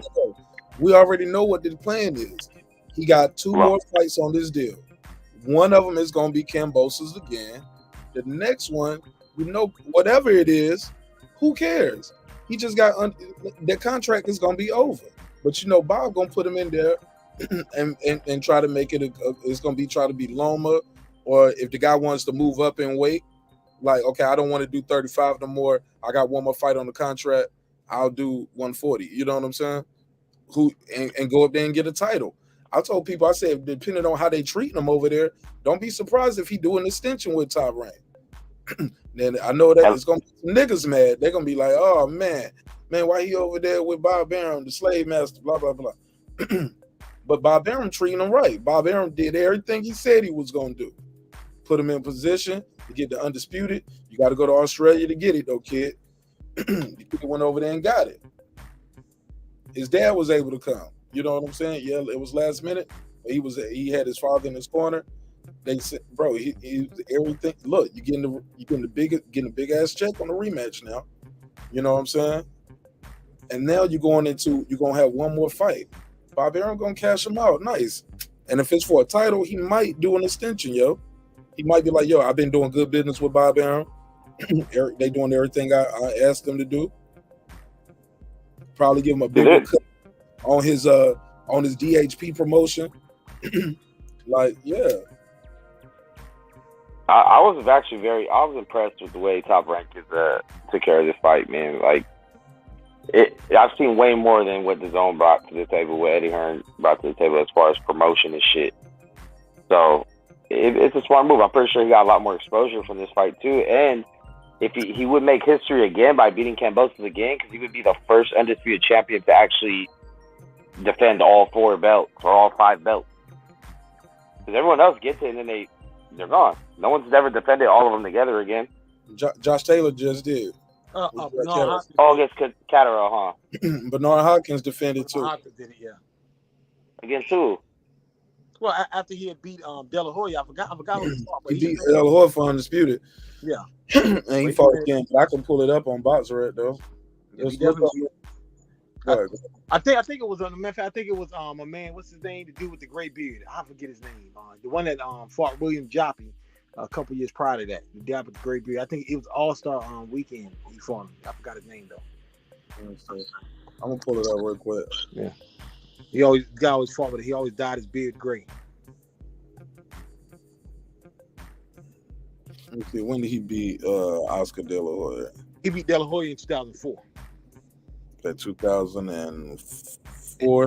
And then he defended. So he fought Howard Eastman. Howard Eastman. That's his name. It was in he defended against Howard Eastman. Yeah. He defended against Jermaine Taylor and lost. Fought Jermaine Taylor again and lost. That's how Jermaine Taylor got undisputed. And then he dropped. Oh, okay. Yep. And then he dropped. Hey, look. Hopkins had the IBO, the IBO, the IBF, the WBA, the WBC. Yeah, but the WBO had just became a major title in 2004. Before that, they only counted the 3 belts. And then when De La Hoya got it, when they robbed Sturm and gave it to De La Hoya, then the WBO became an official title as they sold the pay-per-view between Hopkins and De La Hoya in 2004. Yeah, I remember we was talking to Kelly Pepper. He told us a crazy story about how he had to drop in order to get a certain fight, he had to drop a belt, even though that was the fight that everybody wanted to see. You hear a lot of stories about that, like even with you hear guys saying like, "Yo, I should have been undisputed," but they drop. They make they do stuff like that. They make guys drop the belt to fight the other guy, even though that's the fight people want to see. That's where he ranked at. That's where the money at. But I think Roy Jones got stripped one time too when he didn't do his mandatory. Yeah, that happened a lot during the 80s and 90s because the WBO came out in 88, but no other sanctioning organizations would recognize it. So even when Michael Moore won the WBO heavyweight title, I think it was Burt Cooper he beat. He couldn't fight Holyfield until he dropped the WBO heavyweight title because other sanctioning bodies wouldn't recognize it. And they wouldn't rank them if they had a WBO title. Man, a lot of these fighters just don't want to fight those mandatories, or they don't want to pay step-aside money or sanctioning fees. No. It's not just that neither. Like you'll have a situation like that clip with Larry Merchant that I got going viral when he tells Bernard Hopkins, "You think people gonna pay to see this again?" He said, "It don't matter if they want to pay to see it again." He said, "Well, how do you get paid if they don't want to see it?" But what he meant, what was taken out of context is they don't have to see it again. Like the guy was a mandatory. He was the guy who was put in front of me. I had to fight the guy. I had to defend my title, or I'm gonna get stripped. Like if you don't want to see the fight, be mad at the sanctioning bodies for these guys being ranked here. But don't tell the guy he worked your whole life to get a champion. Now you don't defend the title, or either because the bigger money fight sometimes will be the guy who's not the number one guy, or your number one like Stanionis. Like we wanted to see unification. We want to see undisputed. So somebody had to do that. So a guy has to accept that too. The guy might not want to take no step aside money. Sometimes the guy might be the mandatory, but look, I've been draining my body forever to make 135. So you'll have a Teo Lopez, then you go there and get your ass kicked. So it's a lot of things to go into these things. And every case ain't the same. So I just don't want to say, guys, you don't want to fight your mandatory. Nah, man, the mandatory ain't gonna bring me no money. The money is the money is gonna be fighting the other top guy. But go ahead, Megazord. Peace, what's going on, brother? What's up? What's going on, Reggie? What's going on, Boxer Scholar, all you brothers, man. Shout out to all y'all, man. I just gotta say, Haney. That was domination, man. From start to finish. I ain't give no rounds to Kambosos. the most you could have gave him was 1. It was a good fight. I would have liked to see him put him on his ass because it was there for it. But I understand him sticking to the game plan and fighting behind the jab. Good performance. Good performance by him. It went exactly how I thought it would go. But yeah, great fight, man. Great fight by Haney. Great game plan and great execution. Hey, look, I'm seeing people on Twitter. They already saying return. They got Loma up here. It's like the real king at 135 or return of the king. No, he lost. Fair and square, no debating. He lost. You can't say Loma the king and no, he lost. He lost to Lopez. Lopez lost to Kambosos. Kambosos lost to Haney. They got to stop that shit. Like, what? Really? They don't want to give him this credit. And he lost. It wasn't controversial. He gave up the first 6 rounds and he lost the 12th. Shit like that, bro. Period. Period. Like that. Y'all go ahead, cook up. I say he lost the first 7, really. Loma almost got knocked out in the 12th too. Oh yeah. Yeah, he almost got knocked out in the 12th, and then he intentionally headbutted Lopez, what he had been trying to do that whole round when he cut him with the headbutt.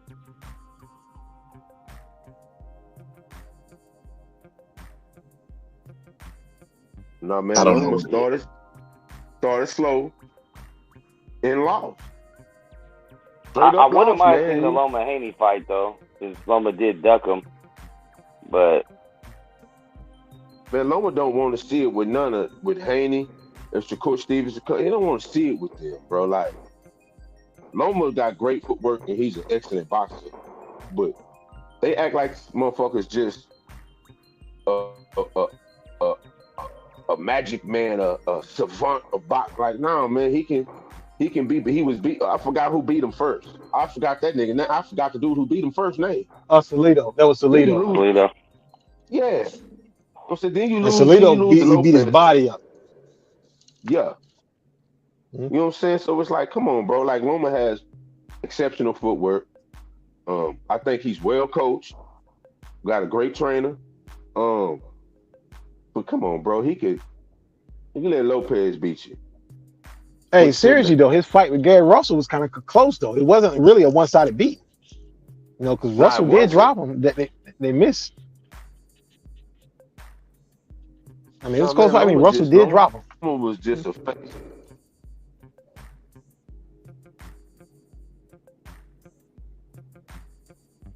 Bro, they just don't like Haney, and that's how it is in boxing, man. If they don't approve of the guy that's in the spot, they try to find another guy to take that spot. And because Kambosos couldn't do it tonight, they trying to fish up somebody else. Oh, Lomachenko. Then if you go out there and beat Lomachenko ass, it's gonna be somebody else, bro. They just don't like Haney, and it just is what it is. For whatever reason, they don't like him, and it don't matter because he's undisputed. That means they can't dispute the shit. Now, when he beats Lomachenko, they're gonna say that Lomachenko's old because the guys on the forums and I already starting that Lomachenko's past his prime, and I had to remind them Lomachenko just turned pro in 2015. If he wanted to wait, if he wanted to have all those 400 and 500 amateur fights, then that's his own fault. But I know he just turned pro in 2015, 7 years ago. Mm-hmm. I used to have that argument with people all the time when I said Devin's accomplished more at this age than Loma ever did because he was still fighting amateurs at this age. Devin's only fucking 23. He's already undisputed. He has nowhere to go but up. Yeah, the boxing community, man, has been really, really disrespectful to Haney. They don't even have Haney in a pound for pound, and that's crazy to me. Like even if you don't like Haney, like what you see him do in the ring, like he's really skilled, man. Like he spars the best. Shakur, he done spar Tank Davis. The people they put in the pound for pound, he sparred those people and got the better of them. But they still won't put him in the pound for pound. That shit just blows my mind, man. Yeah, with that number one pound for pound, man, it's a curse. It's becoming a curse now, man. You know, because they had Lomachenko number one, he gets beat. They had Canelo number one, he gets destroyed. And now they have Usyk number one. So I don't know, man. I don't know if anyone might want that number one pound for pound ranking right now. Maybe it's because they list is faulty. Maybe the people that they put in pound for pound ain't really pound for pound. because they done I left can Haney agree. off the list for years. Exactly. I Every can agree number with one that. pound for pound lost, though, except for Mayweather. All of them lost. They all eventually lose because no one ends up being undefeated. Yeah, I mean, but Roy had that's just the a nature long of the stretch. game. And then what happened? Roy got knocked the fuck out.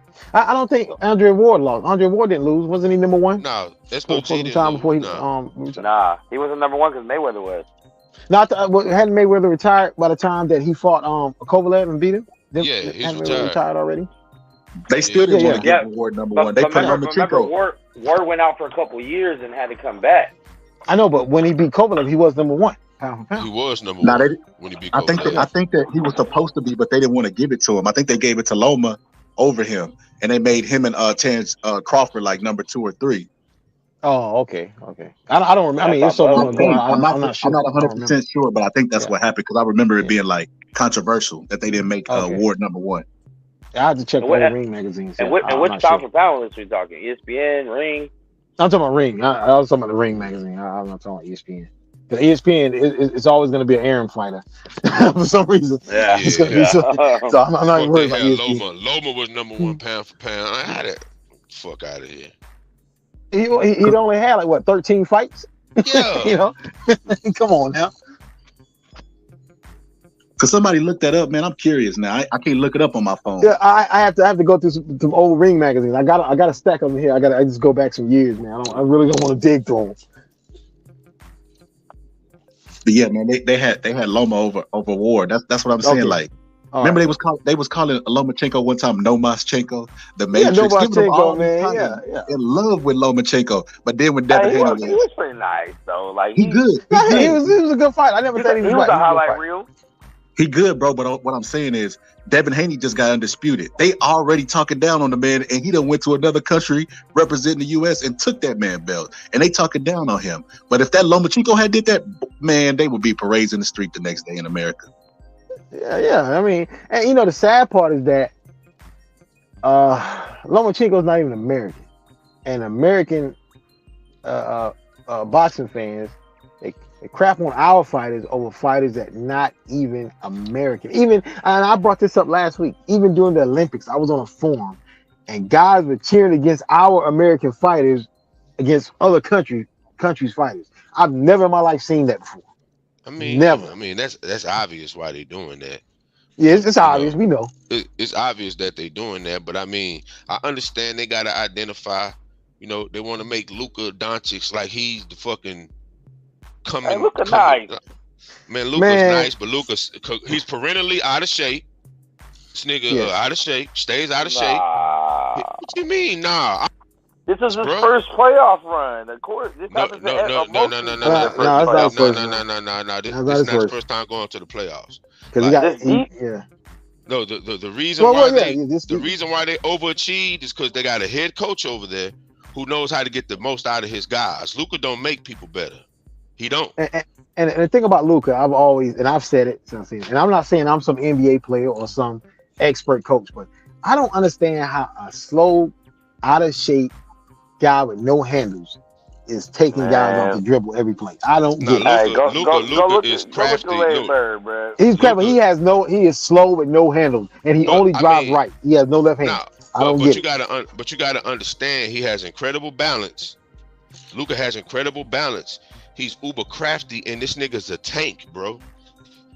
Bro, and don't forget he's been doing this. He won an MVP in the championship at 17 in the Euro League. Yeah, man. Pick him up 94 feet. Pick him up 94 feet. Make him put the ball on the floor. You know how hard it is? That dude's 6'8" and heavy. He's not soft. Yeah, no. Luka's like individual talent. He's great. That's not gonna win you no championship. You know what I'm saying? Like you could be individually. You could be individually, and they never highlight Luka's weaknesses. Luka plays absolutely it's a lot of them. No defense. No defense. He fouls on every replay. He always fouls. They never call. Yeah. Like no absolutely defense. No. Like Dirk play. Like Steph play more defense than Luka. Because you can put Luka in the pick and roll all day and you can kill him. All you ain't got day. to put him in the pick and roll. All you have to do is just go at the nigga he guarding. Whatever Luka put up, that nigga can put up them same numbers. So Luka gets canceled out a lot. But You know what I'm saying? Like, but we know. I said we know why they would pick. I was saying all that to say is we know why they would pick. I don't have them wanting to see representation. Like you see the whole thing with the Ukraine, like supporting them, man. I don't support the fucking Ukraine. They ain't got shit to do with me, bro. Like that's old USSR beefs. That's old that's old USSR shit that ain't got nothing to do with none of us. Like that shit was gonna happen. If Putin didn't do it, somebody down the line was gonna do it. That's hundreds of years old shit going on over there. It got nothing to do with none of us. You know what I'm saying? So, like, I understand it, but come on, bro. After Haney puts on a performance like that, Kambosos talk this cash money shit, and Devin Haney pretty much pitches a shot. That was his easiest, biggest fight. He's never had a big fight that easy. He literally cruised. Like after round 8. He was cruising. Yeah, because I figured Kambosos would win. I figured he would win 3 or 4, make it competitive, but the fight was easier than I thought it would be. Man, if we really being real, we struggling to give this dude 1 round. If we just really keep you'll toss a motherfucker around off effort. If we really keep it. Yeah, but I'm gonna be real with you. Devin Haney still outlanded him though. Yeah. You know what I'm saying? Like Haney still outlanded him. He outlanded him in every round. So if I'm gonna be a stickler, if I'm gonna go stickler to the scorecard, I'm taking Haney every round, bro. And even when Kambosos landed, you couldn't tell because it didn't stop Haney. It didn't stop his stride at all. It didn't do anything. So, like I said, I didn't see 4 rounds. I didn't see 4 rounds he won, and I didn't even. It's one of those fights you didn't even have to use paper to score it. You can score it in your head. So I didn't see any 4 rounds that he won. I didn't see it. Just like I didn't see 5 rounds Canelo won. I didn't see no 5 rounds Canelo won. Come on, bro. That's you want to know what the craziest part about it is?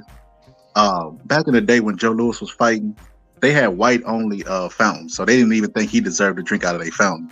But when he went over there and fought Hitler's champion, he was an American because they understood what American pride is. You mean to tell me that these YouTubers is more crazier than the racists that thought we should drink out of white only fountains? That blows my mind. Yeah. At least Americans were cheering for Joe Louis during that time. You got a point. I mean, you got to understand, they was the same people that would let them fight in the war and cheer them on and treat them like shit when they get back. Just like they treated Joe Louis like shit. After he won, they treated him like shit. Get out there and win the fight, nigga. You still a nigga though. You still a nigga now, but win the fight. I get you, Megazar, but at least they had enough pride. Like we said, they was chanting USA, USA. Devin Haney went over to Australia and they was chanting Australia, Australia. Like, come on, man. What's wrong with that picture? I don't think the only niggas in the crowd that was pro Haney was Damian Lillard and that entourage. Like him, everybody else was there. 39,785 niggas was there for Kambosos. I mean, so yeah. You know what I'm saying? I don't know if you guys caught this at the end. Did you guys catch at the end? I couldn't hear it, but it kind of looked like Kambosos was saying that he would go to his country. Come on, bro. He's gonna have to. He's gonna have to. Yeah, they're not bringing that back to Australia. Come on, bro. It's too lopsided. Bob Arum gonna be like, fuck that contract y'all made. Y'all both top rank. It's going down in Las Vegas. Yeah, but it is. Yeah. It is. You're right, but it is in the contract that they got to fight in Australia. But I understand what y'all saying though. Yeah, Bob Arum gonna change that shit up, bro.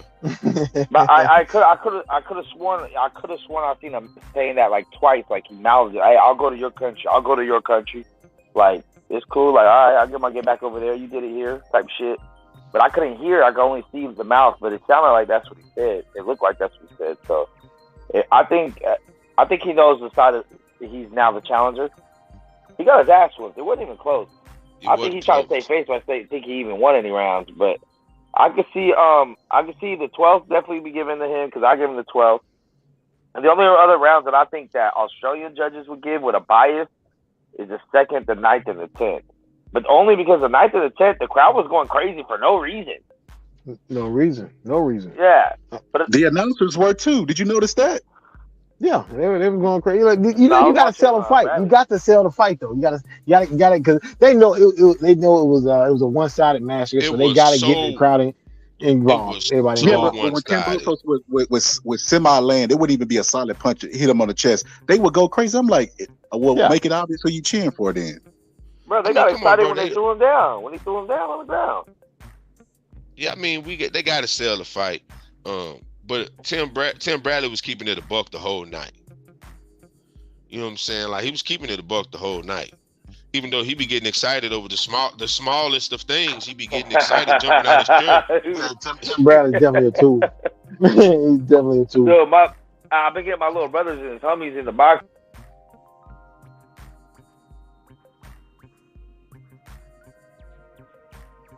Y'all there? Yeah, I'm here. I think something happened. Yeah, I'm here. I think Mick. He's mine. I think something happened.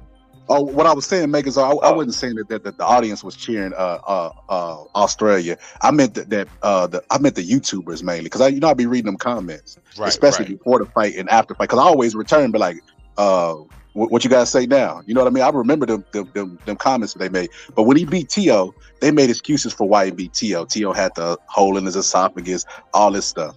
When he made the fight with Devin Haney, they immediately became Kambosos fans out of nowhere. And then he went up against the Right.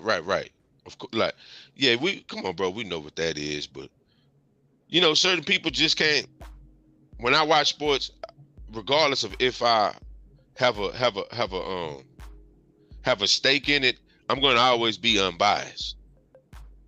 You know what I'm saying? I'm going to always be unbiased just because I play sports, and it really doesn't pay to be biased. Like, somebody just whoop your ass, whatever sport it is, you just get your ass, like Golden State got their ass whooped.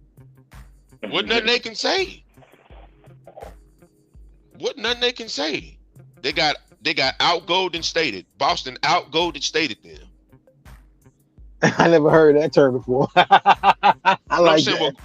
What Golden State used to do to people. I know exactly. I know what you're saying. Yeah, they do the same thing to them.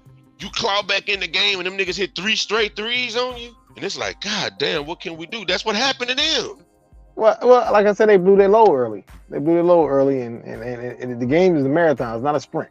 Yeah, and they not the same. Them niggas are older. That's not the same Klay Thompson out there. And yeah, that's one thing I told people too early this year. I like Klay. They're gonna end up trading Klay for something because they got Jordan Poole that's coming into his own. That's not the same Steph Curry either. Like I know. Yeah, they get these guys. This and that's what I said about Kevin Durant too. Everybody's talking about Kevin. I like y'all do realize Kevin Durant turned pro 15 years ago, in 2007. People don't understand that. Like LeBron and James, Kevin Durant never had to carry a team. Yeah, he did. They just didn't win. He carried a team. Yeah, they didn't win. Yeah, he carried. They didn't win, but you know what I'm saying. He never really carried a team. They blew a 3-1 lead. Yeah, he still had Westbrook though. What they lost because of Westbrook. Well, actually, Westbrook though. Yeah, but KD had some blame too. KD had some blame too for those last 2 games. Yeah. Last 3 games. He had a little bit of that blame too. All I gotta say is just look at Kevin Durant, how he's able to go and seamlessly fit into one team, and look at what Russell Westbrook has done the last 8 years of his career. He's been the reason why his teams lose. He's been the reason. Well, Westbrook is the type of guy you got to put. Well, he's a stat pattern. This is my opinion. I think he's a good player. So Durant, though, hold on. He's a stat pattern. The reason why Brooklyn's lost a few times. And he's the only reason why they worth watching also. So it's like it's give and take. Because you forgot last year, he was a toenail away from going to the finals. Yeah, but what happened when KD left OKC? They weren't even supposed to make the playoffs. Russ single-handedly took it to the playoffs and triple-double that year. I mean, yeah, and they got promptly put out the playoffs where they didn't belong. And Russ shouldn't have got that. Russ shouldn't have got that MVP that year too. Kawhi should have got that MVP. Yeah, he shouldn't have got that MVP. They only gave it because he averaged a triple-double. A triple-double in this era, they said that shit would never be done Dude, again. listen, Oscar Robinson, but let me tell you about assists. LeBron did it. Look, assists now aren't the same as assists back in the day. Back in the day, rebounds ain't the same. Rebounds, because the big man not even in the post. Yeah. Whose fault is that? But I'm saying a triple-double back in the day. I mean, assist back in the day was a pass directly leading to a basket. That's not an assist today. Now. No, it's not. They let you play with it a little bit. That you flipping the ball a little bit. How? What other kind of assist is there in basketball? No. I'm saying it's not. No. Back in the day, you had to score as soon as a pass leading directly to a basket. That's what assists were back like 30 or 40 years ago. You got like now a 5-second window. You got you like a got 5-second window now. You can play with the ball a little bit now, and they'll still give you the assist. I think it's a two-step. I think it's still the two-step. No, it's not two-step no more. No, it's literally like some seconds. It's literally like seconds. 3-5 seconds. Like you literally could pass the ball to Clay. He could put that bitch down, pump fake it, then shoot it. That's an assist. Yeah, it wasn't like that back in the day. You had to score immediately, like directly to the basket. Now imagine how many assists John Stockton would have got if they had these rules today back then. Well, I ain't taking nothing away from Russ because the pace nice too. Don't shit on Stockton. Yeah, I like Stockton. I like him. I'm just saying, how many more assists would he have gotten if he had these rules today for the assists in the 80s? Like I'm just saying, look at Russ. That triple-double didn't lead to shit. Nothing. Look at his team.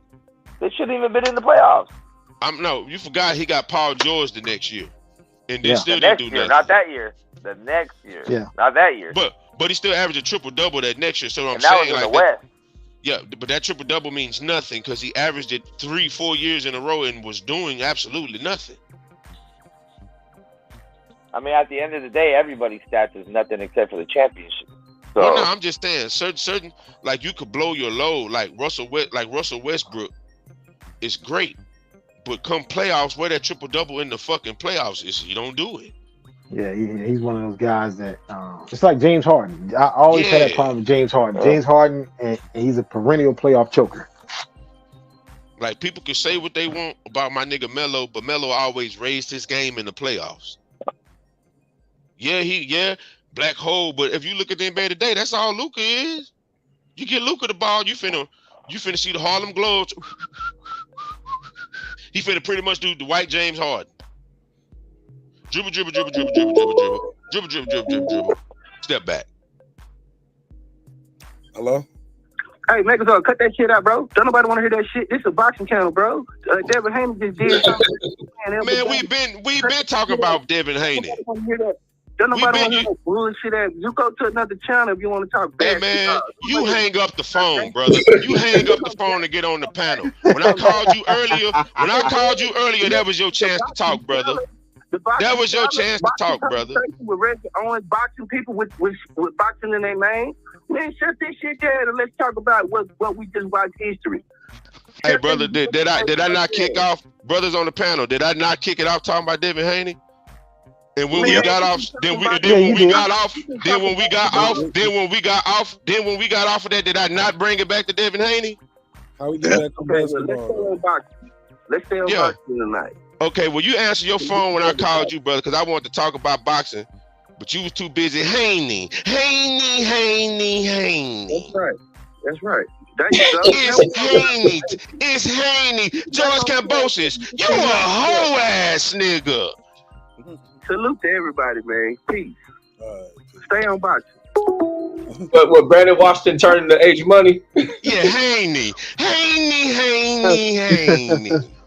Yo, he meant that shit. He called in 3 times to say that shit. I was in the kitchen, and he said, "Mark, what the hell, man?" I was like, "Look," I was like, "Go." I said, "I'm gonna go back in the studio just so you can call him back." I was like, "I'm in here listening too in the kitchen." I was like, "They going on a long diatribe about this basketball shit."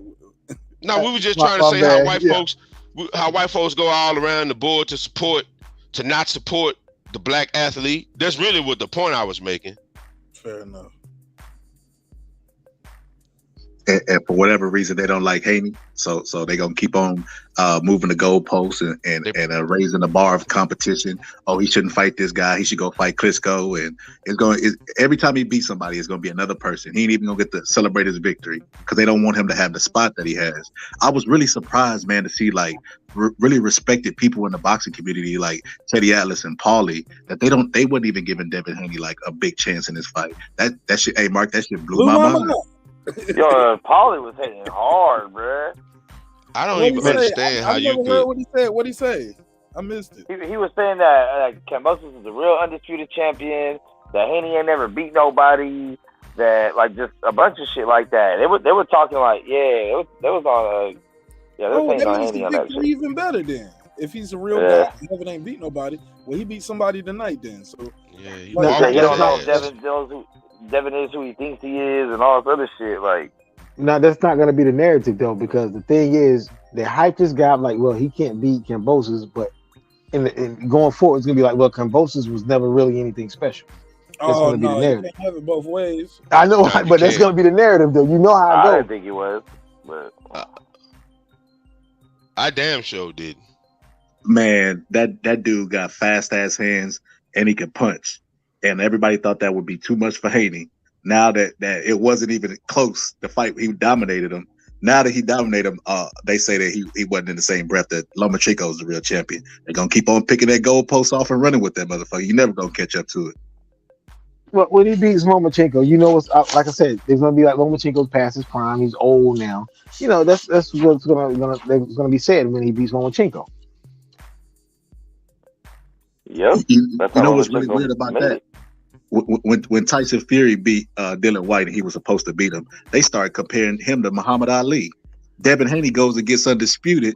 They talk about they making stipulations and put asterisks by his name. That's just crazy, man. They always lower the bar when it's somebody they don't like for whatever reason. You can fill in the blanks. But when it's somebody they like and they approve of, oh man, they gonna lower that bar. He the greatest of all time for beating Dylan White. They forget about the steroids he took, everything. They forget he was a crackhead, and that's why he rose from the goddamn dead like the Undertaker. Twitter right here, yo, people just hating. They was like, yo, how do you win about 50 belts off of this one fight? Boxing is stupid. Elite performance, but you'll never beat Loma. Let me see another. Let me see. What's this other one I saw? Got booed walking in, but got cheered walking out. As an Aussie, I want to thank you for bringing it. Your talent's down under. So he made some new fans as well. But some of these hating ass comments, bro, it's like, wow. But I see him got he got a lot of I see a lot of mates in the chat as well. So do you think wow, I'm not even gonna read some of these, but do you guys think they're gonna? I was under the impression that I said, look, if he go in there and beats shit out this guy, ain't nobody gonna want to see this twice. Even though the guy is entitled to a rematch, he has the clause. If they do another rematch, if they put it in Australia, I was like, man, I don't think they're gonna put 40,000 people in there again. They need to find them somewhere that hold about 20,000, probably. You know what I'm saying? They could probably do that. Maybe not in Melbourne. Maybe they'll take it to Sydney next time. But I don't see them doing this twice. Man, they finna bring that shit to Vegas, bro. That's the only way it's the only way it's gonna sell like that. I mean, you get dominated like that, it's completely one-sided in your backyard, and you get dominated like Bob Arum just gonna step in. Yeah, we know what the contract was, but it's gonna change that shit up, bro. Hey, can any of you guys remember the last time someone had a rematch clause and got beat that thoroughly? Yeah. Joshua. Deontay Wilder. Oh, yeah. Oh, just like it just happened. And Joshua. Yeah, I forgot all about that. Yeah, okay. There you go. And Deontay Wilder was stopped. Like 9/11, homie. I'll never forget. Deontay Wilder was stopped, and they still sold that third fight. So, like, I think the promoters are aware that it's a sucker born every second, and even every day. You got to understand, though. Everybody Deontay Wilder glove made contact with hit the fucking canvas at one point in the fight, so it's different. Like even you know what I'm saying? Like he's the definition of puncher's chance. Like the third fight, Tyson Fury hit the canvas in the third fight, bro. Twice. You know what I'm saying?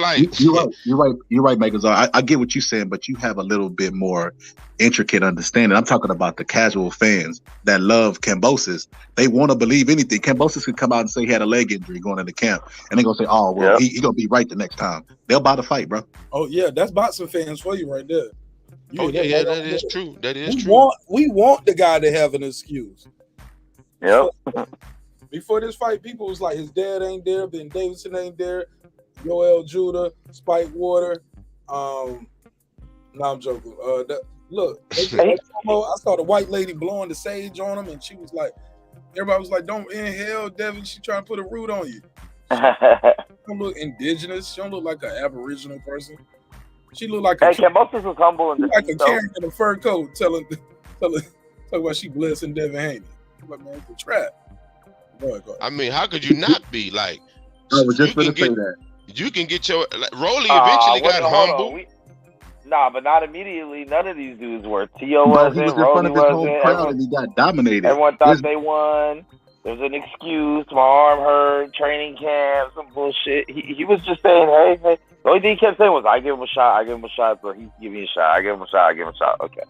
When Tio did it, they booed him. When Adrian Broner did it, they booed him. Bro, them fans ain't going for that shit, bro. They not trying to hear no immediate. But it didn't stop the fighter from doing it. And I'm pretty sure he learned from history. He wasn't gonna get in there and say, "I thought I won the fight," because they would have threw water bottles after that performance he put on and said he won the fight. Well, I mean, yeah, he doesn't strike me as that kind of person anyway. Like he looked like a dude that had to work his claw and scratch for everything he ever got, and his confidence was what carried him. So I'm pretty sure when you get your ass thoroughly beat before your people like that, how can you, hey man, he got me. I'm gonna go back to the drum. That's all you can do. Anthony Joshua took to fucking school about Usyk. Hey man, yeah, we had the wrong game plan. Rob McCracken ain't shit. It's really what he wanted to say. I've been stuck with a amateur trainer my whole fucking career and it caught up to my ass. Yo, my man said he's going back to the drawing board. Bro, he was stick figures. Like if your masterpiece is you drawing stick figures, I don't know what he gonna put on that drawing board, homie. He ain't got nothing for this kid. No, a stick figure, but I'm just saying, like, you at least you can't get before the people and say I absolutely don't stand a chance against this man. You can't say that because they damn sure ain't gonna buy the fight then. Right, and he wanted. Look, the man want to get another payday, and he want to get it right there in his backyard. Endorsement, shit like that. He's a local celebrity. He ain't got to travel, 13 hours, leave your family and all that. Nah, man, he gonna do that. He gonna take that rematch. I just don't think they're gonna find 40,000 again. Nah, it ain't gonna be at Marvel Stadium. You can believe that. Yeah, that shit. Unless the Avengers come with his ass, that's the only way it's gonna be. You gotta bring everybody. You gotta bring Doctor Strange. You have to bring Doctor Strange and take him to another fucking alternative reality for it to be at Marvel Stadium again. Nah, Doctor Strange gonna say, in every alternative reality, I've seen it all before. Remember, he said, "How many possibilities do you lose?" Devin Haney in every universe. So in every universe, you get your ass whooped, and people don't come to the second fight. So yeah. So y'all crazy, man. That's hilarious. Yo, can we talk about something else? It just really bothered me. It might be, it might only be me, but is the only hip hop song known in Australia as X Gon' Give It To You? Because they played that shit like 50 times before the fight and after the fucking fight. I mean, the only song they played. That must have been in a contract or something. Like, you can't play no song out. Because he played, played Get Rich or Die. He played 50 Cent. He walked to the ring on 50 Cent. But I'm surprised they know that down. I'm surprised they know X Gonna Give It To You in Australia. I'm gonna be real. Bro, they have that shit on the loop, bro. Don't the fighters gotta pay? Don't the fighters gotta pay to use music when they walk to the ring with? No, but I'm saying that wasn't the walking music. It was like music and after the fight. Yeah, after the fight. He walked out to that shit too, though. Yeah, he did. Gonna give it to you? Yeah, he was skipping. Yeah. First we going off rock, and he was skipping and shit. Then we going on roll. He was skipping down the aisle and shit. Hey, look, it's better than hearing Sweet Caroline, because when you look at the UK fights, they play that every fight, man. I'm tired of hearing that song. Tradition. I mean, I understand. That's that UK shit, man. I'd rather hear that shit before the fight than niggas getting drunk crunk over X Gonna Give It To You, a throwaway DMX song. They ain't like they played they didn't even play the verse. They played the throwaway DMX song. Like, that's the song when we knew X was washed up. We was like, yeah, it was a good run. it was a good run for the dog, but it's over. Like when they start putting this shit on with Fast and Furious, man, it was a good run. It was a good run for the dog, man. But it's he ran his race. They win that shit. They played that shit like 4 times. Bro, even my little brother's like, bro, they playing that shit again. I was like, damn, they are. When the fight was over, after the interviews, they were playing that shit again. They did. Yeah, they probably had They played it after the. Yeah, I forgot they played it. They probably didn't want to pay. They probably didn't want to pay more money for like the usage of music. You know, I don't know if the fighters got paid, but I know the network has to pay. You have to pay performance royalties for the usage of the music. So they probably maybe they did a poll in Australia. If y'all could have one rap song play, what would it be? Everyone said, "Hey, go give it to you." Y'all being too logical, man. That ain't what happened. That was the signal for them to poison Devin Haney inside the ring, bro.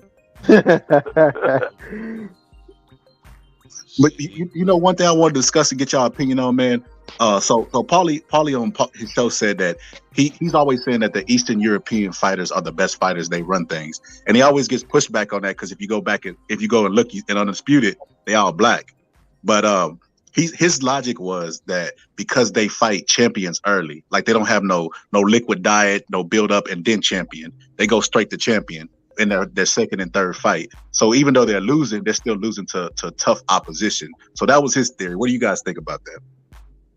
Well, these guys be fighting amateurs. They're like in their late 20s fighting teenagers in the amateur.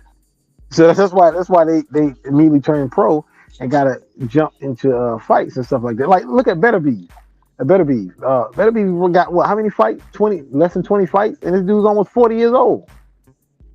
That's true. Yeah, they do be staying amateurs for a long ass time. Usyk stayed fucking amateur for a minute too. You know what I'm saying? So I guess that's just what they do. You know what I'm saying? Because sometimes getting thrown in with the wrong nigga early as a professional can fuck you up. Yeah, it can be very bad. Yeah, because I forgot the guy's name, but he turned pro and he fought for a title in his second fight, and he got beat very bad. It was like I think it was last year, year before last. It was an Asian guy, and he got beat up. I'm talking one of them career-ending beatings in his second fight.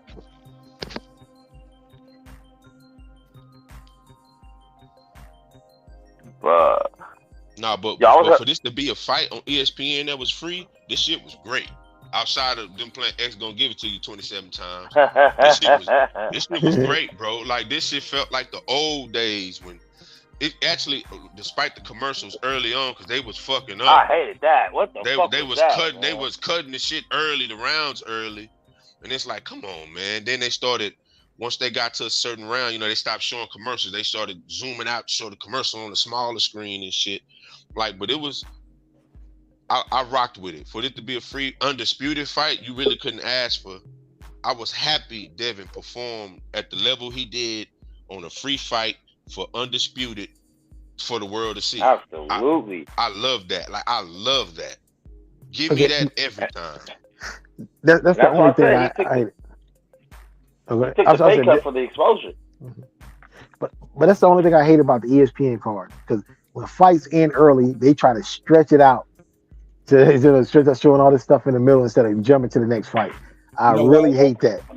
You know why? Why's that? The tickets.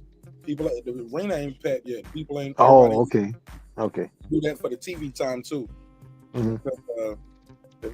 Yeah, they do that all the time. It ain't just ESPN. They do that with Showtime. Yeah, I know. Yeah. They be holding it up because the venue ain't packed yet. Oh my god, man! I just hate that, man. That is ridiculous.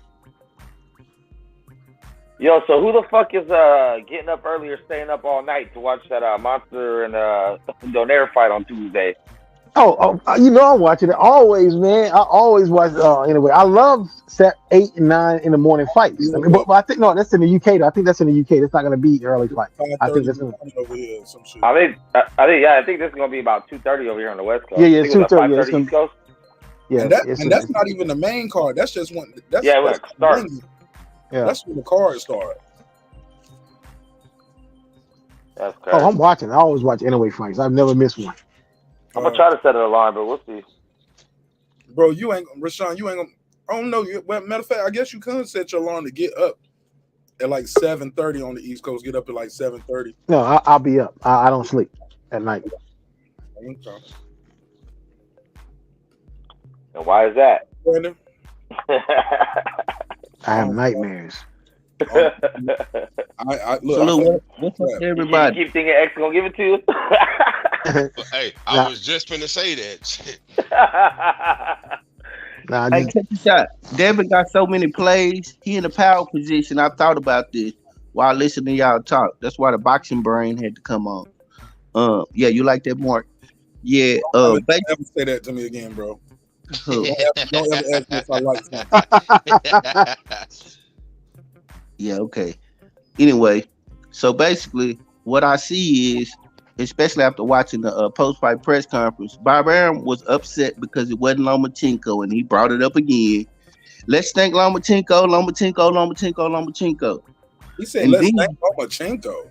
Yeah, you got to watch bro. If you had some clips from the post-fight press conference, you'll be tripping out. Kambosos thinks he won the fight, so y'all, whoever said that he don't think that, you're wrong, because he said in the post-fight he thought he did enough to win. He didn't think Devin hurt him. He said he hurt Devin, and that's the way the judges saw it. He tweeted something since then. He just tweeted something about 3:03 in the morning. Yeah, I just retweeted it. He said, "Congratulations to Devin Haney." Blah blah blah. Yeah, and Devin Haney retweeted it and added and quote him, and it was like a true champion. Yeah, so Bob Arum was pissed off. He even talked extensively. Not only that, the narrative when a black fighter wins, the first thing when he dominates, guess what's the first thing they ask the black fighter? What? You going up in weight? You going up in weight? Guess what Bill Haney had to correct him and say? My son didn't have a problem making the weight. He Kambosos missed weight, and then Lou DiBella funky ass is trying to rush him up, talking about, yeah, he's a big Devin's pretty big, I don't know if he can make the weight. And dumbass, your fighter couldn't make the weight. See, when we dominate, they always want to rush us up to get beat.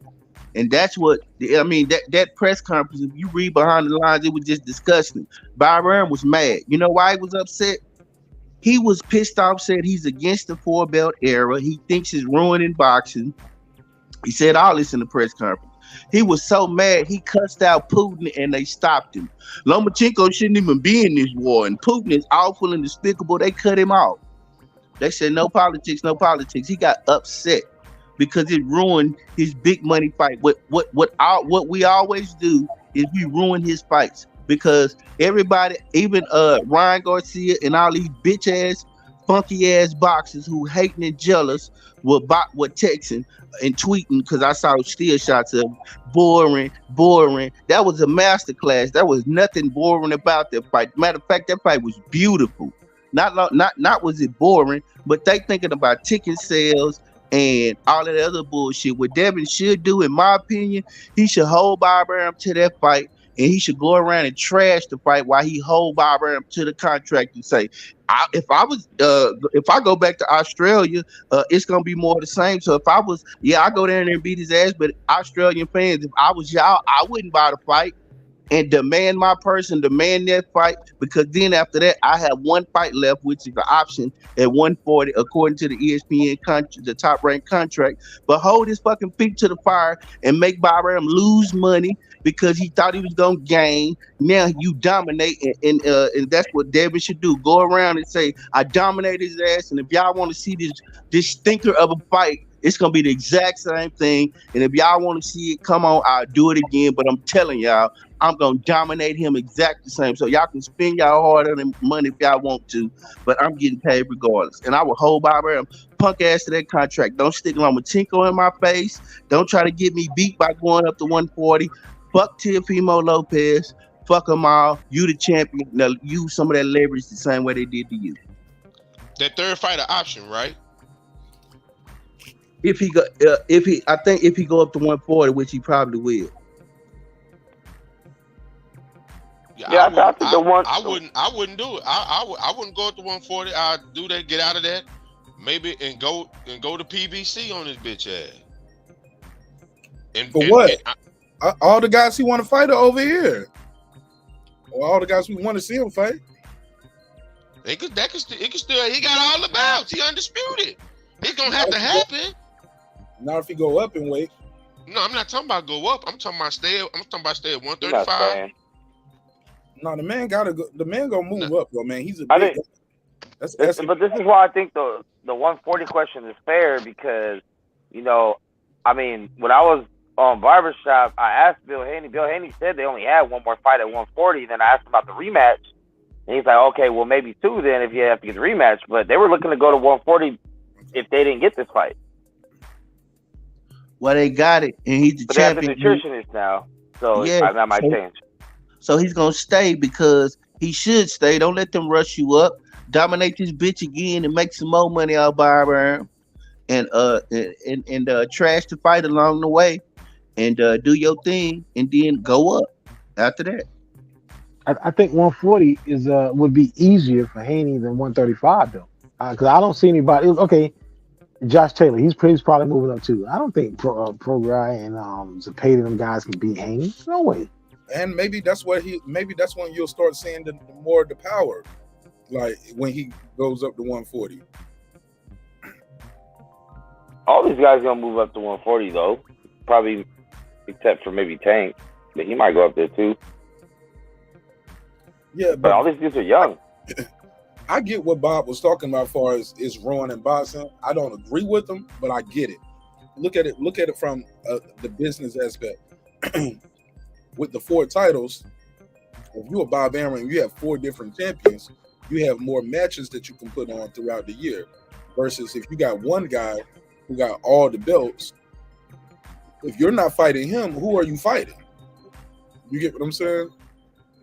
So you got a bunch of 6s fighting the 5th guy, the 4th guy fighting the 3rd guy, and the 2nd guy is fighting the number 1 guy, but the number 1 guy can't become the mandatory because he just got an interim belt in the WBC, like he said. Don't force that to be the mandatory. Like you'll get a guy like you'll find a guy like Boots Ennis or Virgil Ortiz where they're not even really getting a shot at the title because one guy has all the belts, you know. So Bob Arum actually said that 4 titles is hurting boxing. He said that the Undisputed is hurting boxing. Yeah, he Undisputed. said Okay. No, he said the 4 titles, which is Undisputed. He said that. Yeah, but Bob Arum is the reason why the WBO became a main title. That's why Bob says today I'm telling the truth, but tomorrow I'm lying. Or vice versa. Yeah. The promoter Hey, does the same thing. Hey, speaking of that shit, did y'all see fucking Mauricio over there sucking Devin's dick about the belt? Like he ain't been fucking him off this whole fucking time? He's like, look, I put your picture on it right here. Like, motherfucker, I don't give a fuck. If I was Haney, I would have dropped this fucking franchise belt. Fuck this belt. Give me just the right. I'll keep the real one, my belt. Fuck the franchise belt. But you know what? If you drop it and somebody else get it, they already said that belt is the supreme belt. You can't drop it. If so, you're you get what I'm saying? Yeah. No, I mean physically. He physically shouldn't have put it on his body. Like, I don't fuck with this shit. No, don't disrespect people. No, you ain't got to disrespect the head of the company, bro. They've been disrespecting him this whole time. Man, you got on a WBC shirt, man. Take your shit and throw it on the floor on national TV, bro. Come on, bro. That ain't even good business. Because they've been slapping him in the face with that franchise shit this whole time. He's in another country. Well, guess what? Just like you said, Mauricio Suleiman had to kiss his ass, and that's what he did. So ain't it sweeter now? Yeah, bitch, put my picture on there. Excuse my language, but yeah, put my picture right there. Yeah, right there. Shine it up too. Yeah. Yeah, I think we're going backwards though, because those are Teofimo Lopez folks talking points where they be like, he should have just dropped the belt. They was disrespecting you, dropped the belt. Look, man, the man is a multi-millionaire because of that belt. The man was in the fight tonight to get Undisputed because he had that belt. So no, I'm talking about the franchise. I think that not his actual belt. That ain't got nothing to do with him. The franchise is not a real belt, Max. But I'm saying they gave him. He had 2 WBCs, and Bill even said, "Where's the second? Oh, he got he didn't see the one behind the ring. So even Bill was like wanted the franchise belt, but before this fight, they were talking about that they wanted. But look, but that may not have been the physical franchise. I believe that may have been the belt with Devin Pitch on it. It's the principle of it, though. At this point, we want everything he got over there. We want it. Y'all on transferable. Now y'all transferring it. Transfer over here because we need to have that. So we have all the power that comes with that franchise, where he can go up in weight and come back down in weight and still. You get what I'm saying? The same shit Canelo do, where he's still the champion of the division, but can go up in another division and fight and come back and still defend, win, lose, or draw, like without getting stripped. It don't matter though. Like I think we're going backwards, talking about what they disrespected him, and man, they put him in position to make history today. Where he put himself in position. That's them beauty shop conversation talking points. Now he got to eat crow for every fighter that he talked shit about. He talked shit about Devin Haney. Then he had to come back around because he knew what time it was. He talked shit about Charlo. He had to come around because he knew what time it was. So just trying to stay over there. Yeah, real spiel, Mark. That's basically what I'm saying. Pick a side to stay there, bro. Yeah, that's what we want.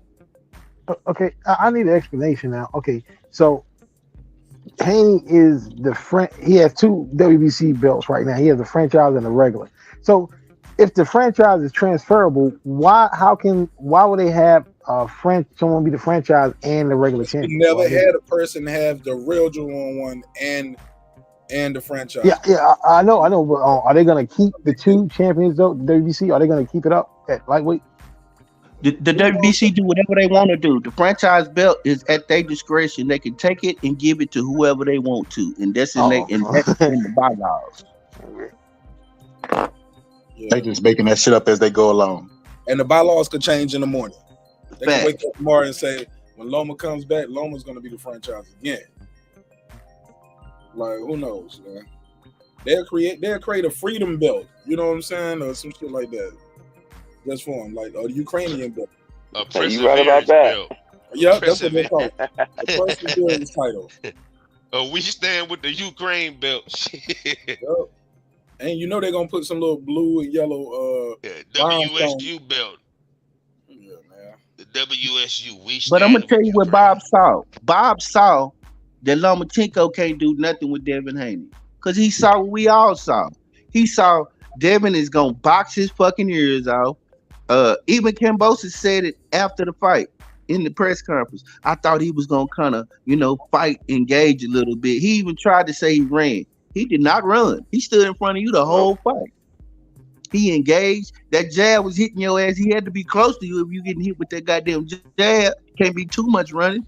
He think Kambosos, I'm telling you, Mark, you got to put an audio from the post fight because this is insane.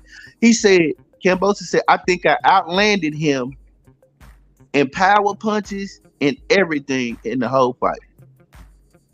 Yo, read this. Listen to this comment somebody just left me. They was like,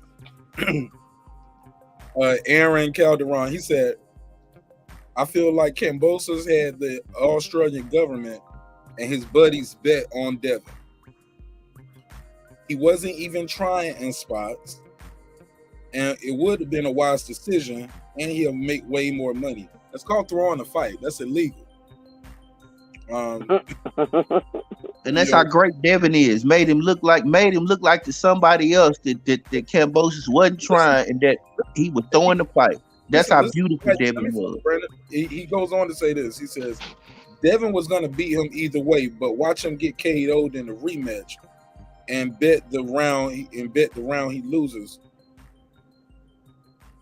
Okay, no, he's talking about okay, so I read that wrong. So he's saying Kambosos is going to get knocked out in a rematch, and he's gonna bet on the round he loses in. Nah, man, the kid Kambosos, his best wasn't good enough. That's it. Come on, anybody with eyes. Like I understand most people that lay eyes on sports, period, are casuals. But even a casual can clearly see when somebody's outmatched. Like when literally there's nothing you can do. He's more athletic, he's longer, his IQ is better than yours. You really only got a couple tools in your tool belt. I'm talking about Kambosos. You were limited coming in. You were limited. Right. against somebody who Devin Haney doesn't do anything great, but he does everything good. When you check the box on everything, defense, fundamental, principles, training, you got a great corner. Like, come on, bro. I knew this was gonna be a walkthrough. Like, I wasn't surprised. Like I said, I called my bro mid-fight to be like, say, bro, they're gonna try to get this dude some rounds when he ain't won shit. He getting outlanded in every round. Even the round that he took off, the 12th and 9th, he still outlanded this dude. He still landed the cleaner punches. He was throwing filler jabs out there that was catching everything. And this just, this is just range tester jab. This is just jabs to test the range. Them hoes was landing. Right. And like this little gif I got on the screen, that's why I had it on the screen. I told people, I was like, Devin can win the fight doing this right here. And they was like, nah, he can't win like that. He can't just hit him and get out of the way. I was like, what the dude just landed no punches. Devin landed an overhand right, left hook right hand, and swimming without getting wet. He out the way. He was like, nah, man, you can't win it that way. Bro, he won it that way. That's exactly how he won it. And really, he could have put this boy on his ass. He just stuck to the game plan. Yeah, that person that left that comment accidentally told you their bias while telling you the results possibly of the second fight. They don't even believe Kambosos stands a chance in the second fight. And they're going to bet on the person they was rooting for getting knocked out.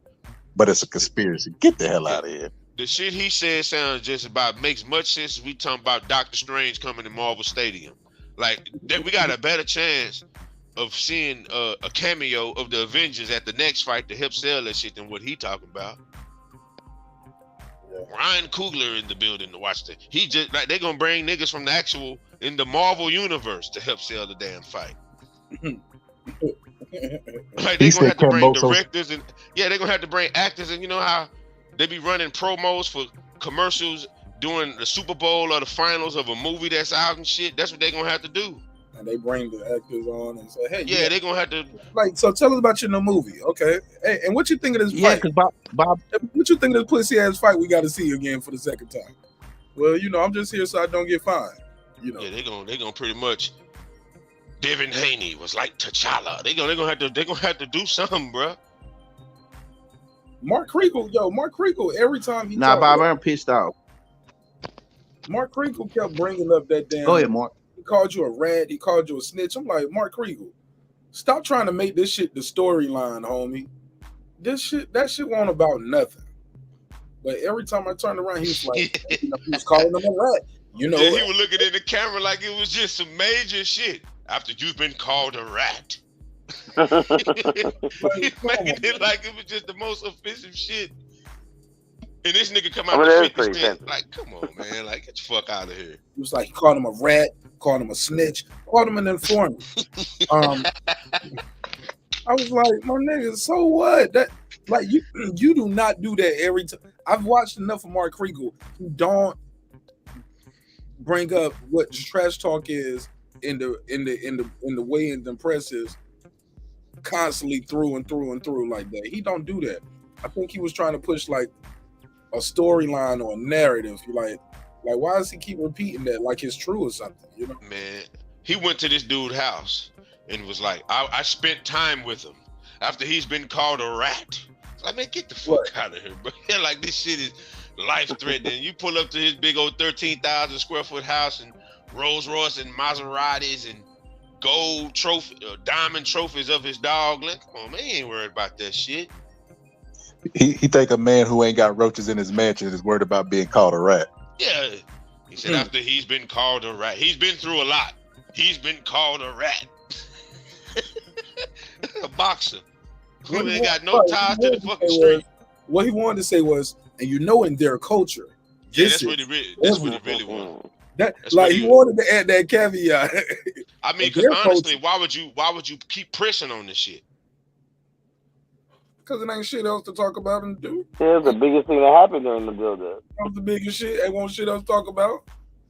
Underlying racism, you know what it is. Devin ain't give him nothing.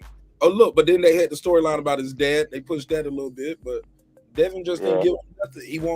He wasn't loud, obnoxious. He wasn't, Adrian Broner, Brandon Washington, Mark Nash. He went in there. Bro, can you imagine if that was AB Mark down in Australia? Can you imagine that, bro? Well, AB wouldn't be able to fight over there because he would have had to get Bill Haney visa. They wouldn't let him come over neither. AB been going to AB is about one of the Charlos. Like Charlo could fight Tim Zuder. Charlo could fight Tim Zuder. That's his mandatory. Charlo could go down there and defend the WBO belt down there. All his goons ain't gonna be able to go. Yeah, Charlo act a nut down there. No, he won't. No, Aussie's run his ass out of there with that shit. Yeah, secretly, Bill Haney and them got on the first thing smoking out of there because you kicking up dust with all that. Like, y'all maybe at best 30 deep, including Damian Lillard and his people. These niggas is 40,000 strong in this goddamn stadium. They leaving at 9 in the morning. They already said it. Oh, everybody booking out at 9. Yeah, Devin said it before his daddy got there. When his daddy got there, he said it don't matter. We leaving at 9 in the morning anyway. Everybody booking up out of here. I thought he was gonna do some press over there. That's secretly a diversion. He finna nigga leaving tonight. That's he getting up out of there. I'm not sure if y'all saw it, but when he missed the weight, he said it was the art of deception. And Caleb Plant responded and said it's not deception if you tell everybody. Right.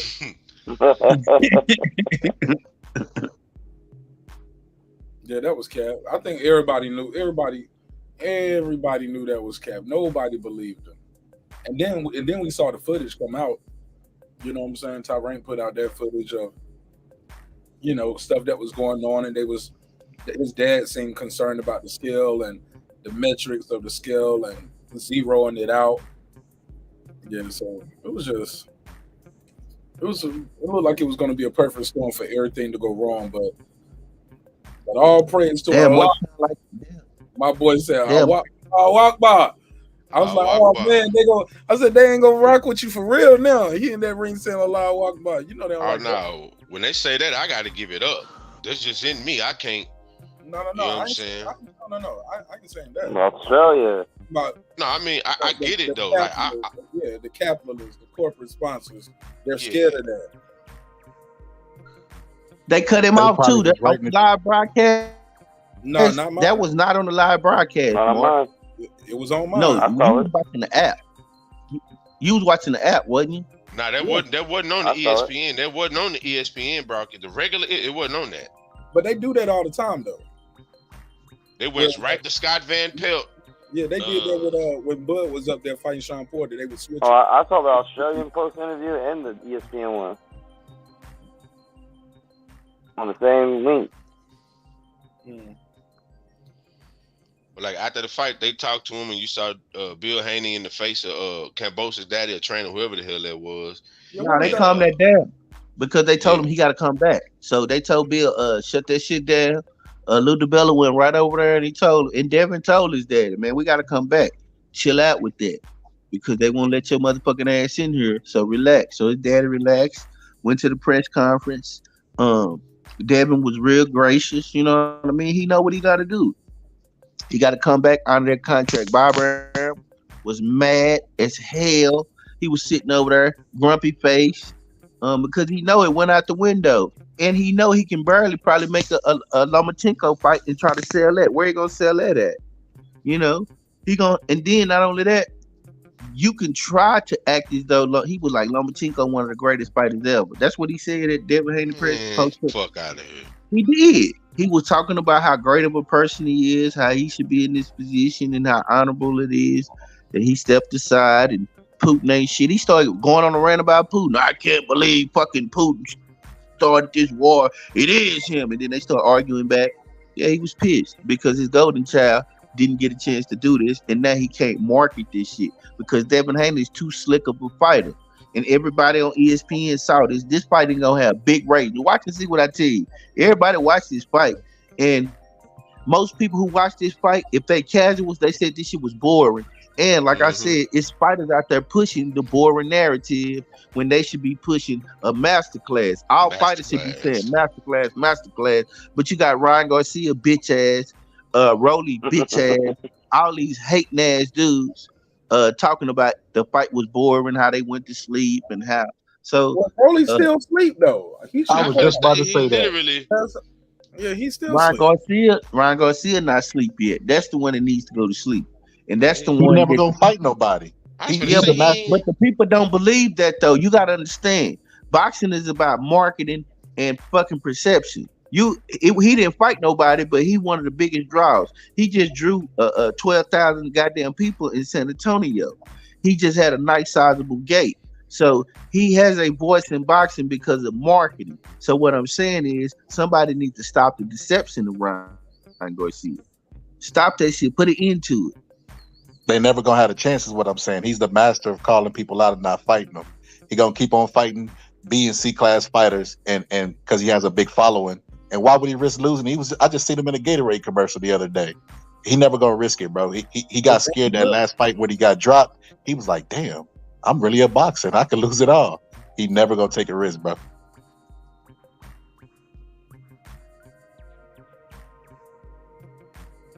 All right. Oh, if he do that, then he'll never become a champion, and he'll never gain a belt. So it don't matter.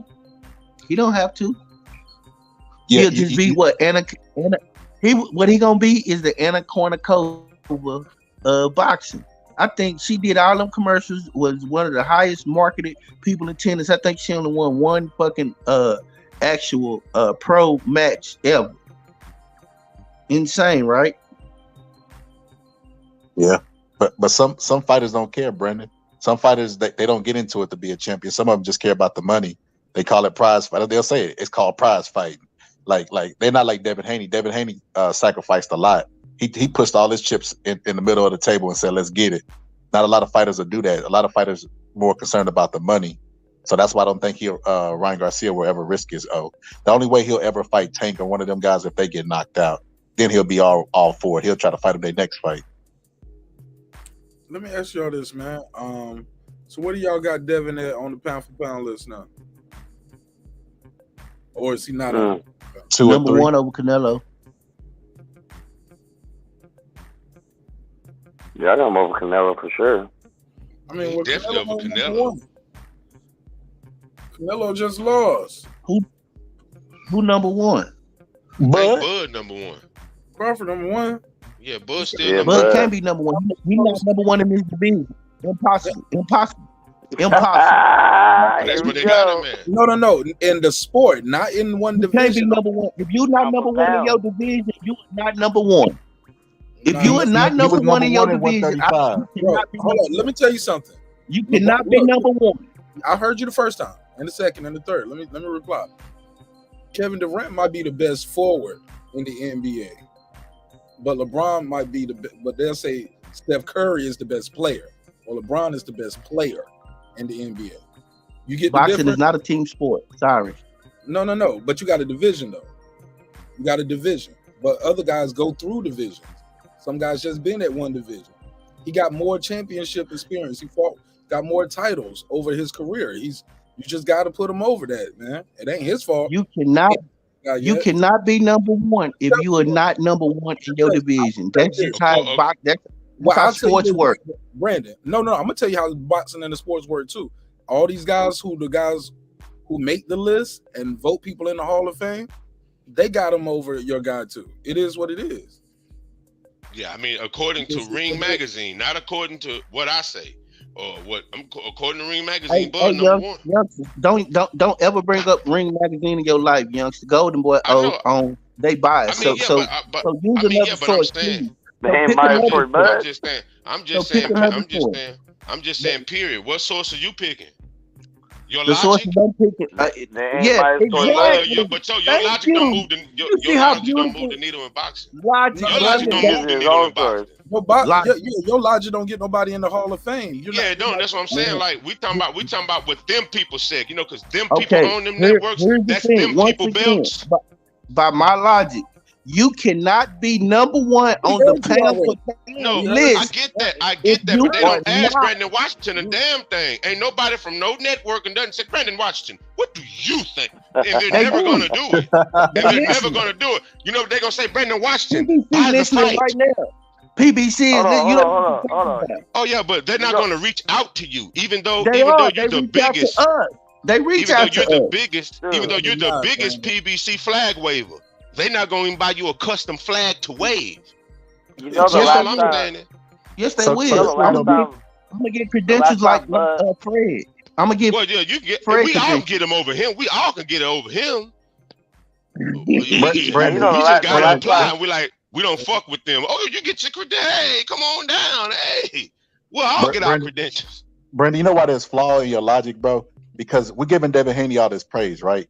If Devin Haney was to move up to 147, and because he's already undisputed here, and he got a belt, we wouldn't move him down on the undisputed list because he's not unified at 140 or 147. Bud already did what he did years ago. That doesn't make any sense. Then you're putting yourself in a box that you can't get out of, bro. Like Bud already did what we're celebrating. What Devin Haney did today. Hold on. Put it in terms you can understand. So Spence wins undisputed, moves up to 154, and only has one belt. You would move him down on the pound for pound list? So what? He wouldn't be. He wouldn't be over. Whoever had. Listen, here. This is my logic. Whoever, like, let's say Charlo. If Charlo was already up there when Spence went up there, and let's say he got stripped of the WBO, I would not put Charlo over him because in the 154-pound division, and I would not have him atop because I couldn't put him over him in the 154-pound division. I couldn't put him over him in the pound for pound rankings because they have to fight. So I would have the champion who been there reigning the longest, not somebody Johnny come lately who had one belt. I'm talking about the person who got most of the belts. They have to be ranked number one. Yeah, but Bud has more title defenses. That's Let me speak. Brandon, that's where you're missing that. If this dude ain't no Johnny come lately, he's been a champ since he's been a champ. Since 2014. Now, yeah, 2013 was 9 years ago, bro. It was the last time, bro. 2014. So almost 10 years running. He's been a champion, bro. When they fight, then we gonna know who the pound for pound champ is. That's how I view it. Yeah, but even still though, like I'm trying to tell you though, right now though, like that pound, you talking about the best in the division. Like I said, you trying to compare like somebody who's the best point guard to who's the best player in the whole league. Like you're the best in your division. Like the best cruiserweight ain't the best pound for pound guy just because you're the best cruiserweight. No, we're talking about the overall general consistency. Is this guy is everything his mama said? Oh, that's Tyson. But then that'll be then the overall pound for pound will be Usyk. If y'all talking about pound for pound, that's Usyk. Some people have Usyk high on the list, but some people do got him high. Usyk, no, I'm saying he would be number one because he's a heavyweight, and none of them dudes up under him could beat him, and he got the most belts at heavyweight. So if we talking a real pound for pound list, pound for pound, we don't know if none of those dudes will beat him because that's what pound for pound means. He only beat one guy. He only had two heavyweight fights. No. Y'all missing what I'm saying. And Usyk only those guys have belts. He's not a 3. Let me give y'all my logic. Now, no, if by y'all logic, it's because Usyk.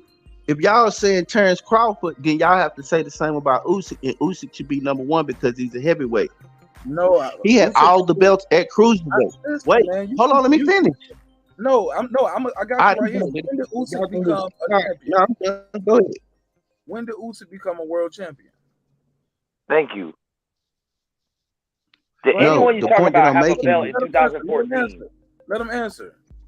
Go ahead, Brandon. No, when did Usyk a world champion? See, cruiserweight? Because he only got 19. Let me explain my point that I'm making because I think y'all missing it. I'm saying if we're talking about mythical, pound for pound, and who got the most titles and who did this and did that, pound for pound, because Usyk is the heavyweight champion and he got the most belts as the heavyweight champion. Nobody on that list up under him can beat him, so he would always be the pound for pound number one. If that's what y'all talking about. No, that's not what pound for pound means. No, that's not what pound for pound. Right, pound for pound means all things considered. If they weighed the same, this guy would beat him. That's what they talking. That's what pound for pound means. Not just because the guy's a heavyweight. Because by your logic, the guy who's heavyweight is always going to be pound for pound number one because he's the heavyweight. Tyson Fury. Yep. Deontay Wilder is always pound for pound number one. Fury, by your logic. But I'm saying if we talking about mythical stuff, that's the way. I mean, I could look at it that way too. That's all. What's mythical? What's mythical about him actually having belts and him having belts for a period of time? That's not mythical. I explain what's mythical. Let me explain what's not actual. What's mythical is this pound for pound title that y'all talking about that doesn't exist. That's what's mythical.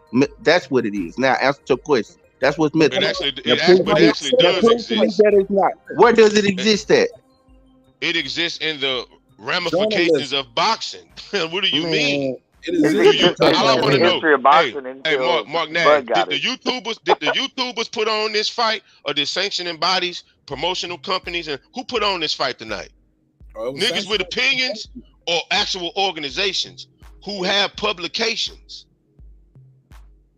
There you go. That's what they do. That's what they. That's so how mythical, then why would you even put Spence on there at all? Fuck it. Why even care about it?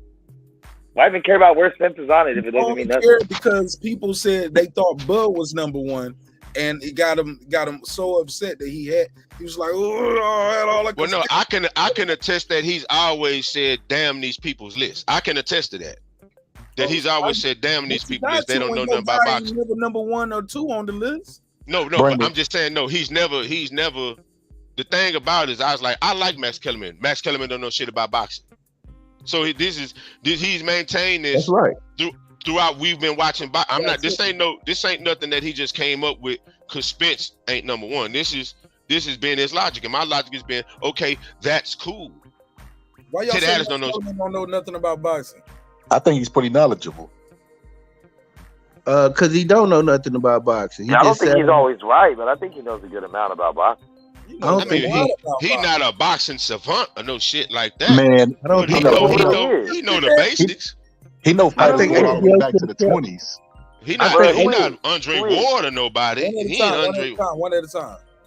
He know fighters going all the way back to the 20s. As a matter of fact, I don't know how long y'all been on YouTube, but there was YouTubers that tried to confront him about saying that Manny Pacquiao was ranked higher than Floyd on the pound for pound list, and they thought that they were just gonna get Max. Ooh, I'm gonna get you, Max. But Max is so knowledgeable about the sport, he broke it down and made it make perfect sense to him. They couldn't even debate him. Max is really knowledgeable about the sport. That was dumb, boxing scholar. That was a dumbass argument that Max Kellerman made. He didn't. But you just got through so you just got through saying that it was a mythical. You just got through saying it was a mythical list, right? The pound for pound list was made because the little guys were getting overshadowed by the big guys. Joe Louis was overshadowing Sugar Ray Robinson. And they thought that Sugar Ray Robinson, pound for pound, skill for skill, maybe if him and Joe Louis were the same size, he would get beat by him. So they came out with the pound for pound list to get shine for the little guys. When we say Bud is number one, we're saying that Bud started out at lightweight. If him and Errol Spence were both lightweights, Bud would dust the shit out of Errol Spence, no question asked, because he has more skills than him. That doesn't say anything about Errol Spence being good. Marvin Hagler fought at middleweight his whole career. He's still great, but people rate Roberto Duran higher than him because he jumped up in weight classes. That just is what it is. I mean, that's why the pound for pound list exists. And Max Kellerman, he may not know that. Who rates? Wait a minute, Bossy Scholar. I want to challenge you. Who the hell rates Roberto Duran higher than Hagler? Who does that? A lot of people. A lot of people. What? I think even people like Mayweather I heard him say Robert Duran. Yeah. Top 5. One of his favorite fighters. I've never heard him say that. Bro, Roberto Duran started out at lightweight and ended up fighting at middleweight, bro. And he was fighting killers. Yeah, he fought Iran the Blade Barkley and beat the shit out of Iran the Blade Barkley. He was a bigger guy. A lot of people would say that, bro, because of all them divisions, bro. But go ahead, Boston Scholar. All I'm saying is the pound for pound list. This is why we even get into pound for pound discussions, because it's an ongoing conversation because it's opinionated, and everybody's not going to like it because their guy is not going to be number one. That's really what it boils down to. But if you really look at the list unbiased and you say that, you know, Errol Spence and Bud Crawford cleaned out his division, you say he's not the man at his weight. He technically is, because he started at lightweight. and he undisputed at that weight. Then he jumped up to 147 and started whooping the big guys. He went up there, and his first fight was for a title. So you can't say, oh well. Okay, I guess that laughter is that I'm wrong. Tell me why I'm wrong, Brandon Washington. Tell me why Bud Crawford and everybody else, every respectable person in boxing has Bud number one. But Brandon Washington is going to tell us why we all wrong. Go ahead. No. I don't have really nobody is number one unless you undisputed. And we can go down my list. Who got all the belts? Let's go down. Who got all the belts, and then we're gonna rank them in order, in order they weight. Because that's the way. All the belts? Because that whole entire organization was ducking Bud. I mean, regardless of what it is, Errol Spence is the number one welterweight. All the champs were PBC. But regardless of however the ramifications work out, if we're talking about welterweights, he's the biggest earner. He got the most belts. He's the biggest star. And I'm a Bud guy. But Bud Crawford is the second welterweight on the metrics. That's just facts.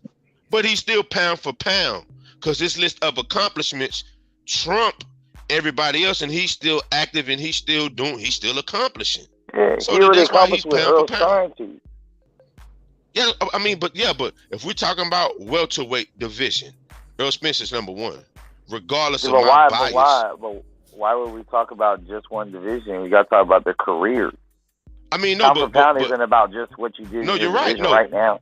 No, you're right. But I'm just saying, when you break it down, how Brandon is saying, when you go weight class by weight class, Earl Spence would be number one in welterweight. He has the most belts. He's the biggest draw, the biggest star, the best promoted. You know what's crazy? He has the most belts and still has less title defenses in the same time period. I mean, yeah, of course, because Bud is more active. I mean, because every fight in his hometown. I mean, we all agree that knockouts are more definitive way of winning the fight. In his hometown. It don't matter where you start. I'm gonna start anywhere. I mean, in LA, honestly, I sold out the paper film. It don't matter. I'm gonna start really everywhere. What it boils I'm down a draw. If listen, I'm gonna say like nigga, you are not Errol Spence. Wait a second. Now rankings have to do with how much you sell. No, I didn't say that. What I said, if we're talking about welterweights. Okay. So what does selling have to do with anything about ranking someone above somebody? In terms of, I'm just saying, I'm throwing. I added it. No, bro, I added in all of the metrics. No, but I figured in all of the metrics, bro. That's why he would be number one. He's the biggest draw. You can say what we all. But how is that a metric? Sir, it's a metric because when Floyd Mayweather was doing all this pay-per-view shit. Megazord, listen, I didn't ask y'all about the cash cow. Now, who's the cash cow? That's still Canelo. That's Canelo. I know, but not in the welterweight division, though. No. In the welterweight division, we were talking about division. No division. We talking pound for pound, not cash cow. No, pound for pound, Bud is number one. Like that's we settled that. But we talk. But when you bring in like where he sold this and where he sold and he now y'all getting into personal biases. I don't care nothing about that. No, I'm saying when you're talking about the number one welterweight, not the pound for pound. So when you say number one, that's the ranking. We're talking about accomplishments. We're talking about accomplishments in welterweight. Listen, nobody. No, Brandon did. No, Brandon did. I said nobody. Yeah, but Brandon brought that up, so I was saying, I'm saying if we talking about that, then of course we would say the number one welterweight is Errol Spence. Yeah, but Canelo's undisputed in his weight class. Yeah, say it, Mark. Say that, Mark. No. Hold on. Who the number one welterweight, Mark? Say it. It's Errol Spence. He gonna lose in October, but it's him right now. Yeah, but if we use that logic, Canelo is undisputed in his weight class, 168. He's the cash cow, so he should be number one pound for pound then. And if they had him, he got more accomplishments than most people. I wouldn't be. Hey, that's cool. That's cool, because he gonna beat whoever he fight at the lower weight class. Hey, you know what? You know what? You know what? By that logic, Mex, whoever said that Canelo should be number one, if we want to use all the boxing metrics, let's do that. Let's keep Canelo at number one. I like that. Let's do that. I don't got Canelo. I don't even got him in the top 5 pound for pound. He lost. Nah, that wasn't Max. That was me. I was using your logic, Brandon. If by your logic, the cash cow, so he got to be a draw, and then he has to be the best in his division. So he's the best at 168 according to the belts. He's undisputed. I like man, that. Triple G about to beat his ass, yo. You is crazy. Man, at you drinking that 168, rubber. At 168, ain't nobody beating Canelo. It's not happening. Look, y'all don't know what he gonna look like coming back. No, Benavidez look like he might whip his Triple ass. G is damaged goods. His body's still fucked up from that last war that he barely made it through. Man, fuck boxing scholar. Fact, boxing scholar. Man, fuck Triple G. Triple G won his last fight by knockout. Canelo almost got knocked out in his last fight. And we know Triple G ducked and dodged Andre Ward for 3. The hell with So what? Hey, look, you ain't gotta like him. I'm just saying, he got a good chance of winning this fight. Against who? Against I'm trying Canelo? to tell you cut me off every 2 lines. I'm telling you. Canelo finna knock his ass out, brother. I'll keep it short. It sounds good in theory, but you don't know what that beating put on Canelo, because he did get his ass kicked. He did. He got demoralized. His trainer, that style, that shit is not working. Shit ain't working with a long, strong jab. We don't know what he gonna have left. He's coming off a loss. Triple G is coming off a win. Yes, Triple G older, but Canelo got to drop down in weight. I'm telling you, man. Canelo gonna beat the fuck out of Triple G. Man, he gonna beat the shit out of Triple G. We gonna see. Man, Triple his G body. And if Go you ahead, look, Nicholas. I'm gonna be dying laughing. I'm gonna be like, y'all, and look, because there's gonna be people that still say, well, I mean, he's still my number one, my pound for pound. I'm like, I mean, back-to-back losses, and they still ain't gonna want to drop him off the pound for pound. But I passed him, Mike. Go ahead. Well, no, I mean, if we being honest, come on. If Canelo lose to Triple G, they might retire together. They should retire together because they both fit. You know what I'm saying? Canelo not finna. Triple G is finished. Who did he beat again? What was that dude? Who is he? Where he come from? From Japan. Yeah, come on, bro. And he struggled with that. His body is still tender. He's an old man. Struggled Y'all with call a it trash ass dude. Y'all call it struggle, but Tank was setting traps. Hey, I said he struggled with him. You know I'm consistent. Yeah, some people call one guy struggling, the other guy he's setting traps. Man, I didn't say nothing about Tank. I'm just I'm saying in general. In general, like that's how people is. If you have like you brought up what traps did Triple G set? Like what was the point of the Andre Ward statement? But I get it. If you don't like somebody, like you'll find it's easier to point out their flaws. Triple G was a creation, man. He was a creation. When it came time to really, because if we keeping it he was knocking motherfuckers out. Man, Danny Jacobs beat that dude. Oh my God, man. Man, I gotta keep it real. I'm gonna tell you what you just told. Shevchenko probably did. Who checking your scorecard? No, ain't nobody but Jeff Horn beat Pacquiao, right? Yeah. So that didn't. Yeah, but who won that fight? Really? Come on, bro. Like we get it, and we saw what the score, and we saw what the scorecards tonight. Look, we 116 to 1. History books are gonna be there. Many people, all of y'all with y'all memories of what happened, and I think he really won that fight back then. I gotta keep it real, man. Triple G wasn't a creation, man. He really was knocking motherfuckers out, and it's sad that in boxing, when you look really, really good, people are gonna try to age you out, and that's what they did with Triple G. No, he couldn't find fights. People wouldn't fight him. He wasn't a creation, man. It was a fight. It was a fight. He didn't want though. It was a fight. Yeah. Yeah, the Andre Ward fight. Andre Ward was there. Yeah, he didn't want that Andre Ward fight. He was there, baby. What weight was Triple G and what weight was Andre Ward? That could have been a catch weight. Triple G said like that don't happen. He said 154 to 168. That's what Triple G said. That's what he said. And Andre Ward wanted to fight, and they start backpedaling. Yeah, I agree with you that he probably did duck Andre Ward, but it was people in his division that ducked him, is what I'm saying. He couldn't find fights with people that was his weight. That's why people were calling for the I Andre can't Ward call fight. nobody a duck for not fighting somebody at a bigger weight. But Understandable. But also on the flip side, they definitely was trying to they was pressuring and moving Canelo to go from 54 to 60, like HBO wanted that fight bad. So the same thing you was talking about earlier, Brandon. They did that with Canelo, like go to 160, fight him, and they did the same thing with Ward. Go to 75 and fight Kovalev. It's not just black fighters, though, Brandon. I think if I remember correctly, I think Triple G had said anyone at 160 or 168, and that's why Ward had said, "Wow." Yeah, he said that out his mouth, bro. 154 to 168. This is what Triple G said. I'm telling you, I know he said 54 because that's when he was trying to fight Floyd too. He wanted to. So that's the only way he said he would go to 54 was for Floyd. Yeah, right. He wasn't looking for no one else. That he said 60 or 68 until Ward called his bluff, and he said, "Oh, never mind." Which is gonna be a big money fight too. That ain't what he said. He said Andre Ward too much.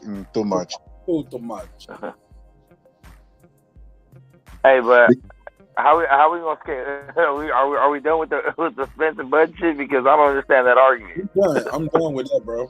That argument is a never-ending argument, Max. We're gonna be talking till 3 o'clock tomorrow. Just that welterweight. I mean, they both had since Bud came in the division. Bud has had all knockouts and fought 3 undefeated fighters. Earl has fought 2 undefeated fighters and doesn't have all knockouts. It has a split decision win over someone that Bud knocked out. So how can you even say he's the best welterweight? I get the belt situation, but PBC had control of the belt.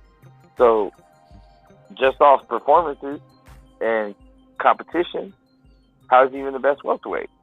And one of those undefeated fighters is Mikey Garcia coming up. We all know. I don't know, man. We know that. I mean, yeah, but I'm not. It didn't look like.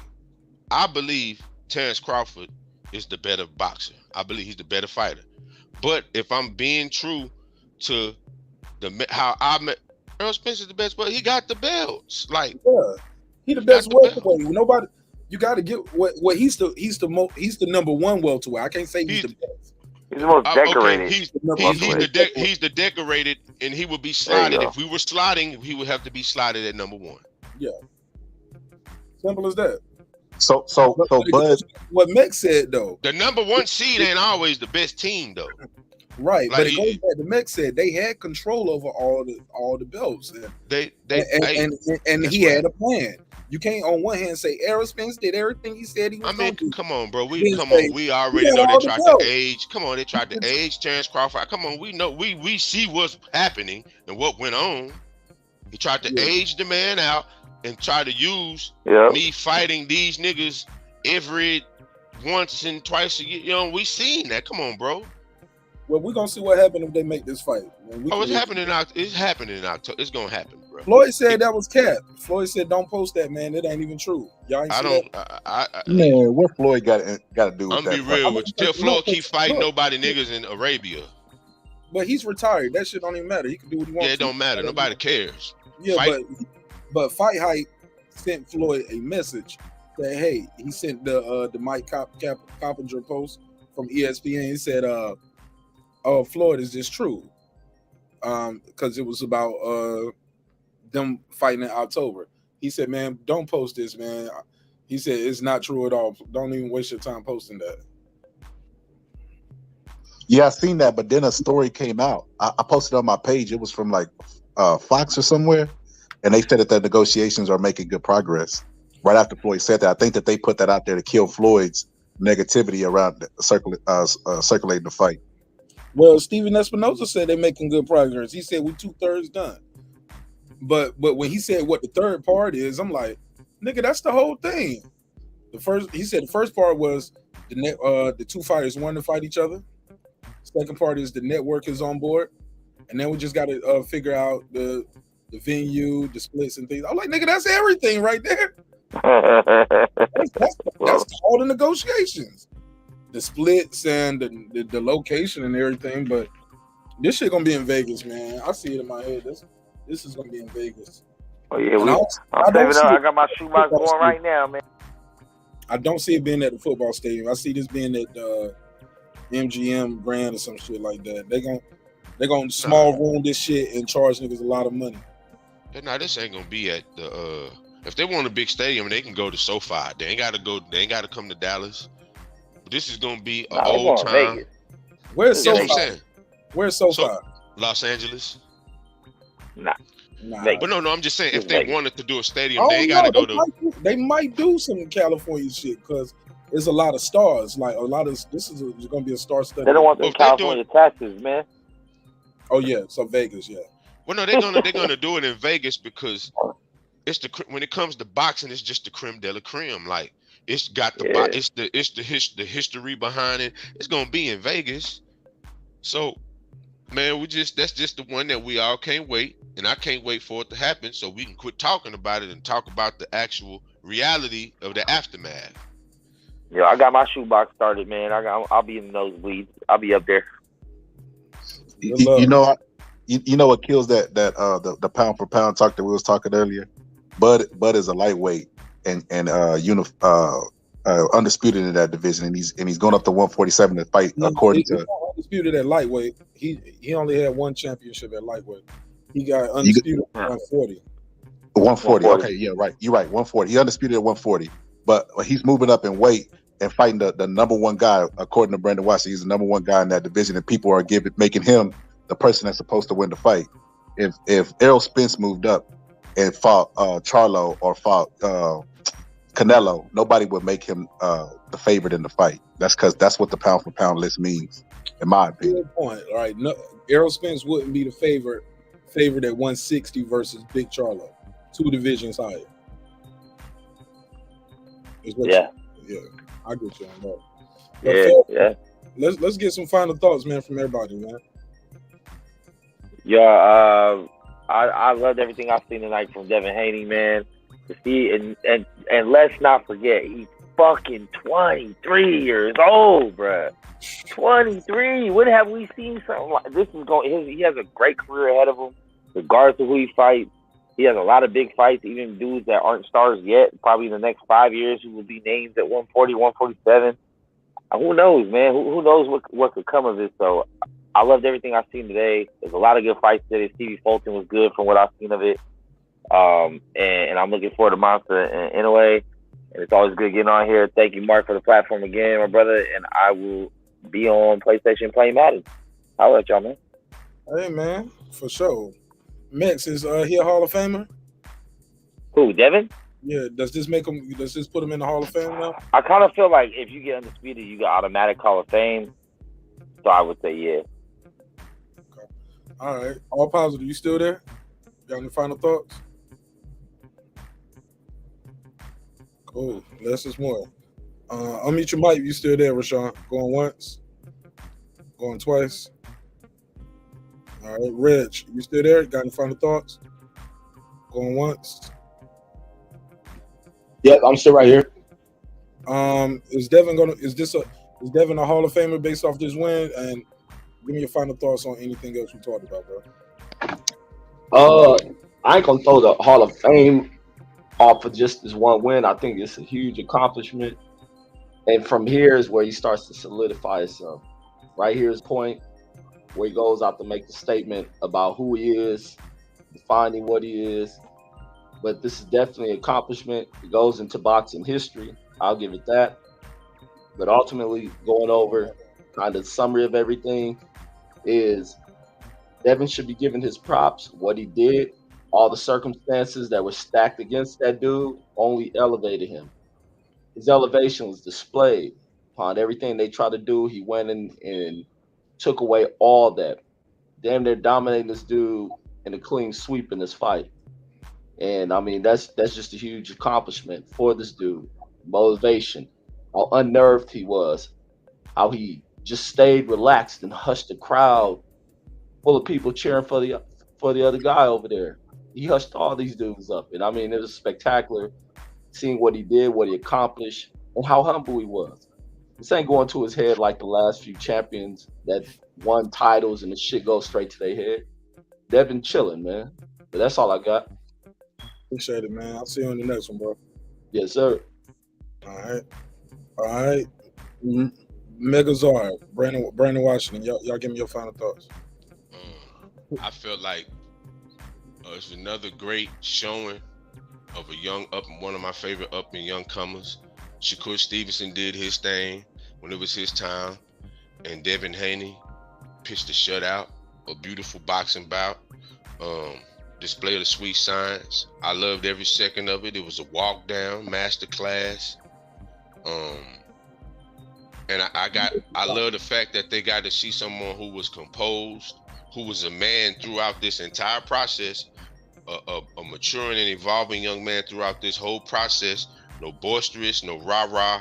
He just went in there and handled business in every facet and showed tremendous professionalism throughout. So this was a win-win for anyone who loves boxing. It was free. It was on ESPN. It was great, man. Great. Hall of Fame.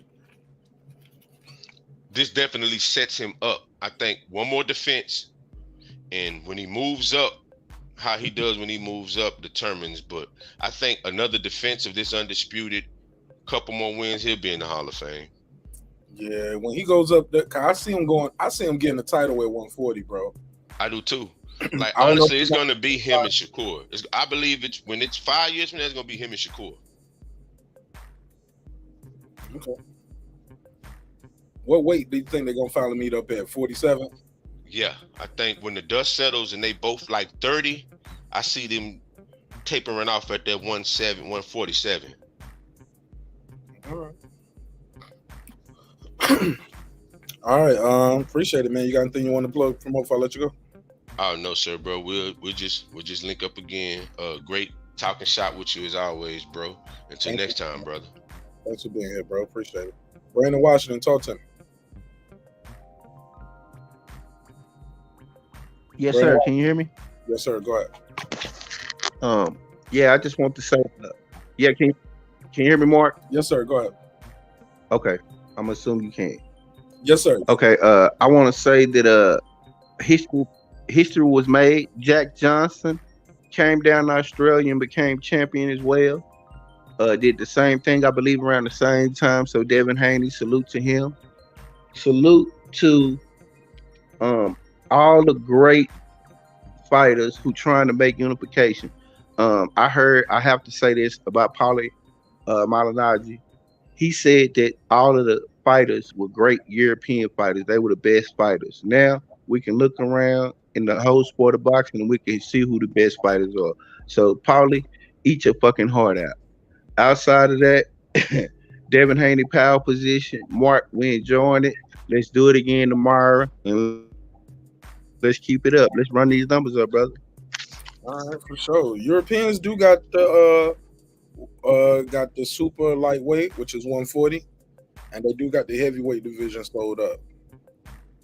And what's the other one? 160. I think Triple G had all the belts at 160 except the Charlo belt. Yeah, it's a lot of European, but they ain't unified. They ain't undisputed though, brother. That's what I'm talking about. Undisputed. I literally just named one that was undisputed. Josh Taylor was undisputed. Usyk is unified. Josh Taylor not undisputed. No, not anymore. He won it and defended it. He still got the most belts. He dropped one belt? Josh Taylor was undisputed though, bro. And defended it. So yeah, we got to give it up to him. I know he's white and you don't want to, but you got to be fair. No, I like Josh Taylor. I watch all his fights. All right, man. I appreciate you, Brandon. See you on the next one, bro. Salute, bro. All right. Go ahead, Boston Scholar. Talk to me. Man, Haney tonight, I remembered all the words he said leading up to the fight. I remember everybody was saying before he even took this fight that, he don't know what he's doing with his career. He's giving up too much. He shouldn't take that amount of money. All these Facebook lawyers came out saying all this stuff. And he pushed his chips to the middle of the board and he said, I'm chasing greatness. He did what he said he was going to do.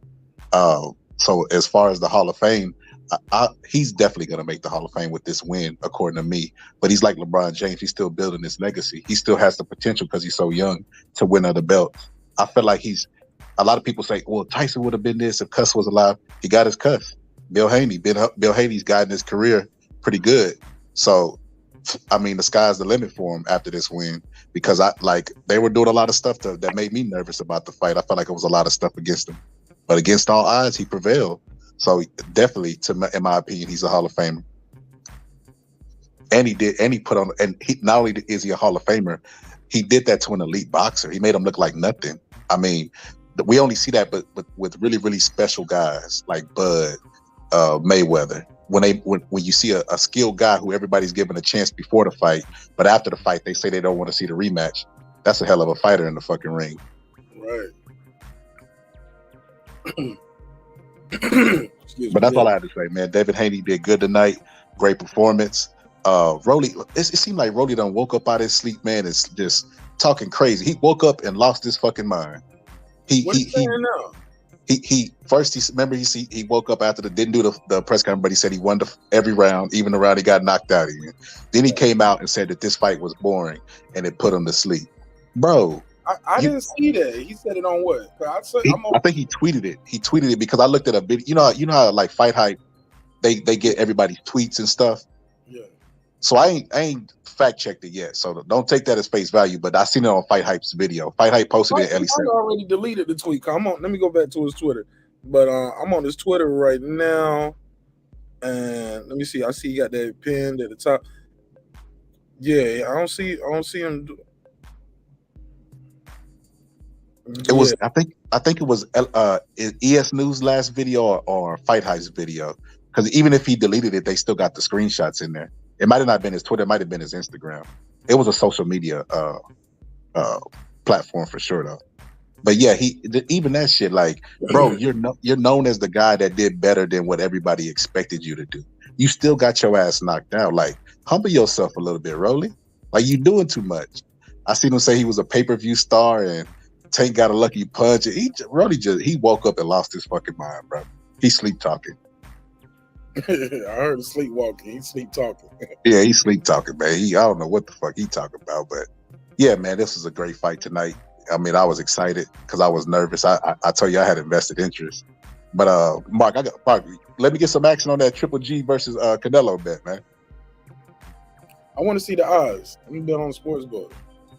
I'm talking about me and you. We can do a gentleman's, but we can do $1. I want to see the odds first. Before you bet me $1? Yeah, because Oh, you ain't got no faith in Triple G then, man. Man, I just know my dollar means so much to me. Like pride, man. My pride won't let me look in the mirror knowing I was like, man, this thing got me for my 100 cents. Hey, he ain't. Well, Triple G ain't fucking with Canelo, man. His body's too tender. If Canelo don't go to the body, man, he needs to retire. Like Bakazar said, that he's a 40-year-old person that got his body ate up in the last fight. If he don't mount a body attack, he's stupid. Because Triple G got a good ass chin. I don't think he's just gonna knock him out. He gonna have to stop him to the body, or set him up to the headshots. I want to see one of these dudes get knocked down because now one of them ever been knocked down or knocked out. So I want to see one of them get knocked down or knocked out. Shit, Canelo's trainer told him in one of the fights, you can't knock this guy out with Triple G. So I don't think their game plan is going to be to knock him out. I think they're going to mount a body attack, which is smart to me because I wouldn't try to knock Triple G out either because, I mean, in order to open up with power, you're going to be open for power and let Triple G get lucky and your career be over because if he get knocked out, it's a wrap, man. Like, people still going to mess with Canelo, but it ain't going to be the same. It ain't the same when you go to sleep. Yeah. It ain't the same, bro. You ain't the same either. Yep. All right, man. It's been a hell of a show, man. I appreciate everybody, man. All right, before I get up out of here, I want to say, y'all keep supporting my boy, Young Max Kellerman. He's a Young Max Kellerman. Can't call me that no more because they say he don't know shit about boxing. I completely disagree with that shit. Max Kellerman is one of the most knowledgeable people to never be in the ring. He knows fighters going all the way back to the fucking 20s. That's what his checks say. That's how he got the job that he got. He couldn't. There's no way he could have got that job not knowing anything about boxing. Because he worked for Friday Night Fights around Teddy Atlas. You think he gonna be around Teddy Atlas just faking it? Nah, man. He's been faking that long, man. Like what I like about Max is just on the fly. You'll see him doing interviews with people, and in the midst of the interview, he interviews the interviewer and asked them. He was like, "Well, who was blah blah blah in 19? Okay, well, I'll tell you. In 1960, blah blah blah fought such as that." Like he's kind of like a historian. So maybe that's what some people. Maybe that's what I mean. He does know boxing because he is kind of like a historian. But maybe they mean he don't know boxing as in strict. X's and O's. But I disagree on that point too. I think the guy knows enough about boxing and knows enough about these fighters where he knows their strengths, their weaknesses. He can remember just weird information about the fighters.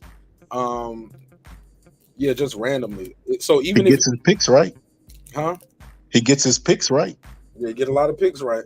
But maybe he just does he does a good research. You know what I'm saying? You still got to know the sport in order to get your picks right. Yeah. I think he picked Bivol against Canelo. Yeah. I don't know. And Vegas didn't even do that. Vegas had Bivol an underdog. So I mean, he knew enough to do that. Max is knowledgeable, man. Like, I don't know where that came from. I guess maybe Max said something about maybe a fighter they didn't like, and they held it against him. But you're right, he go all the way. Brandon said it, Max Kellerman. You already know, man. Do I gotta say it? You want me to say it? I never heard it. I never heard it before. Okay, Max Kellerman. Wait for it.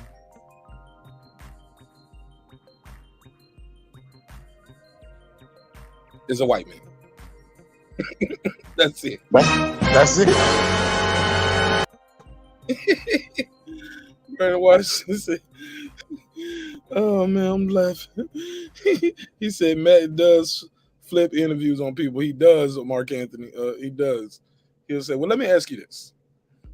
In 1968, there was a young, hungry fighter coming out of Philadelphia. Do you know who it was? Blah, blah, blah. He competed for the such and such title. I was like, man, how did you, man, you prepared this shit at home. You left the house with about 5 or 6 good boxing stories and anecdotes. Yeah, man, but hey, he knows his shit, man. Like I said, I don't know if you ever seen that clip, Mark, where Fred from Barbershop Conversations confronted him about his Floyd Mayweather comments. I was thinking about making that into a short. I was gonna put the time the YouTubers went at Max Kellerman because he fucking owned them, bro. Like, because they didn't know enough about the sport to challenge his viewpoint. Not saying he was 100% right, but like you said, he was like, well, they both started their careers at lightweight, and he was talking about Chocolatito. He gave good examples, but they just at the end said, well, I respectfully disagree. That's all you can say. You can't dispute his point with facts because you don't know as much as him. Yeah. They try to ambush him too. It was supposed to be a gotcha question. Like, gotcha. Finally caught up with your ass. You said Floyd Mayweather is not better than Manny Pacquiao pound for pound.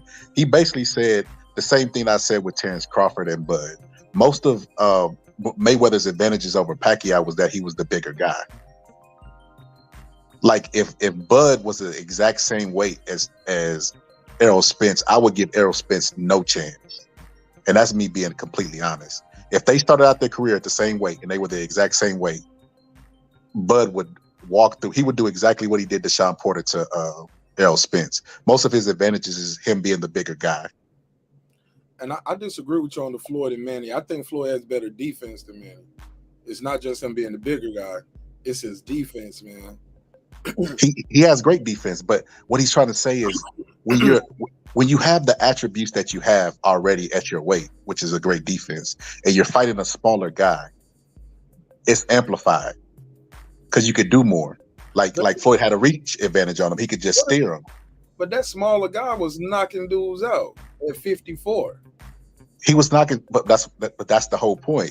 That's why people have him pound for pound higher, because he was a smaller guy that was knocking out elite boxers. If he was the same weight as those elite boxers and he was knocking them out, nobody would think that was that special. They would think he was a good fighter, but not that special. That's why Roberto the Red, like I said, is ranked real high, because he was a smaller guy that was able to jump up and fight the elite of the elite, like Marvin Hagler, and he went toe to toe with Marvin Hagler. Like, that was a close fight. Marvin Hagler should have walked through Roberto the Red. He was an elite middleweight. Roberto the Red started out at lightweight. But yeah, I get your argument. Floyd, not to say Floyd is like a bum or anything. Floyd is great. He has great defense. And I'm really careful about how I use that word. I feel like that word is overused in sports. I see somebody have a good game in basketball. Oh, he's great. What? Yeah. They overuse that word too much, but yeah, Floyd is good, but I like it's the same thing with Bud Crawford. The only reason I give Errol Spence a shot in the fight against Bud is because of his weight and physicality that he's definitely going to try to implement against Bud. I don't know if it'll be enough, but that he's definitely going to use that. He'd be foolish not to. He did it against Ugas. He used his physicality. There's no way he's going to go into this fight and not try to use his physicality. But if they were the same weight, Bud is putting him to sleep like he did everybody else that was his weight. They're going to be the same weight when they go. They're going to both have to weigh in at 147. So it is what it is. After but Bud is so light right now. I don't want to. So Bud can make 135 right now. Errol Spence couldn't make that. His trainer said he could make it. He's not a huge guy. I think he could make 135 right now. I definitely don't think Errol Spence could make it. Errol Spence could go on a liquid diet for a year and not make that weight. That's what I mean by smaller guy. That was an alley-oop for a drinking joke for Errol Spence, but I'm gonna leave it alone. Brandon Washington gonna be calling back in. Man, hold up, man. Hey, no, Mark, no. Dialing right now. Really? Yeah. No, I'm just joking.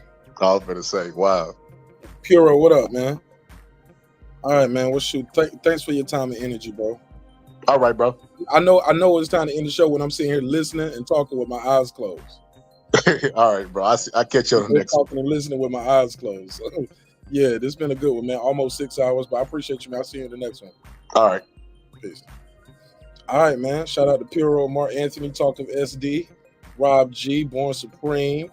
I Know Boxing, Megazar, Brandon Washington, Derek Lincoln, my girl Memory, Fab Moolah, everybody who pulled it out, man. JOSF, City Slicko, Joe Chaz, Rich, Reggie, Brandon, JB, Mex, Con Shonery, my man right here, I don't even know how to say that, but he said Stanionis the best boxer. We shall see. We shall see. Yeah, man. Appreciate everybody pulling up, man. It's been another great episode of Breaking Beats, where we break down business, entertainment, art, technology, sports, and anything else you will not feel like squeezing into those letters. It's your man Martin Nash. Congratulations to Devin Haney and Team Haney. George Kambosos put up a decent effort. And yeah, man, he'll be back. He'll be back in no time. All right, so good fight and good night. It's your man Martin Nash. I'll see y'all on the next one. Peace.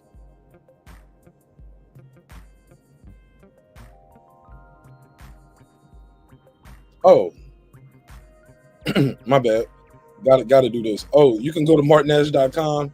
Martinnash.com. Go to martinnash.com. Type in the promo code NASH27 and save yourself 15% on any of the merch that we have up on the website. You can get this hoodie right here. This is one of my favorites. You already know that's our tagline. Dreams require sleep. Goals require effort. Go out there and get your goals. And yeah, now we can do it. I built this shit. Me. Brick by brick. And I'll be damned if I let you tear it down just because you don't like the way another nigga talk. Drive, motherfucker. This that squad side.